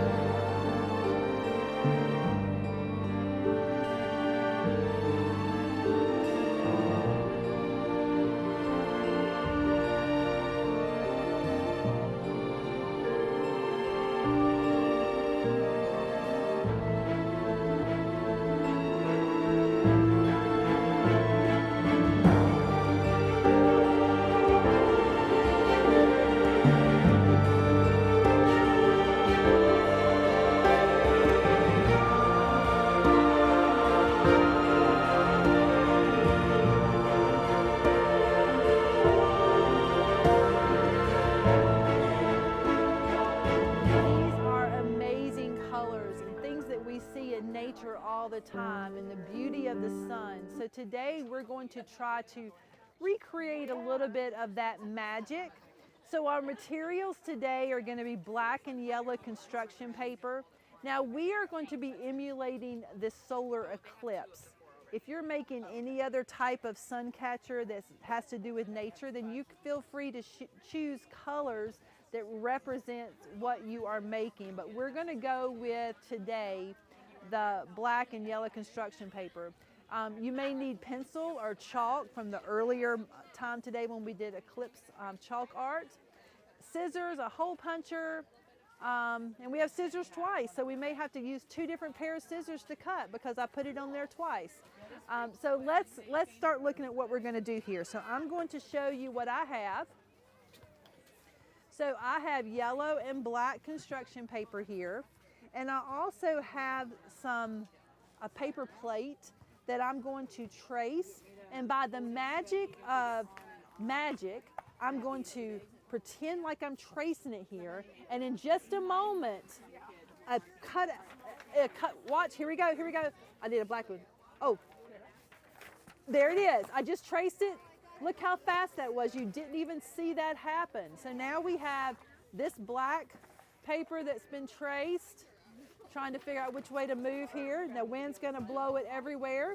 And then I'm going to trace my yellow one, and all of a sudden I'm cutting out with my imaginary scissors, and look what happens. I have a sun. Actually, can we just bring the camera up a little bit because I can't lean over this far anymore.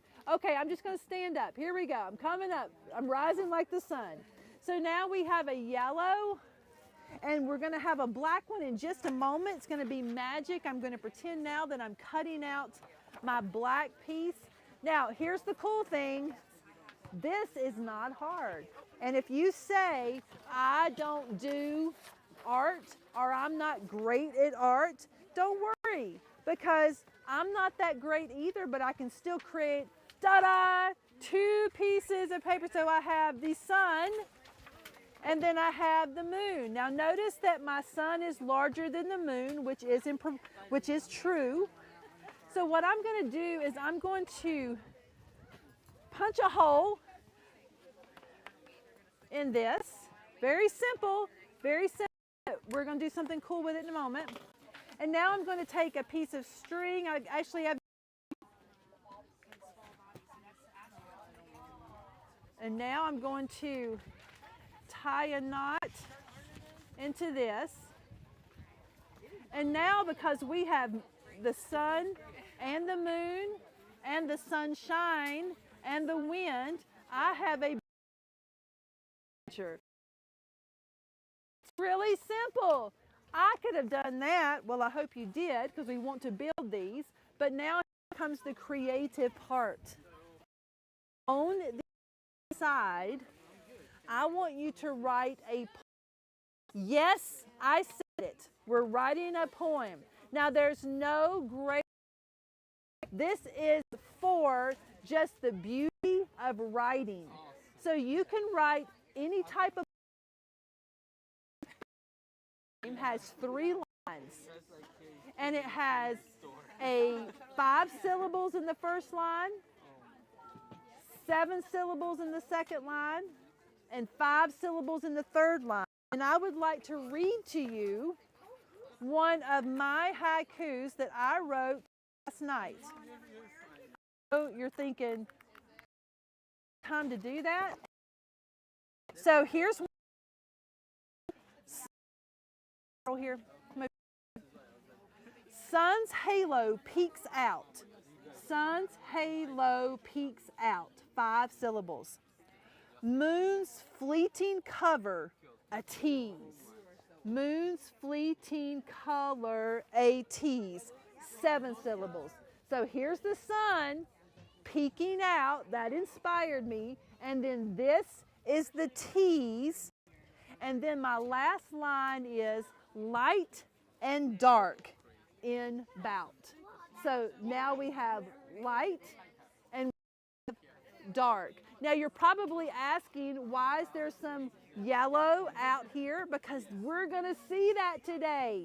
We're going to see something called Bailey's beads, and we'll talk a little bit more about that later. But I'm going to do another one and see if this one did good too. Solar crown shines bright. So this is the solar crown, right? Eclipsed moon's quiet might.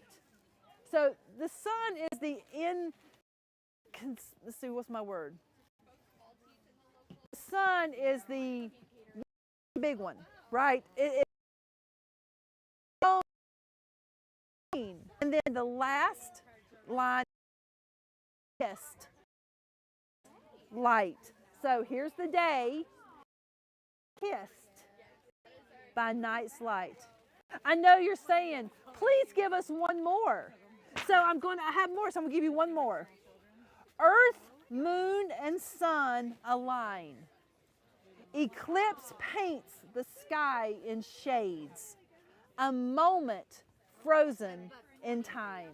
You're welcome. If you would like copies of this, I will sign them and send them to you free of charge. But the shipping and handling is $49.99. Okay, just saying right up front. But Leanne, I am asking now, I hope you got my note. I'm asking now for your haiku poem. Oh. Caught me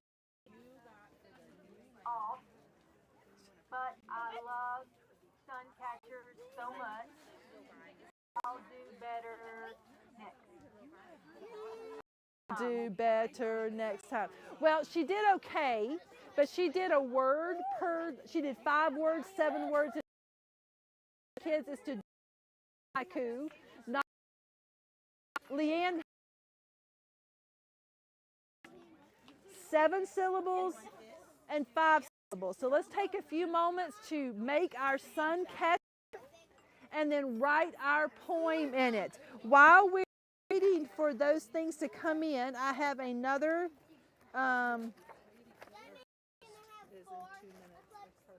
yeah. So where is my papers with all my questions on it that I had? So we got to find that. It's really important. All right, Steve. I just dropped our journal prompt into the chat. What does your sun catcher represent? Perfect, because I wasn't there yet. I love that, and you did it. I would have forgotten it because I've already skipped past that part. So let's go to that so they see it. So, what does your sun catcher represent? Okay, I'm going to go off audio for 2 minutes and let you write in your journal.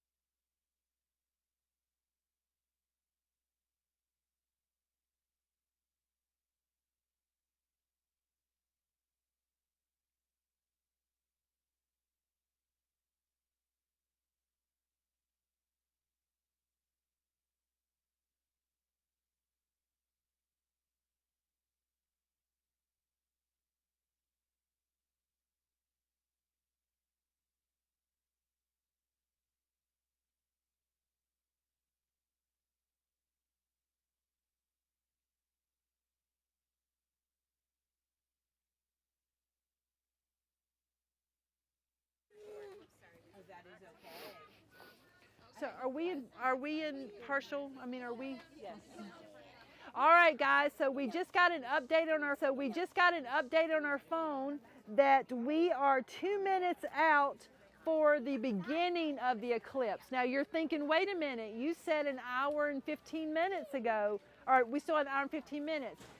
It's going to start about an hour and 14 minutes before the actual eclipse. So we're going to start noticing changes around here, and we'll sort of talk through those changes. But we're real excited because things are starting to look a little different already. And we have people all around the field that are set up. They're laying on blankets. They've got up their telescopes. They have cameras up. They are ready to enjoy this, which is really exciting for us. Leanne, do we have anything in the chat window? We had one question about solar, but I'm going to assume that is the same as what we discussed earlier about animals, that they just have that innate ability to not do things that are dangerous, like looking at you. Right, and what our biologist, Maria Mellis, said, she said that animals just don't look at the sun like that. They know better. We are humans, and sometimes we don't know better. And we just had a special classroom pop up.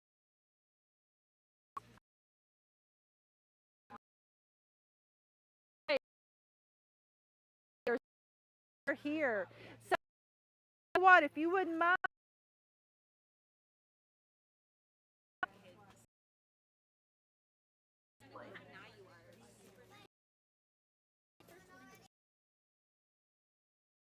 All right, so let's go back to the tablet, or the Padlet. Jolena from more awesome drawing, more of the UV bracelets. Those are from Miss Manko's 6th grade science class in Pittsburgh, Pennsylvania. More of the UV bracelets in Tennessee. And this is from Morehead City Primary School, having a solar eclipse party after school. We will have partial totality for 3 minutes and 17 Eastern North Carolina. 100 plus after school, staying after school to participate.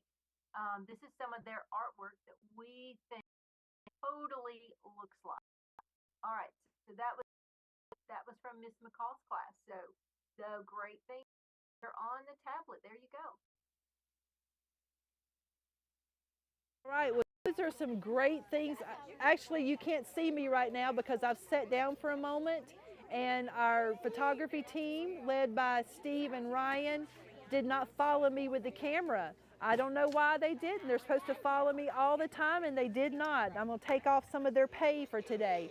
But I'm sitting for just a moment because I've been up for hours and I'm getting a little tired. But I thought I would share more questions that we have received from people before the eclipse even started. These came in last week.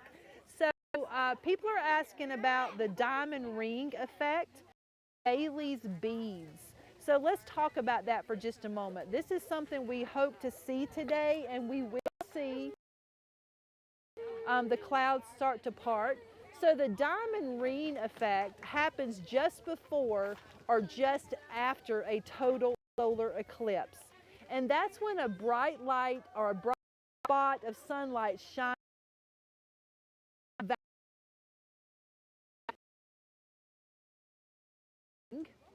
with shining. That goes, first starts, we can take off our glasses, and when it comes out, we know to put back glasses on. And I think that's going to be pretty cool. We also have something called Bailey's beads. So those are the bright spots that appear around the moon just before or after, and that has the sunlight shining through the moon's valleys.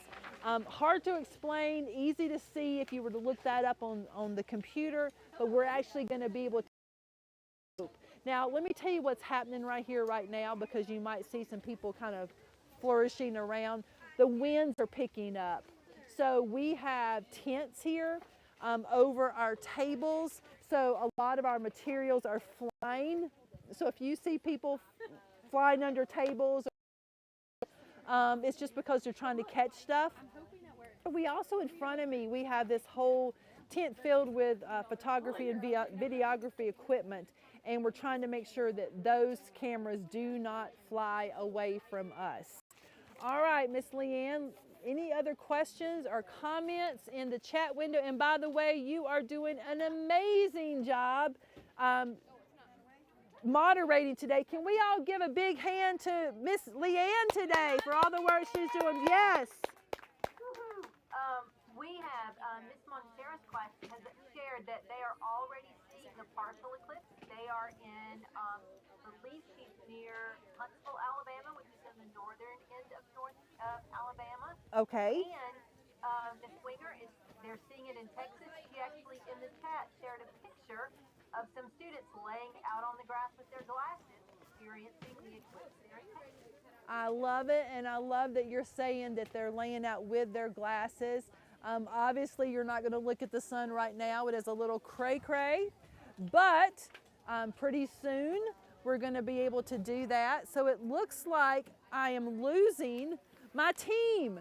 Looks like they're all leaving me. So sad.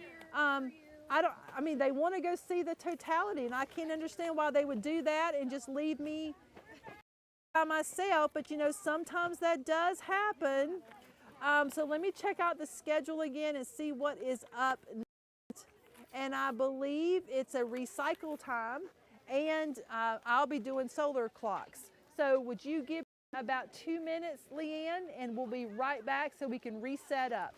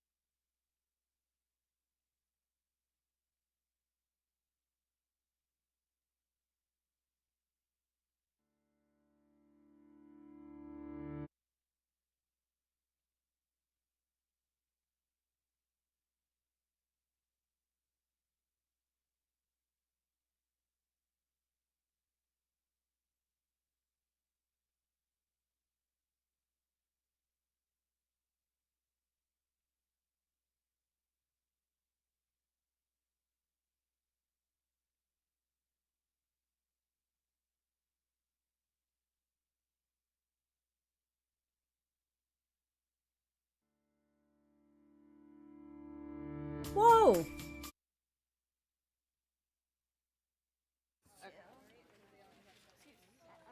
All right, kids, well, we are back. We're getting ready to start our sun clocks, but decided since we've had some new folks in, we are going to re-show our quick what is a solar eclipse video. So if you will be patient with us, and if you've already seen it, you should be able to take great notes. If not, this is your first time. Here we go.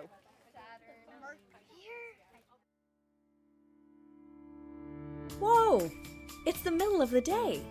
So why is the sky getting dark? It's a solar eclipse. A solar eclipse happens when, at just the right moment, the moon passes between the sun and Earth. Sometimes the moon only blocks part of the sun's light. This is called a partial solar eclipse. Other times, the moon blocks all of the sun's light. This is called a total solar eclipse. As the moon blocks the sun's light, it casts a shadow on part of the Earth. The moon's shadow creates a trail as the Earth rotates. This trail is called the path of totality. If you want to experience darkness during an eclipse, you have to be in the path of totality. In that path, the moon completely blocks the sun's light for a few minutes. It gets so dark that it looks like nighttime during a full moon. If you don't know what's happening, it can be confusing. Animals can get confused too. But this darkness can also be kind of cool for scientists who study the sun's atmosphere, called the corona. The corona is very dim. It's usually hard to see because the sun is so much brighter. But when the moon blocks the sun's light during an eclipse, all you can see is the light from the corona. Total solar eclipses over the land, where people can see them, don't happen very often. But when they do happen, the moon gives scientists, and the rest of us, a glimpse at the corona's beautiful streams and ribbons. Thanks, Moon. Find out more about the sun. All right, so I am going to clip through my deck real quickly. Just hang with me, everybody. You're looking at me for a moment, which I love, love, love, love.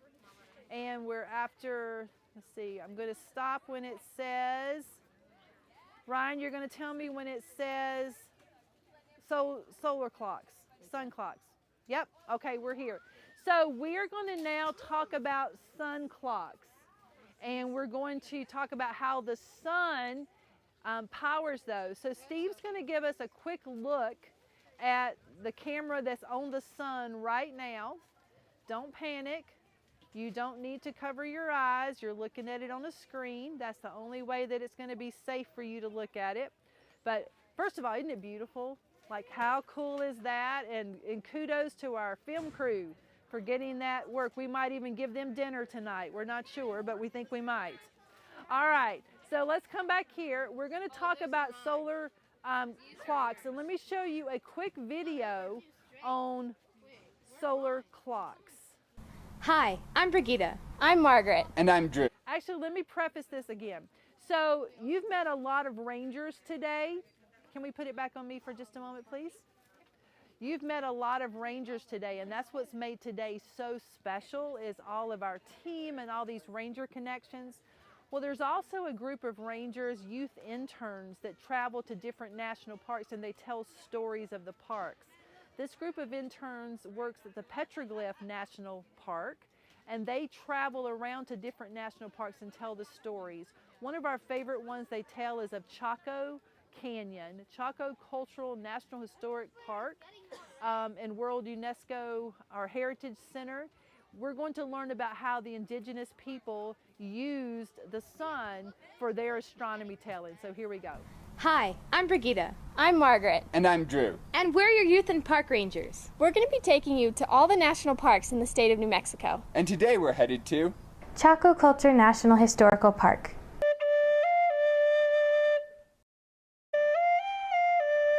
Chaco Canyon was a ceremonial and economic with an extensive sphere of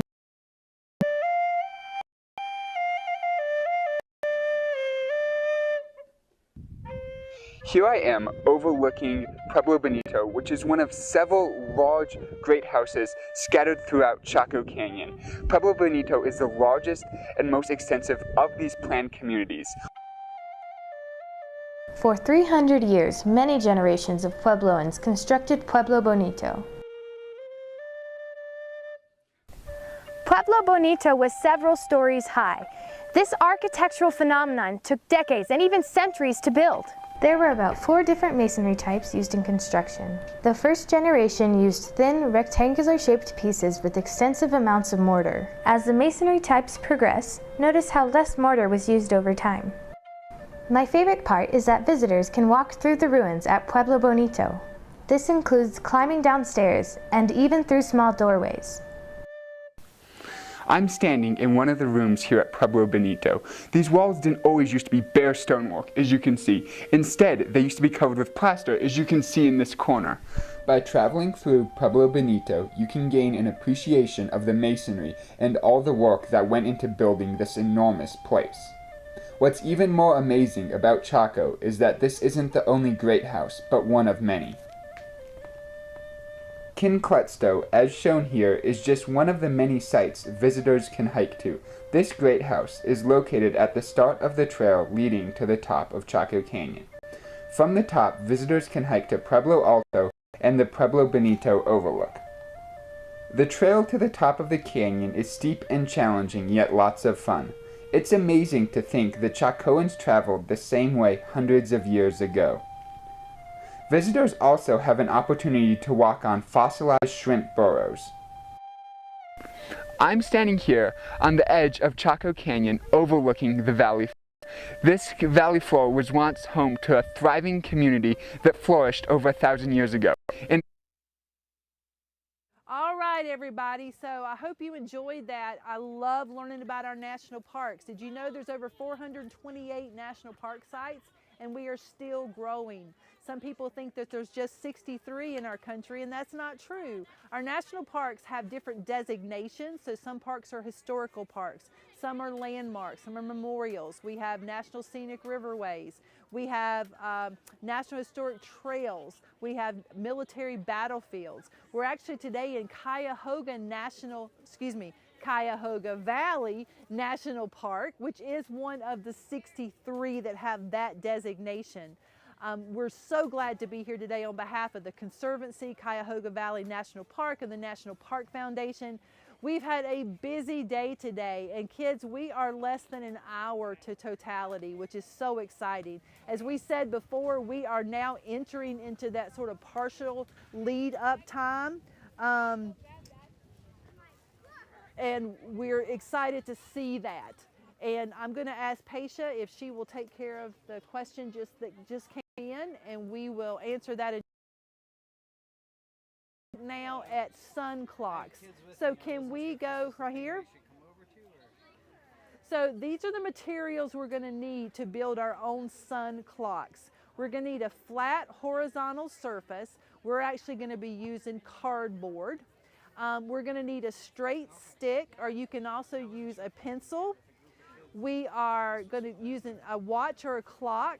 We're going to also use a compass, but we're going to use our phones to figure out which way is which. And we're going to use some small stones and some chalk. I'm going to introduce to you one of our teachers. Her name is Lindy. She's from Ohio. Lindy, come on over, and you're going to be speaking very close to me because we're sharing the same microphone. That's good. I've got a loud teacher voice, so we're good. You do have a loud teacher voice. You might even hurt my ears. You never know. But tell us, you guys were building this last night at 11:45. Yes, just about, give or take, yes. So the first step is to locating north. So I had already... Well, tell us what you built here. Can we talk about... Well, we built... We're good. We built a solar sun clock, and back in the old days, people didn't always have regular clocks, so this was a nice, easy, cheap way for people to be able to tell time. It even predates all the way back to Native Americans. So it's been around multiple centuries. But the easiest thing to do is to use a compass and designate north. So you can see here using my phone compass, once I get my hand out of the way. that we had north, it is actually right there. Problem is with my dowel rod. But north is there, and then once we had it, we started using our watch to lay where our timepieces go. So if we had the sun overhead right now, we would be able to tell that the shadow would be laying right here from our dowel rod at about 2 o'clock. So that's how you would tell time, as wherever the shadow falls, that's what time of day it is. I love that. What I encourage you to do, students, is to build up a prototype of this solar clock. And the way you're going to be able to share this with us is once it's built and time to go outside to see if it works. North. We've written the cardinal direction cardboard to make sure she's pointed. If it's north, you're still going to have a shadow, but it's not going to be the time that we recognize. So here's how you're going to do it. If you build it and you take a photo of where of your watch or your phone showing us that that's exactly. So we'll do a draw. We'll probably do one of those for the Indigenous where you can solve that we have in the national parks and do a challenge with it. So we earlier had a question that came in, and I'm going to be honest, I don't know the answer to it, but we do know that NASA does. So we've reached out, and so the question, Leanne, can you ask the question again? So the question was, can you explain how totality sort of, meaning that people experience before Ohio? Exactly. So I'm going to read you exactly what we found. So the total solar eclipse will emerge over the South Pacific Ocean before the shadow falls across North America. To start there first. The path of totality, where we can witness the moon fully blocking the sun, is expected for the city of Mazatlan around 9:51 p.m. MT. The solar eclipse for the U.S.-Mexico border into Texas, and it will emerge over a place called Eagle Pass at 12:10 Central Time. And then it's going to peak about 1:27 p.m. Central Time. So it's already doing that. In Dallas, NASA data shows that the partial eclipse will first become visible at 12:20. That should already. Eclipse event is minutes. I'm so excited. The phone just told me. And then the next state after Texas is Oklahoma and Arkansas. If someone can, so at 12:23 p.m. in Arkansas on Central Time, which has already happened, that's when they're having the totality there. So Cleveland, which is where we're near, is beginning to see the beginning of it at 1:59, and that's true. About 1:59, and it's going to keep spreading as it moves. The shadow's moving. The sun shadow here. The totality, and now traveling this way.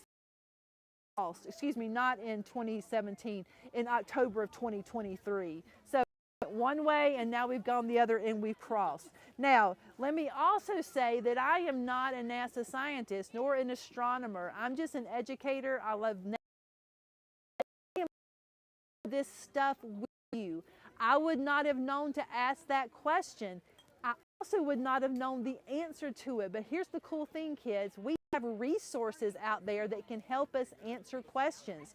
Now, my friend over here, Paisha, she actually looked at 3 resources before she chose this one because they all agreed with each other. So, Leanne, thank you so much for that question. Is there anything else in the chat window? Absolutely. I want to. My first graders have enjoyed learning about the solar eclipse. They have read and discussed the Totality magazine article about the eclipse. They have made a sequence book of the contact the moon will have with the sun. They have made a model and can demonstrate how the sun moves and blocks the sun from the sun.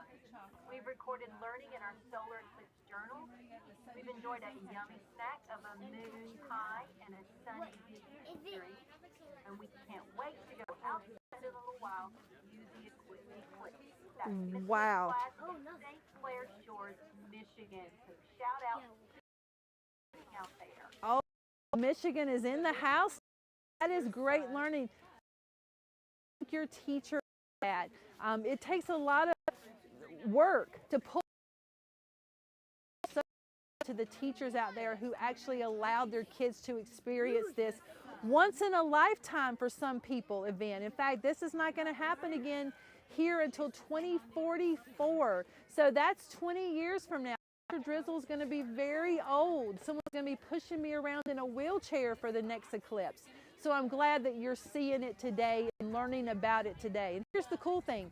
This learning doesn't stop today, kids. There are tons of resources and books out there that you can read. I want to look at the screen right now because I'm getting very excited. We are seeing a beautiful picture of our sun right now, and I'm talking this is almost NASA worthy. It is so good, but our camera guys have been working to use filters to cover the cameras. We obviously don't want to mess up our cameras because we want to use them for other opportunities, but how cool is it that science allows us to take photos of the sun without. Show you something else. We do have a board that we made a few minutes ago, the Eclipse board. Do any of my students have boards? I just want to show them one more time because I think this could be a great opportunity for some learning before this happens. So we've been taking foam boards. You can also take cardstock, cardboard, and they punched holes in it. So this says Total Eclipse 2024. So when we get table down for a little bit and turn our cameras to the eclipse, they're going to use these boards, the sun shine through those, and it's going to show up on the ground. And these are our kind of our pinhole cameras, the opportunity. Now for right now, they're just going to be little round circles because that is the shape that's made. But when the sun, the moon starts passing over the sun and it comes like into an eclipse piece or a quarter of the moon, that's the shape that will go on the ground. How cool is that? So if you've got a few minutes, why don't you think about making one of these designs? And if you are not in the path of totality, you can still make this and turn all the lights out and then just shine a flashlight through it, and that can be your eclipse. Did you know that the National Park Service is calling this week the Total Eclipse of the Parks? If that doesn't make you ask your teacher who sung that similar song. I was going to say, I know those things, so I will spare you all from breaking into the song at this point. But I wanted to give a shout out to this Gray's class. They are in Grass Valley, California. They've already gone out and observed their part of the eclipse. They were at about totality. They used note cards with the whole census that you were just talking about. Eclipse and the Pinhole camera. Very nice. So what we did there, students, our teachers, index cards and hole punchers. So how cool is that? Completely free, like you can find that stuff in your desk or around the house. So science doesn't have to be expensive. It usually is messy, but it's not expensive. So we can't wait to see what you create today. But no matter what you create, please, please, please be safe when we get ready to go out. So let me check our time right here. Tell me again, 45 minutes to totality. Did you hear that? 45 minutes to totality. 45 minutes to totality, everybody. Get excited. Woo! We're very excited about this. Miss Leanne, I'm going to take about a 5-minute break, but before I do, I would like to drop the journal prompt into the chat window. So our journal prompt is, Why do you think sun clocks were important to Native Americans? Think back to the video by the National Park Service about Chaco Canyon and how they built the kivas in the exact place where the sun would shine through those windows, and that's how they could tell times of the day. Why do you think sun clocks are important or were important to Native Americans? So let's write that in our journal. We're going to take a quick break and we'll be back with our live stream of Solar Eclipse Totality. We'll see you in a few. And before we go, shout out to Miss Gray. Yes, you are correct. Bonnie Tyler, Total Eclipse of the Heart. Bonnie Tyler, Total Eclipse of the Heart. Yes. All right, back in a few.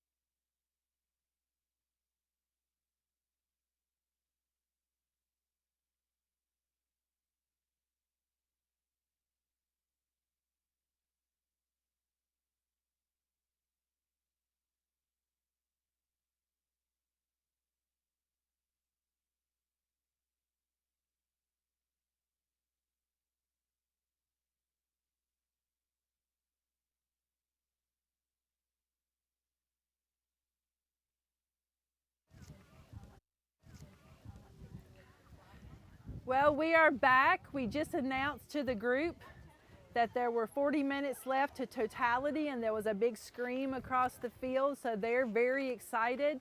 This is one of those times now that we just have to hurry up and wait. We're already seeing some really cool changes with the sun, and we're gonna have our cameras directly on the sun for the entire time of totality.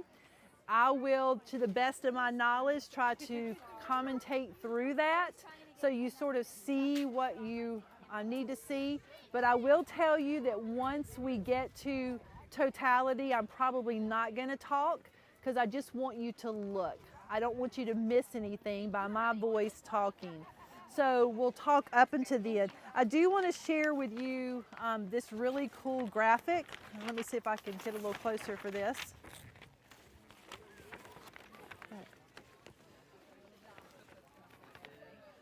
So let's see.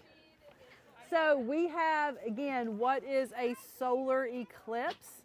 And so I would like for you to drop into the chat window what you've learned today about a solar eclipse. And I want you to tell me which of the following objects are dropped between each other. So we have the Earth, the sun, and the moon. What is blocking the sun for this solar eclipse?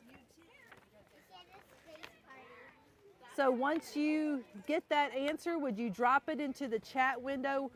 For the solar eclipse, which body is blocking the sun? And Miss Leanne, can you tell us some of the answers that are coming out? Miss Gray class says the moon with an exclamation point. Think when you put an exclamation point, you mean business.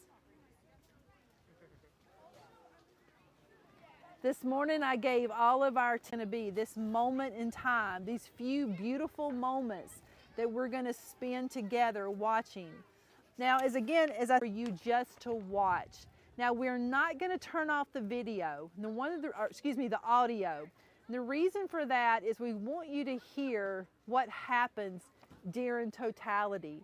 You may hear people being very loud for a moment, but then I guarantee you they're going to get quiet, and then they're going to clap, and then they're going to cheer. Now, I will say that right now we still have clouds. The sun's peeking out pretty good, but we do have some clouds. But I feel like it's going to hold off. Miss Pritz from Decatur, Illinois is saying that it's going to hold out. She's even wearing a gold headband and sweater to document this time, and sunglasses. So she is pretty definite that we are going to have great sun at this time. Miss Leanne, before we get ready to turn our sights to the sky, any other questions for today or comments? It looks like we have something coming over here. I don't see any more. We had one more question about the diamond ring effect, but I think you covered that earlier. One of Miss Sterling's students, or excuse me, Mount Sterling students in Kentucky says one of the kids says it looks like a tiny fat banana now. Talking about the sun there where they're at. Perfect, perfect. Well, Miss Leanne, we're going to let you actually step outside for a little bit. I know that you are in 90% totality, and I want you to be able to enjoy this. So I'm going to stay online. You're going to see the sun through the cameras. I'll talk a little bit, but students, at this moment, until Miss Leanne comes back, we're not going to be monitoring the chat, okay? So if you'll just hold off on your questions and just enjoy what you're seeing, it's going to be a great time. So we'll see you in just a few minutes. The next picture you should see is the sun.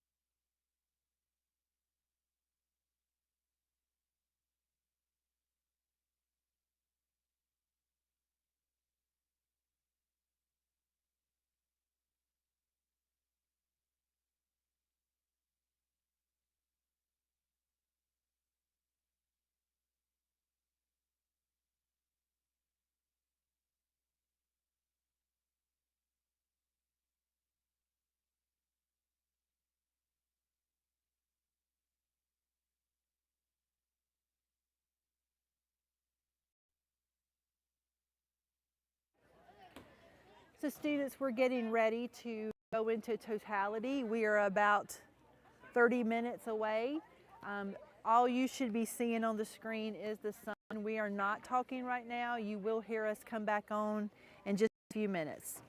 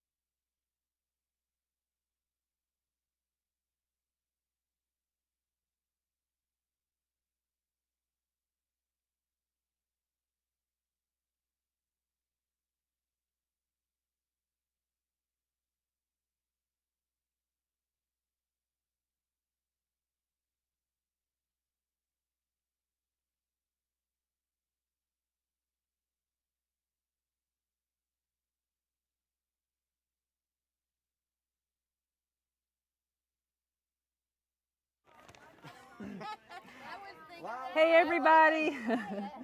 We're going to go through a couple more questions as we're watching this. So again, what is a solar eclipse? Well, a solar eclipse happens when the moon moves between the earth and the sun, and we are seeing that happen right now. If you are watching the live stream, you are seeing the moon move into place, which is real exciting. Now, this special event only occurs during a new moon, so we're experiencing a new moon right now, and the sun and the moon look very close together, or very close together from Earth. We talked earlier about The types of solar eclipses, so we have a total, which we are experiencing today. We have a partial, we have an annular, and then we have a hybrid. Now, we didn't talk about that one very much, but a hybrid eclipse is rare, and it switches between being a total and an annular eclipse, so it's a little bit of both. We also talked about the difference between solar and lunar eclipses. During a solar eclipse, the moon blocks the sun's light from reaching the earth by creating what we call a shadow. A lunar eclipse occurs when the earth's shadow falls on the moon because the earth is between the sun and the moon. So they just switch places, which is really cool. As we've talked about before, if you are experiencing this with us outside, please be safe. It is not safe to look directly at the sun, even during an eclipse, without the correct eye protection. So we're talking about using the certified ISO glasses. The only time it's going to be safe today for our audience to look at an eclipse without protection is during that short phase of the total solar eclipse. And that's going to be when we're not seeing anything except the moon covering the sun, okay? A couple of other questions we had. What is the path of totality? We sort of answered this earlier, starting in Texas and coming up through Arkansas, but the path of totality is actually the track of the moon's shadow across the earth, and that happens during a total solar eclipse. Now, we also mentioned that today's solar eclipse should last around 3 minutes and some change, but the longest solar eclipse could go 7.5 minutes, but that's pretty rare. Most of them last for a shorter time than that. Some of you are asking about the diamond ring. Well, the diamond ring is that phenomena that's observed just before and just after totality. Now, I can call it a diamond ring all day long. Once you see it, you'll understand exactly what we mean. We talked about, can a solar eclipse affect animals? And yes, some animals react to that sudden darkness. In fact, some of them that are nocturnal may come out and start playing around, thinking it's time to play. And those that sleep at night may decide to go to sleep. Now, it's only going to be about 3 minutes. I'm hoping my teachers don't fall asleep out here, but you never know. They're kind of tired. If you are photographing this, we talked earlier about what safety precautions you should take. We do not suggest that you just use your camera right on the sun. First, you're going to have to look in there. It's going to cause your eyes, but it can also fry your equipment. So you need to be able to protect your camera sensors. There are solar filters that you can get just for your camera lenses. We do not suggest that you just put ISO certified eclipse glasses in front of them. We need something a little bit stronger. And if you're looking through a camera that's protected, make sure your eyes are protected too. You need double protection here. So in just a few minutes, we're going to start our commentary, but we have, it looks like, 22 minutes, 22 actually, which is kind of fun. So I'll be back in just a moment.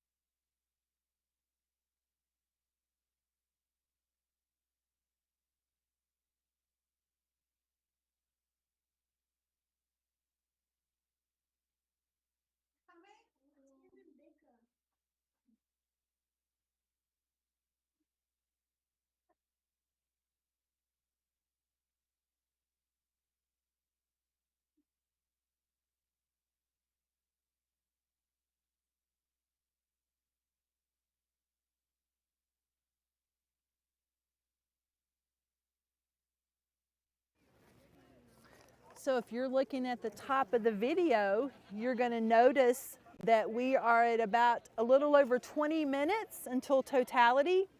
Here are a few more things to know before we start. Why is totality in a solar eclipse so short? Well, we know that totality can last anywhere from a few seconds to over 7 minutes. And the duration of totality is short because the moon's shadow moves quickly over the Earth's surface, right? So as it moves, that's going to be as long as a totality happens. The exact length of totality at any given location, whether it was in Texas or in Hot Springs, Arkansas, or here, depends on the distances between the Earth and the moon and the sun, and the speed of the moon's orbit around Earth. So if you imagine if one of you starts walking down a hallway and someone else has a ball connected to a string, and you're walking around that person and then you're swinging that ball around, those are all factors: the distance between you and the other person, the speed of that ball that is going around. Can they be predicted? That's a great question. Yes, and with pretty good accuracy also. Astronomers use something called the Saros or Saros cycle, which is an 18-year, 11-day, 8-hour period after which eclipses repeat. So after 18 years, 11 days, and 8 hours, another eclipse can happen. And we know now that we have astronomical calculations that can predict eclipses thousands of years in the past and in the future. So that brings me to the question of what is an eclipse season. And an eclipse season is a period during which the sun is close enough to one of the moon's nodes, which is the point where the moon's orbit crosses the Earth's plane, to allow for an eclipse to occur. So there's usually 2 eclipse seasons each year, and each season lasts about 35 days. Now we have the same thing that happens in weather. We have what we call hurricane seasons that typically run from maybe May to November. We also have eclipse seasons, another way we can predict them.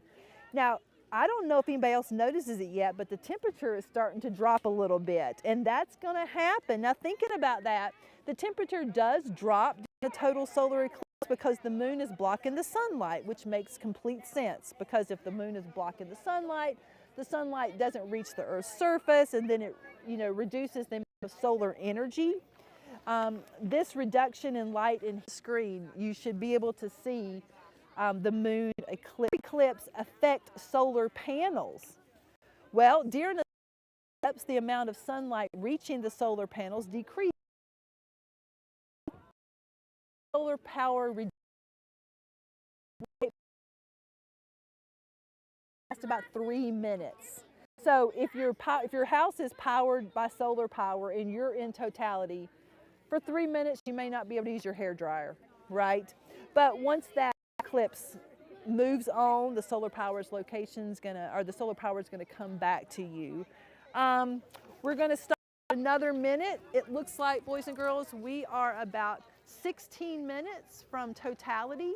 The next time you hear me, I will be commenting right up until the time that we actually have totality. So hang in there. I hope you're sketching and looking and hoping of the things you're going to see.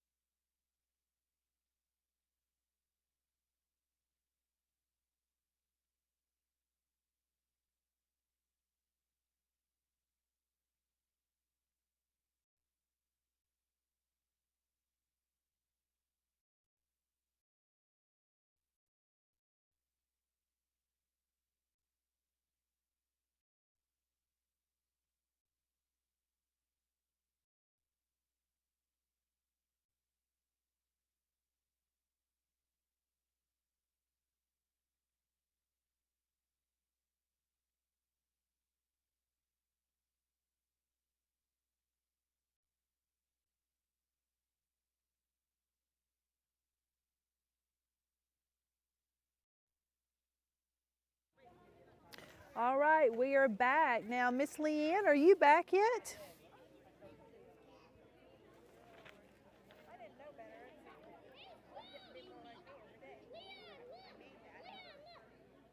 All right, I'm not sure if Leanne is back yet, but Miss Zimmerman, if you are back, can you let us know?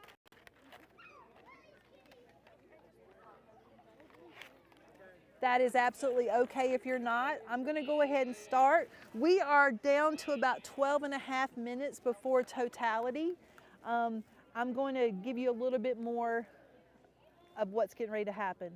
So today, kids, we are getting ready to see something amazing in the sky, and we call it the total solar eclipse. A little bit. I'm outside with some pretty excited teachers in Tennessee. So you probably don't want to hear my background right now. That's okay.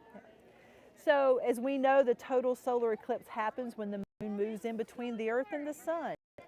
When the eclipse starts, move in front of the sun, which is called the partial we're seeing right now. This part is important because everything has to line up just right for the eclipse to happen. Now, as we get closer to the total eclipse, there's something cool called Bailey's beads. These are bright spots that form a ring around the dark part of the moon. They were first explained by a person named Francis Bailey a long time ago. So how cool is it that this name is now being used to describe what we see in a solar eclipse? Right before the total eclipse, there's this special moment called the diamond ring effect.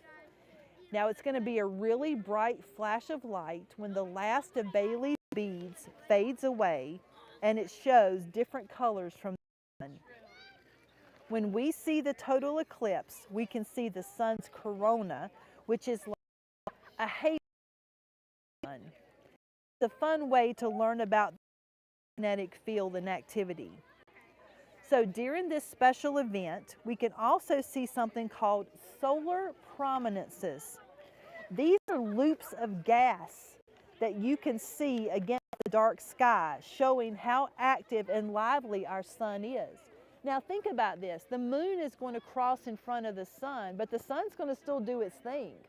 So it's still going to be shooting off these flares, and these gases are going to be flaring out. It's going to be hid for just a little bit, but we're still going to see around the moon. Remember, you have to use the special glasses to look at the sun during the eclipse, or it really will hurt your eyes. I want you to consider your worst sunburn ever. Now imagine that happens to your eyes, and you may not even know that it's going to happen because the sun is getting dimmer. When the temperature or when the eclipse happens, as it is right now, the temperature is dropping. I see people pulling down their long sleeves that they had pushed up earlier today. We're also going to confuse all of the animals, making them act like it's nighttime. So the eclipse is not just a show, it teaches about the movements in our solar systems. Kids, as you're watching today, I want you to get excited because you're experiencing again a once in a lifetime event. Thankfully, it's going to occur again in your lifetime, and you'll be able to take your kids to see this event. When you go home today, you've got an experience to share. You know, this really makes me think about how small we are in this big universe and how much there is to learn by looking up. In this world where sometimes the adults don't get along very well and we have trouble having conversations that make sense, right now in our world, we are all looking up at the sky. We can agree that for a moment in time, or as Kate Fox says, for a few beautiful minutes, we're all experiencing something that can change us. Now, after the shadow of the moon moves away and the light back out, we can feel the wonder of science in helping us understand the mysteries of space. Like this, remind us to stay curious and keep exploring the secrets of our universe. Well, I'm excited to tell you that we're down to less than 8 minutes. I hope that you're watching the screen. It's a little harder for us to see it here because we're looking up, but we can't look at the sun. But if we put these glasses on, we are seeing exactly what you are seeing, and we're excited to share it with you. I'll be back in just a few minutes.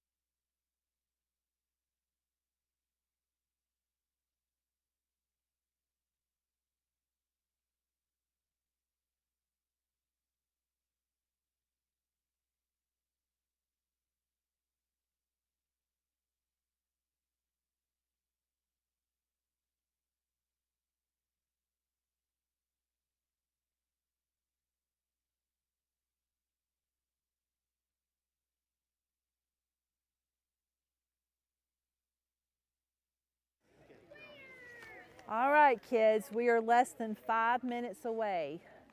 Although we are here and you may be in your classrooms, I hope you are as excited as we are.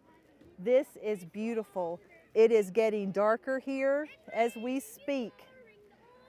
We've got kids that are excited. We've got kids that are terrified. Like, this is the first time they've ever experienced this. Parents are trying to assure their kids that this is totally natural, that this is part of our great universe. We should be very honored to be part of this. I'm not going to speak once we get into totality because I want to experience it also, but I just want to thank you again for participating. I've got family that are watching this on YouTube right now. We've got people from 40+ states, Guatemala, Guam, the Bahamas, VI. We are just so thrilled that you are part of this with us. We're glad that your teachers took the time to experience this with us today. If you're looking at the camera, you are seeing some pretty amazing stuff right now. Our computers are probably getting very hot from being on all day, but we are fingers crossed that we're going to last through this totality. Everything is plugged in and we're doing well here. It is now at 3 minutes. It is cool here. The weather is getting cooler. Once we get to Totality, I am not going to speak, but we're going to keep the audio on because I want you to experience what the kids say, what the parents say, what this group of people say when they experience this. From what we're understanding, a lot of these people have never experienced this before. So this is my team that's here are sitting in rocking chairs and they've got their glasses on and they're just having the most amazing time. Leanne, any final thoughts before we head into Totality? You know what? I'm almost speechless. I am in awe of the world that we get to live in and that we get to experience this and just, it's amazing. It is amazing. And students, remember, it's up to you to be this new generation of people who love each other and who may disagree, but disagree kindly to each other. As we experience this moment, this eclipse in the valley, I just want to thank you again for joining us.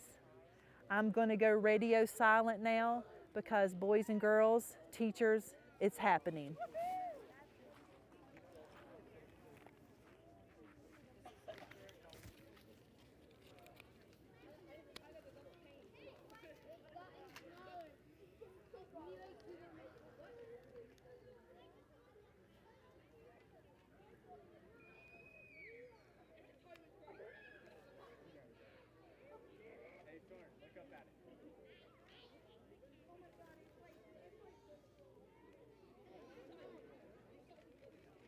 So just to let you know, I do still have my glasses on. Some people are going without glasses right this moment. I'm going to be just a little bit safer and keep mine, but because it is still bright without the glasses, but it looks like it's disappearing. And the picture you're seeing right now is without the filter. Steve has taken off the filter.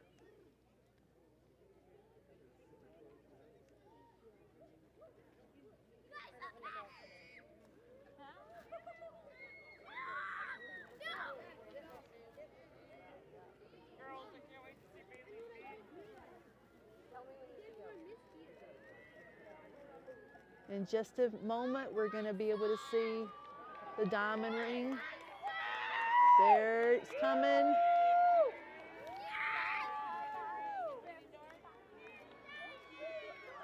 And we have the diamond ring.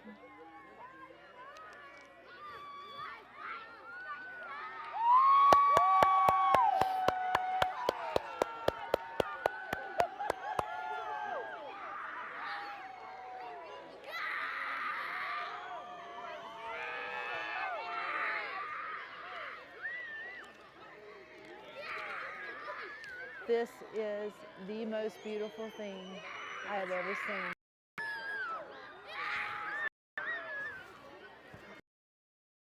Camera, that right. Now we have about 3 minutes in Totality, but Steve will move it back around, back to the diamond.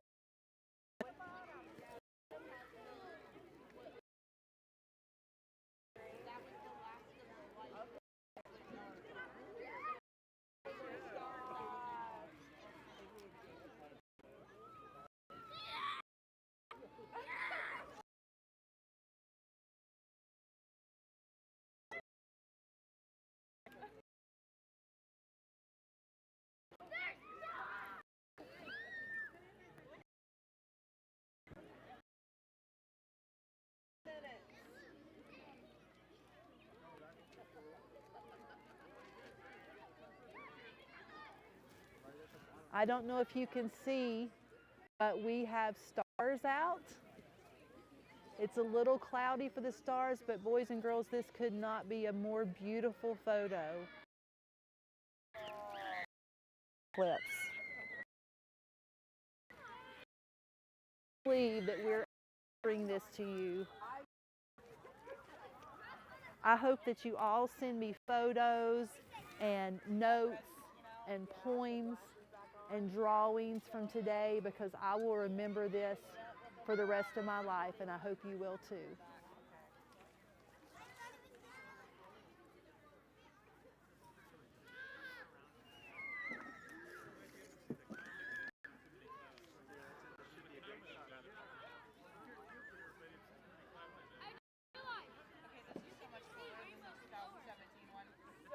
Totality is so much cooler. Totality is so much better. So much better.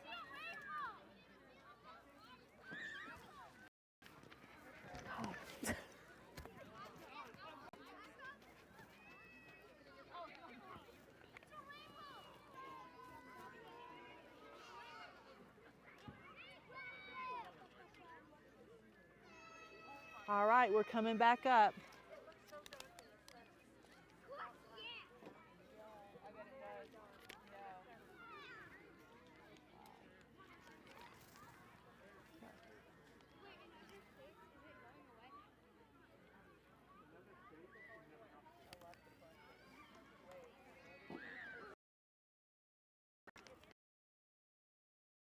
All right, here we go.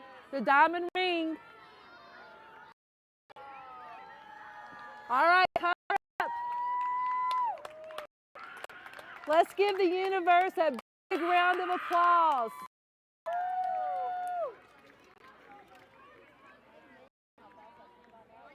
Great job, Moon. Excellent job, Sun. To the creator of all of this, well done.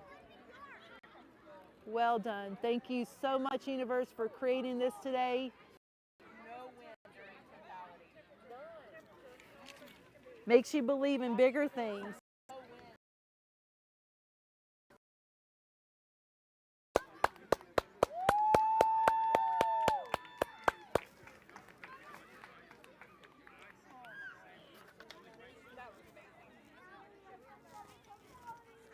Yes! All right, kids, I'm walking back over to the tables. We're going to finish up our final piece of this. I'm going to try really hard. I did.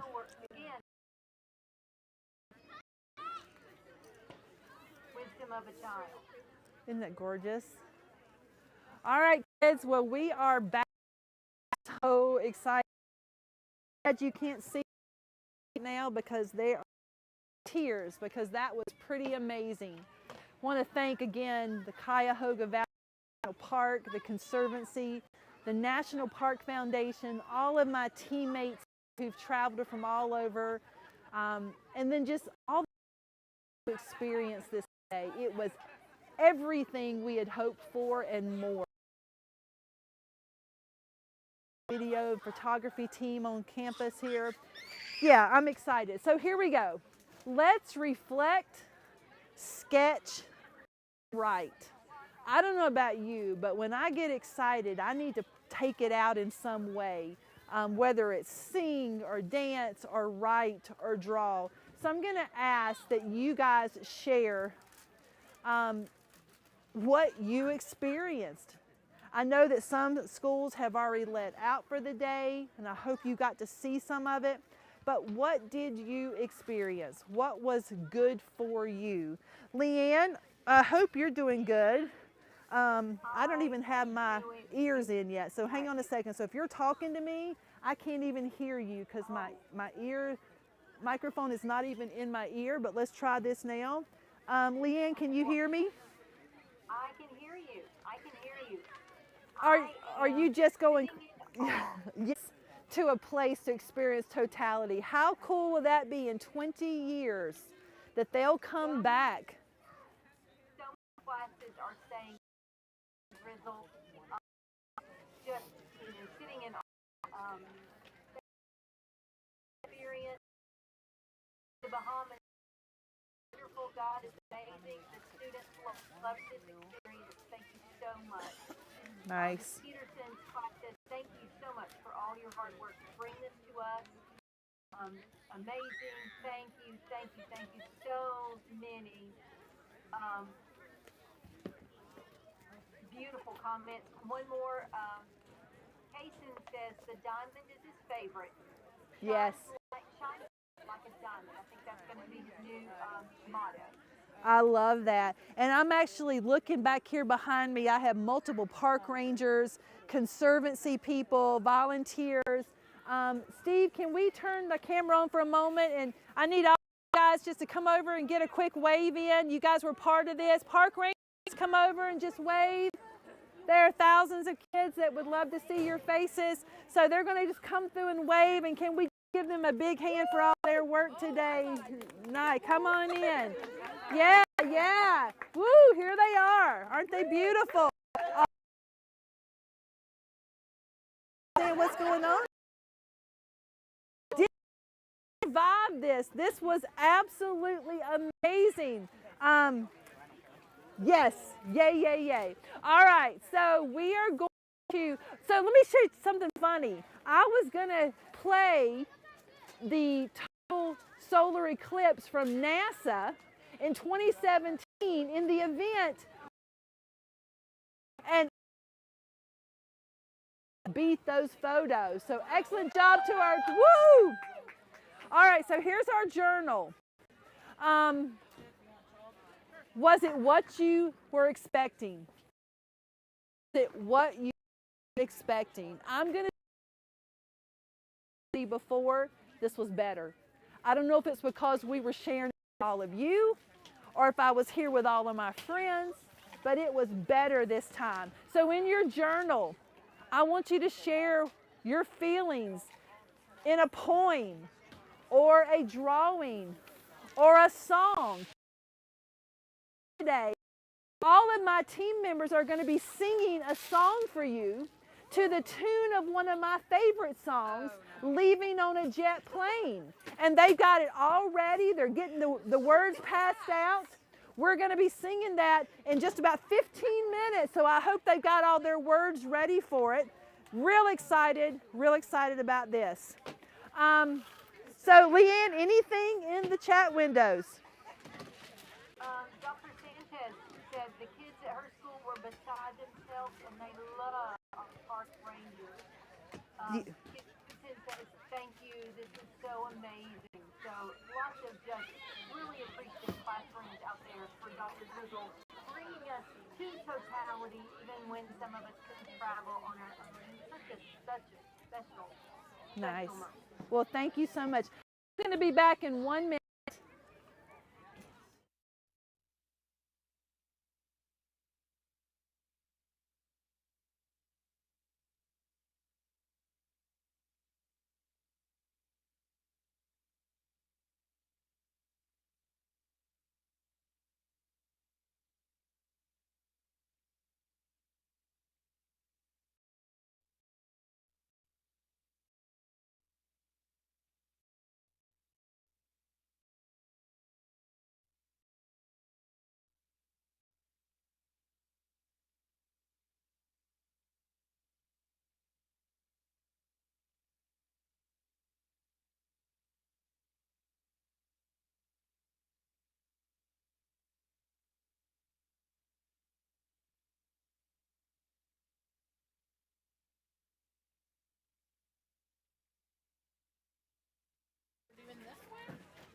All right, so we're going to go to our last activity today, and that is the pocket solar system. So, Paisha, you're going to pass that off to someone. Yeah, come on over here. So, Paisha's going to be working with me for this activity, and we're going to be doing a pocket solar system. Before we start, though, let's watch a quick video on the solar system. How did our solar system come to be? The solar system is a pretty busy place. It's got all kinds of planets, moons, asteroids, and comets zipping around our sun.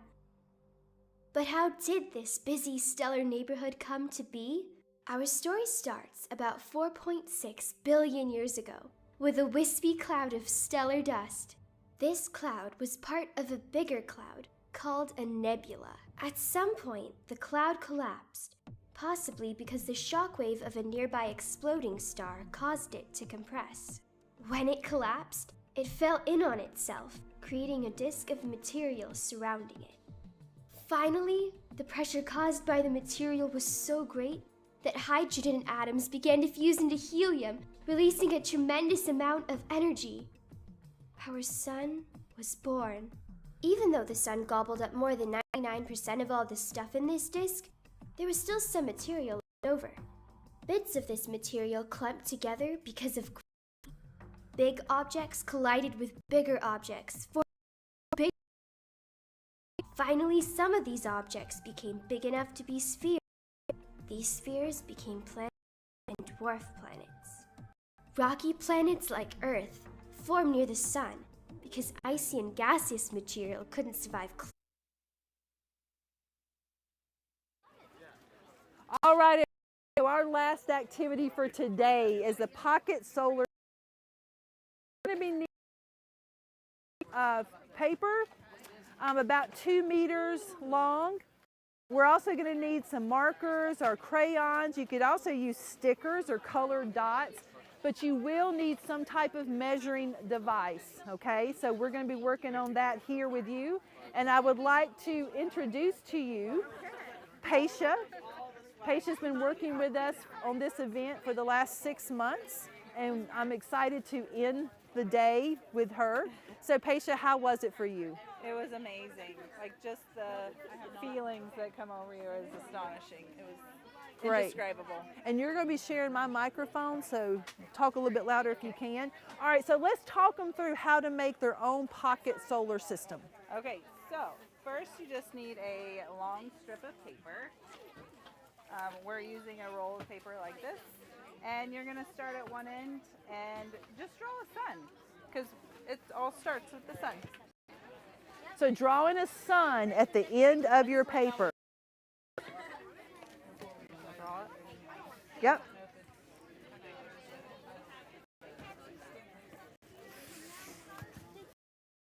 All right, so we've got a sun here. Now, Paisha, what are we going to add to it, and how far of a distance are we going to have it? So we start with, ours. Does anybody know what the first planet is? Closest to the sun. I don't think this is going to work holding it down. We may be holding it up in a moment, so just hang on. So what is the first, Leanne? Did we have anybody that's mentioned the first planet nearest the sun? Well, we're going to help you out a little bit, and that's going to be Mercury. So, Paisha, how close are we going to put Mercury to her? So, Mercury's close to the sun. Venus is further away from the sun and further away from Mercury. So, we have Mercury and we have Venus. And then, boy, you better tell me what the third planet is. Leanne, I hope they're putting that in the chat window right now. Earth. We think it's Earth. We hope it's Earth. Now that's going to be going about, so 10 point. We're going to move this in just a moment. So we're drawing here, then we have a handy dandy one getting ready to show you in just a moment. Now we call this a pocket solar system because you can carry it in your pocket and amaze all of your friends. So we're going to move this down because we have the sun, Mercury, Venus, Earth, and why don't we go ahead and add Mars in there, Paisha? And how far is that going to be? 22.8 centimeters. 22 Venus, Earth, Mars. And where are we going, Paisha? Jupiter. Jupiter, one of the big ones, the big one. And we're going how far on Jupiter? This one's quite a bit, 77.8 centimeters. So if you're doing some ratios with, notice that we have jumped quite a lot. We've been going about 5. We are tripling the distance. So let's go ahead and put down, and we're using a ruler, guys. So we're not just, we're using a ruler. Yes, they'll give them to you down there, sweetheart. We're using a ruler to measure these. So we want to make sure that we're accurate. So after Jupiter, we're going to another large planet. Can any planet is? Right after Jupiter. What do we got, Miss Leanne?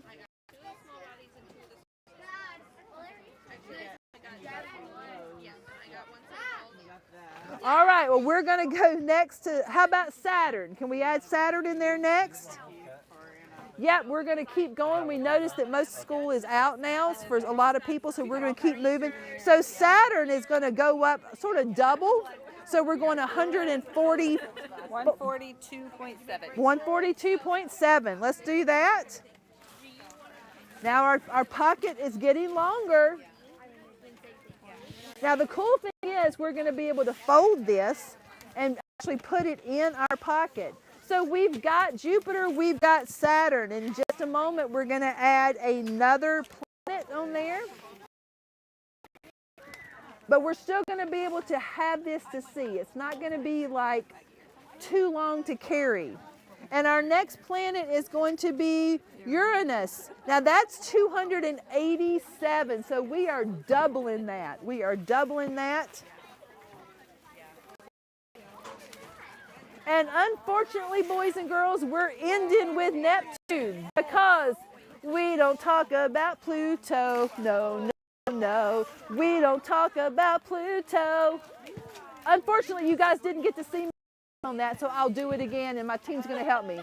We don't talk about Pluto. No, no, no. We don't talk about Pluto. Okay, but we're going to talk about Neptune. Now, by the magic of microwave oven, we now have a pocket, and the reason we call it a pocket is because we can fold this up and make all that team that built you the sun clock at 11:45. That's at hotel in the lobby. People in there. It was real embarrassing, I'm sure. But now we have a pocket. But let me say more. So our team, the Whittington family, created one. A little bit bigger numbers or the same numbers? The same numbers. Look at this one. That beautiful. Up for the Whittington family? Yes. All right. So students, again, I want to thank you so much for joining us. We're going to go back to the deck for just a moment. A big shout out to the Cuyahoga Conservancy, the Friends of Cuyahoga Valley National Park. Another shout out to Cuyahoga Valley National Park itself and all the rangers from Shenandoah that were here, the biologists, the AmeriCorps. And another big thank you to National Park Foundation, which is one of our sponsors that helps us get around crossing America. And we are so glad that we're all here today. So my team, come just for a quick goodbye. Team, come on over real quickly. Yes, yes, yes. And here we are. Put us on camera, Steve. Here we are. We're not on camera. Beautiful. This is a look at the end of the day. And we are so thankful that you've been here. Our numbers are huge, and we're so excited. Thank you again for joining. On behalf of Expeditions and Education, the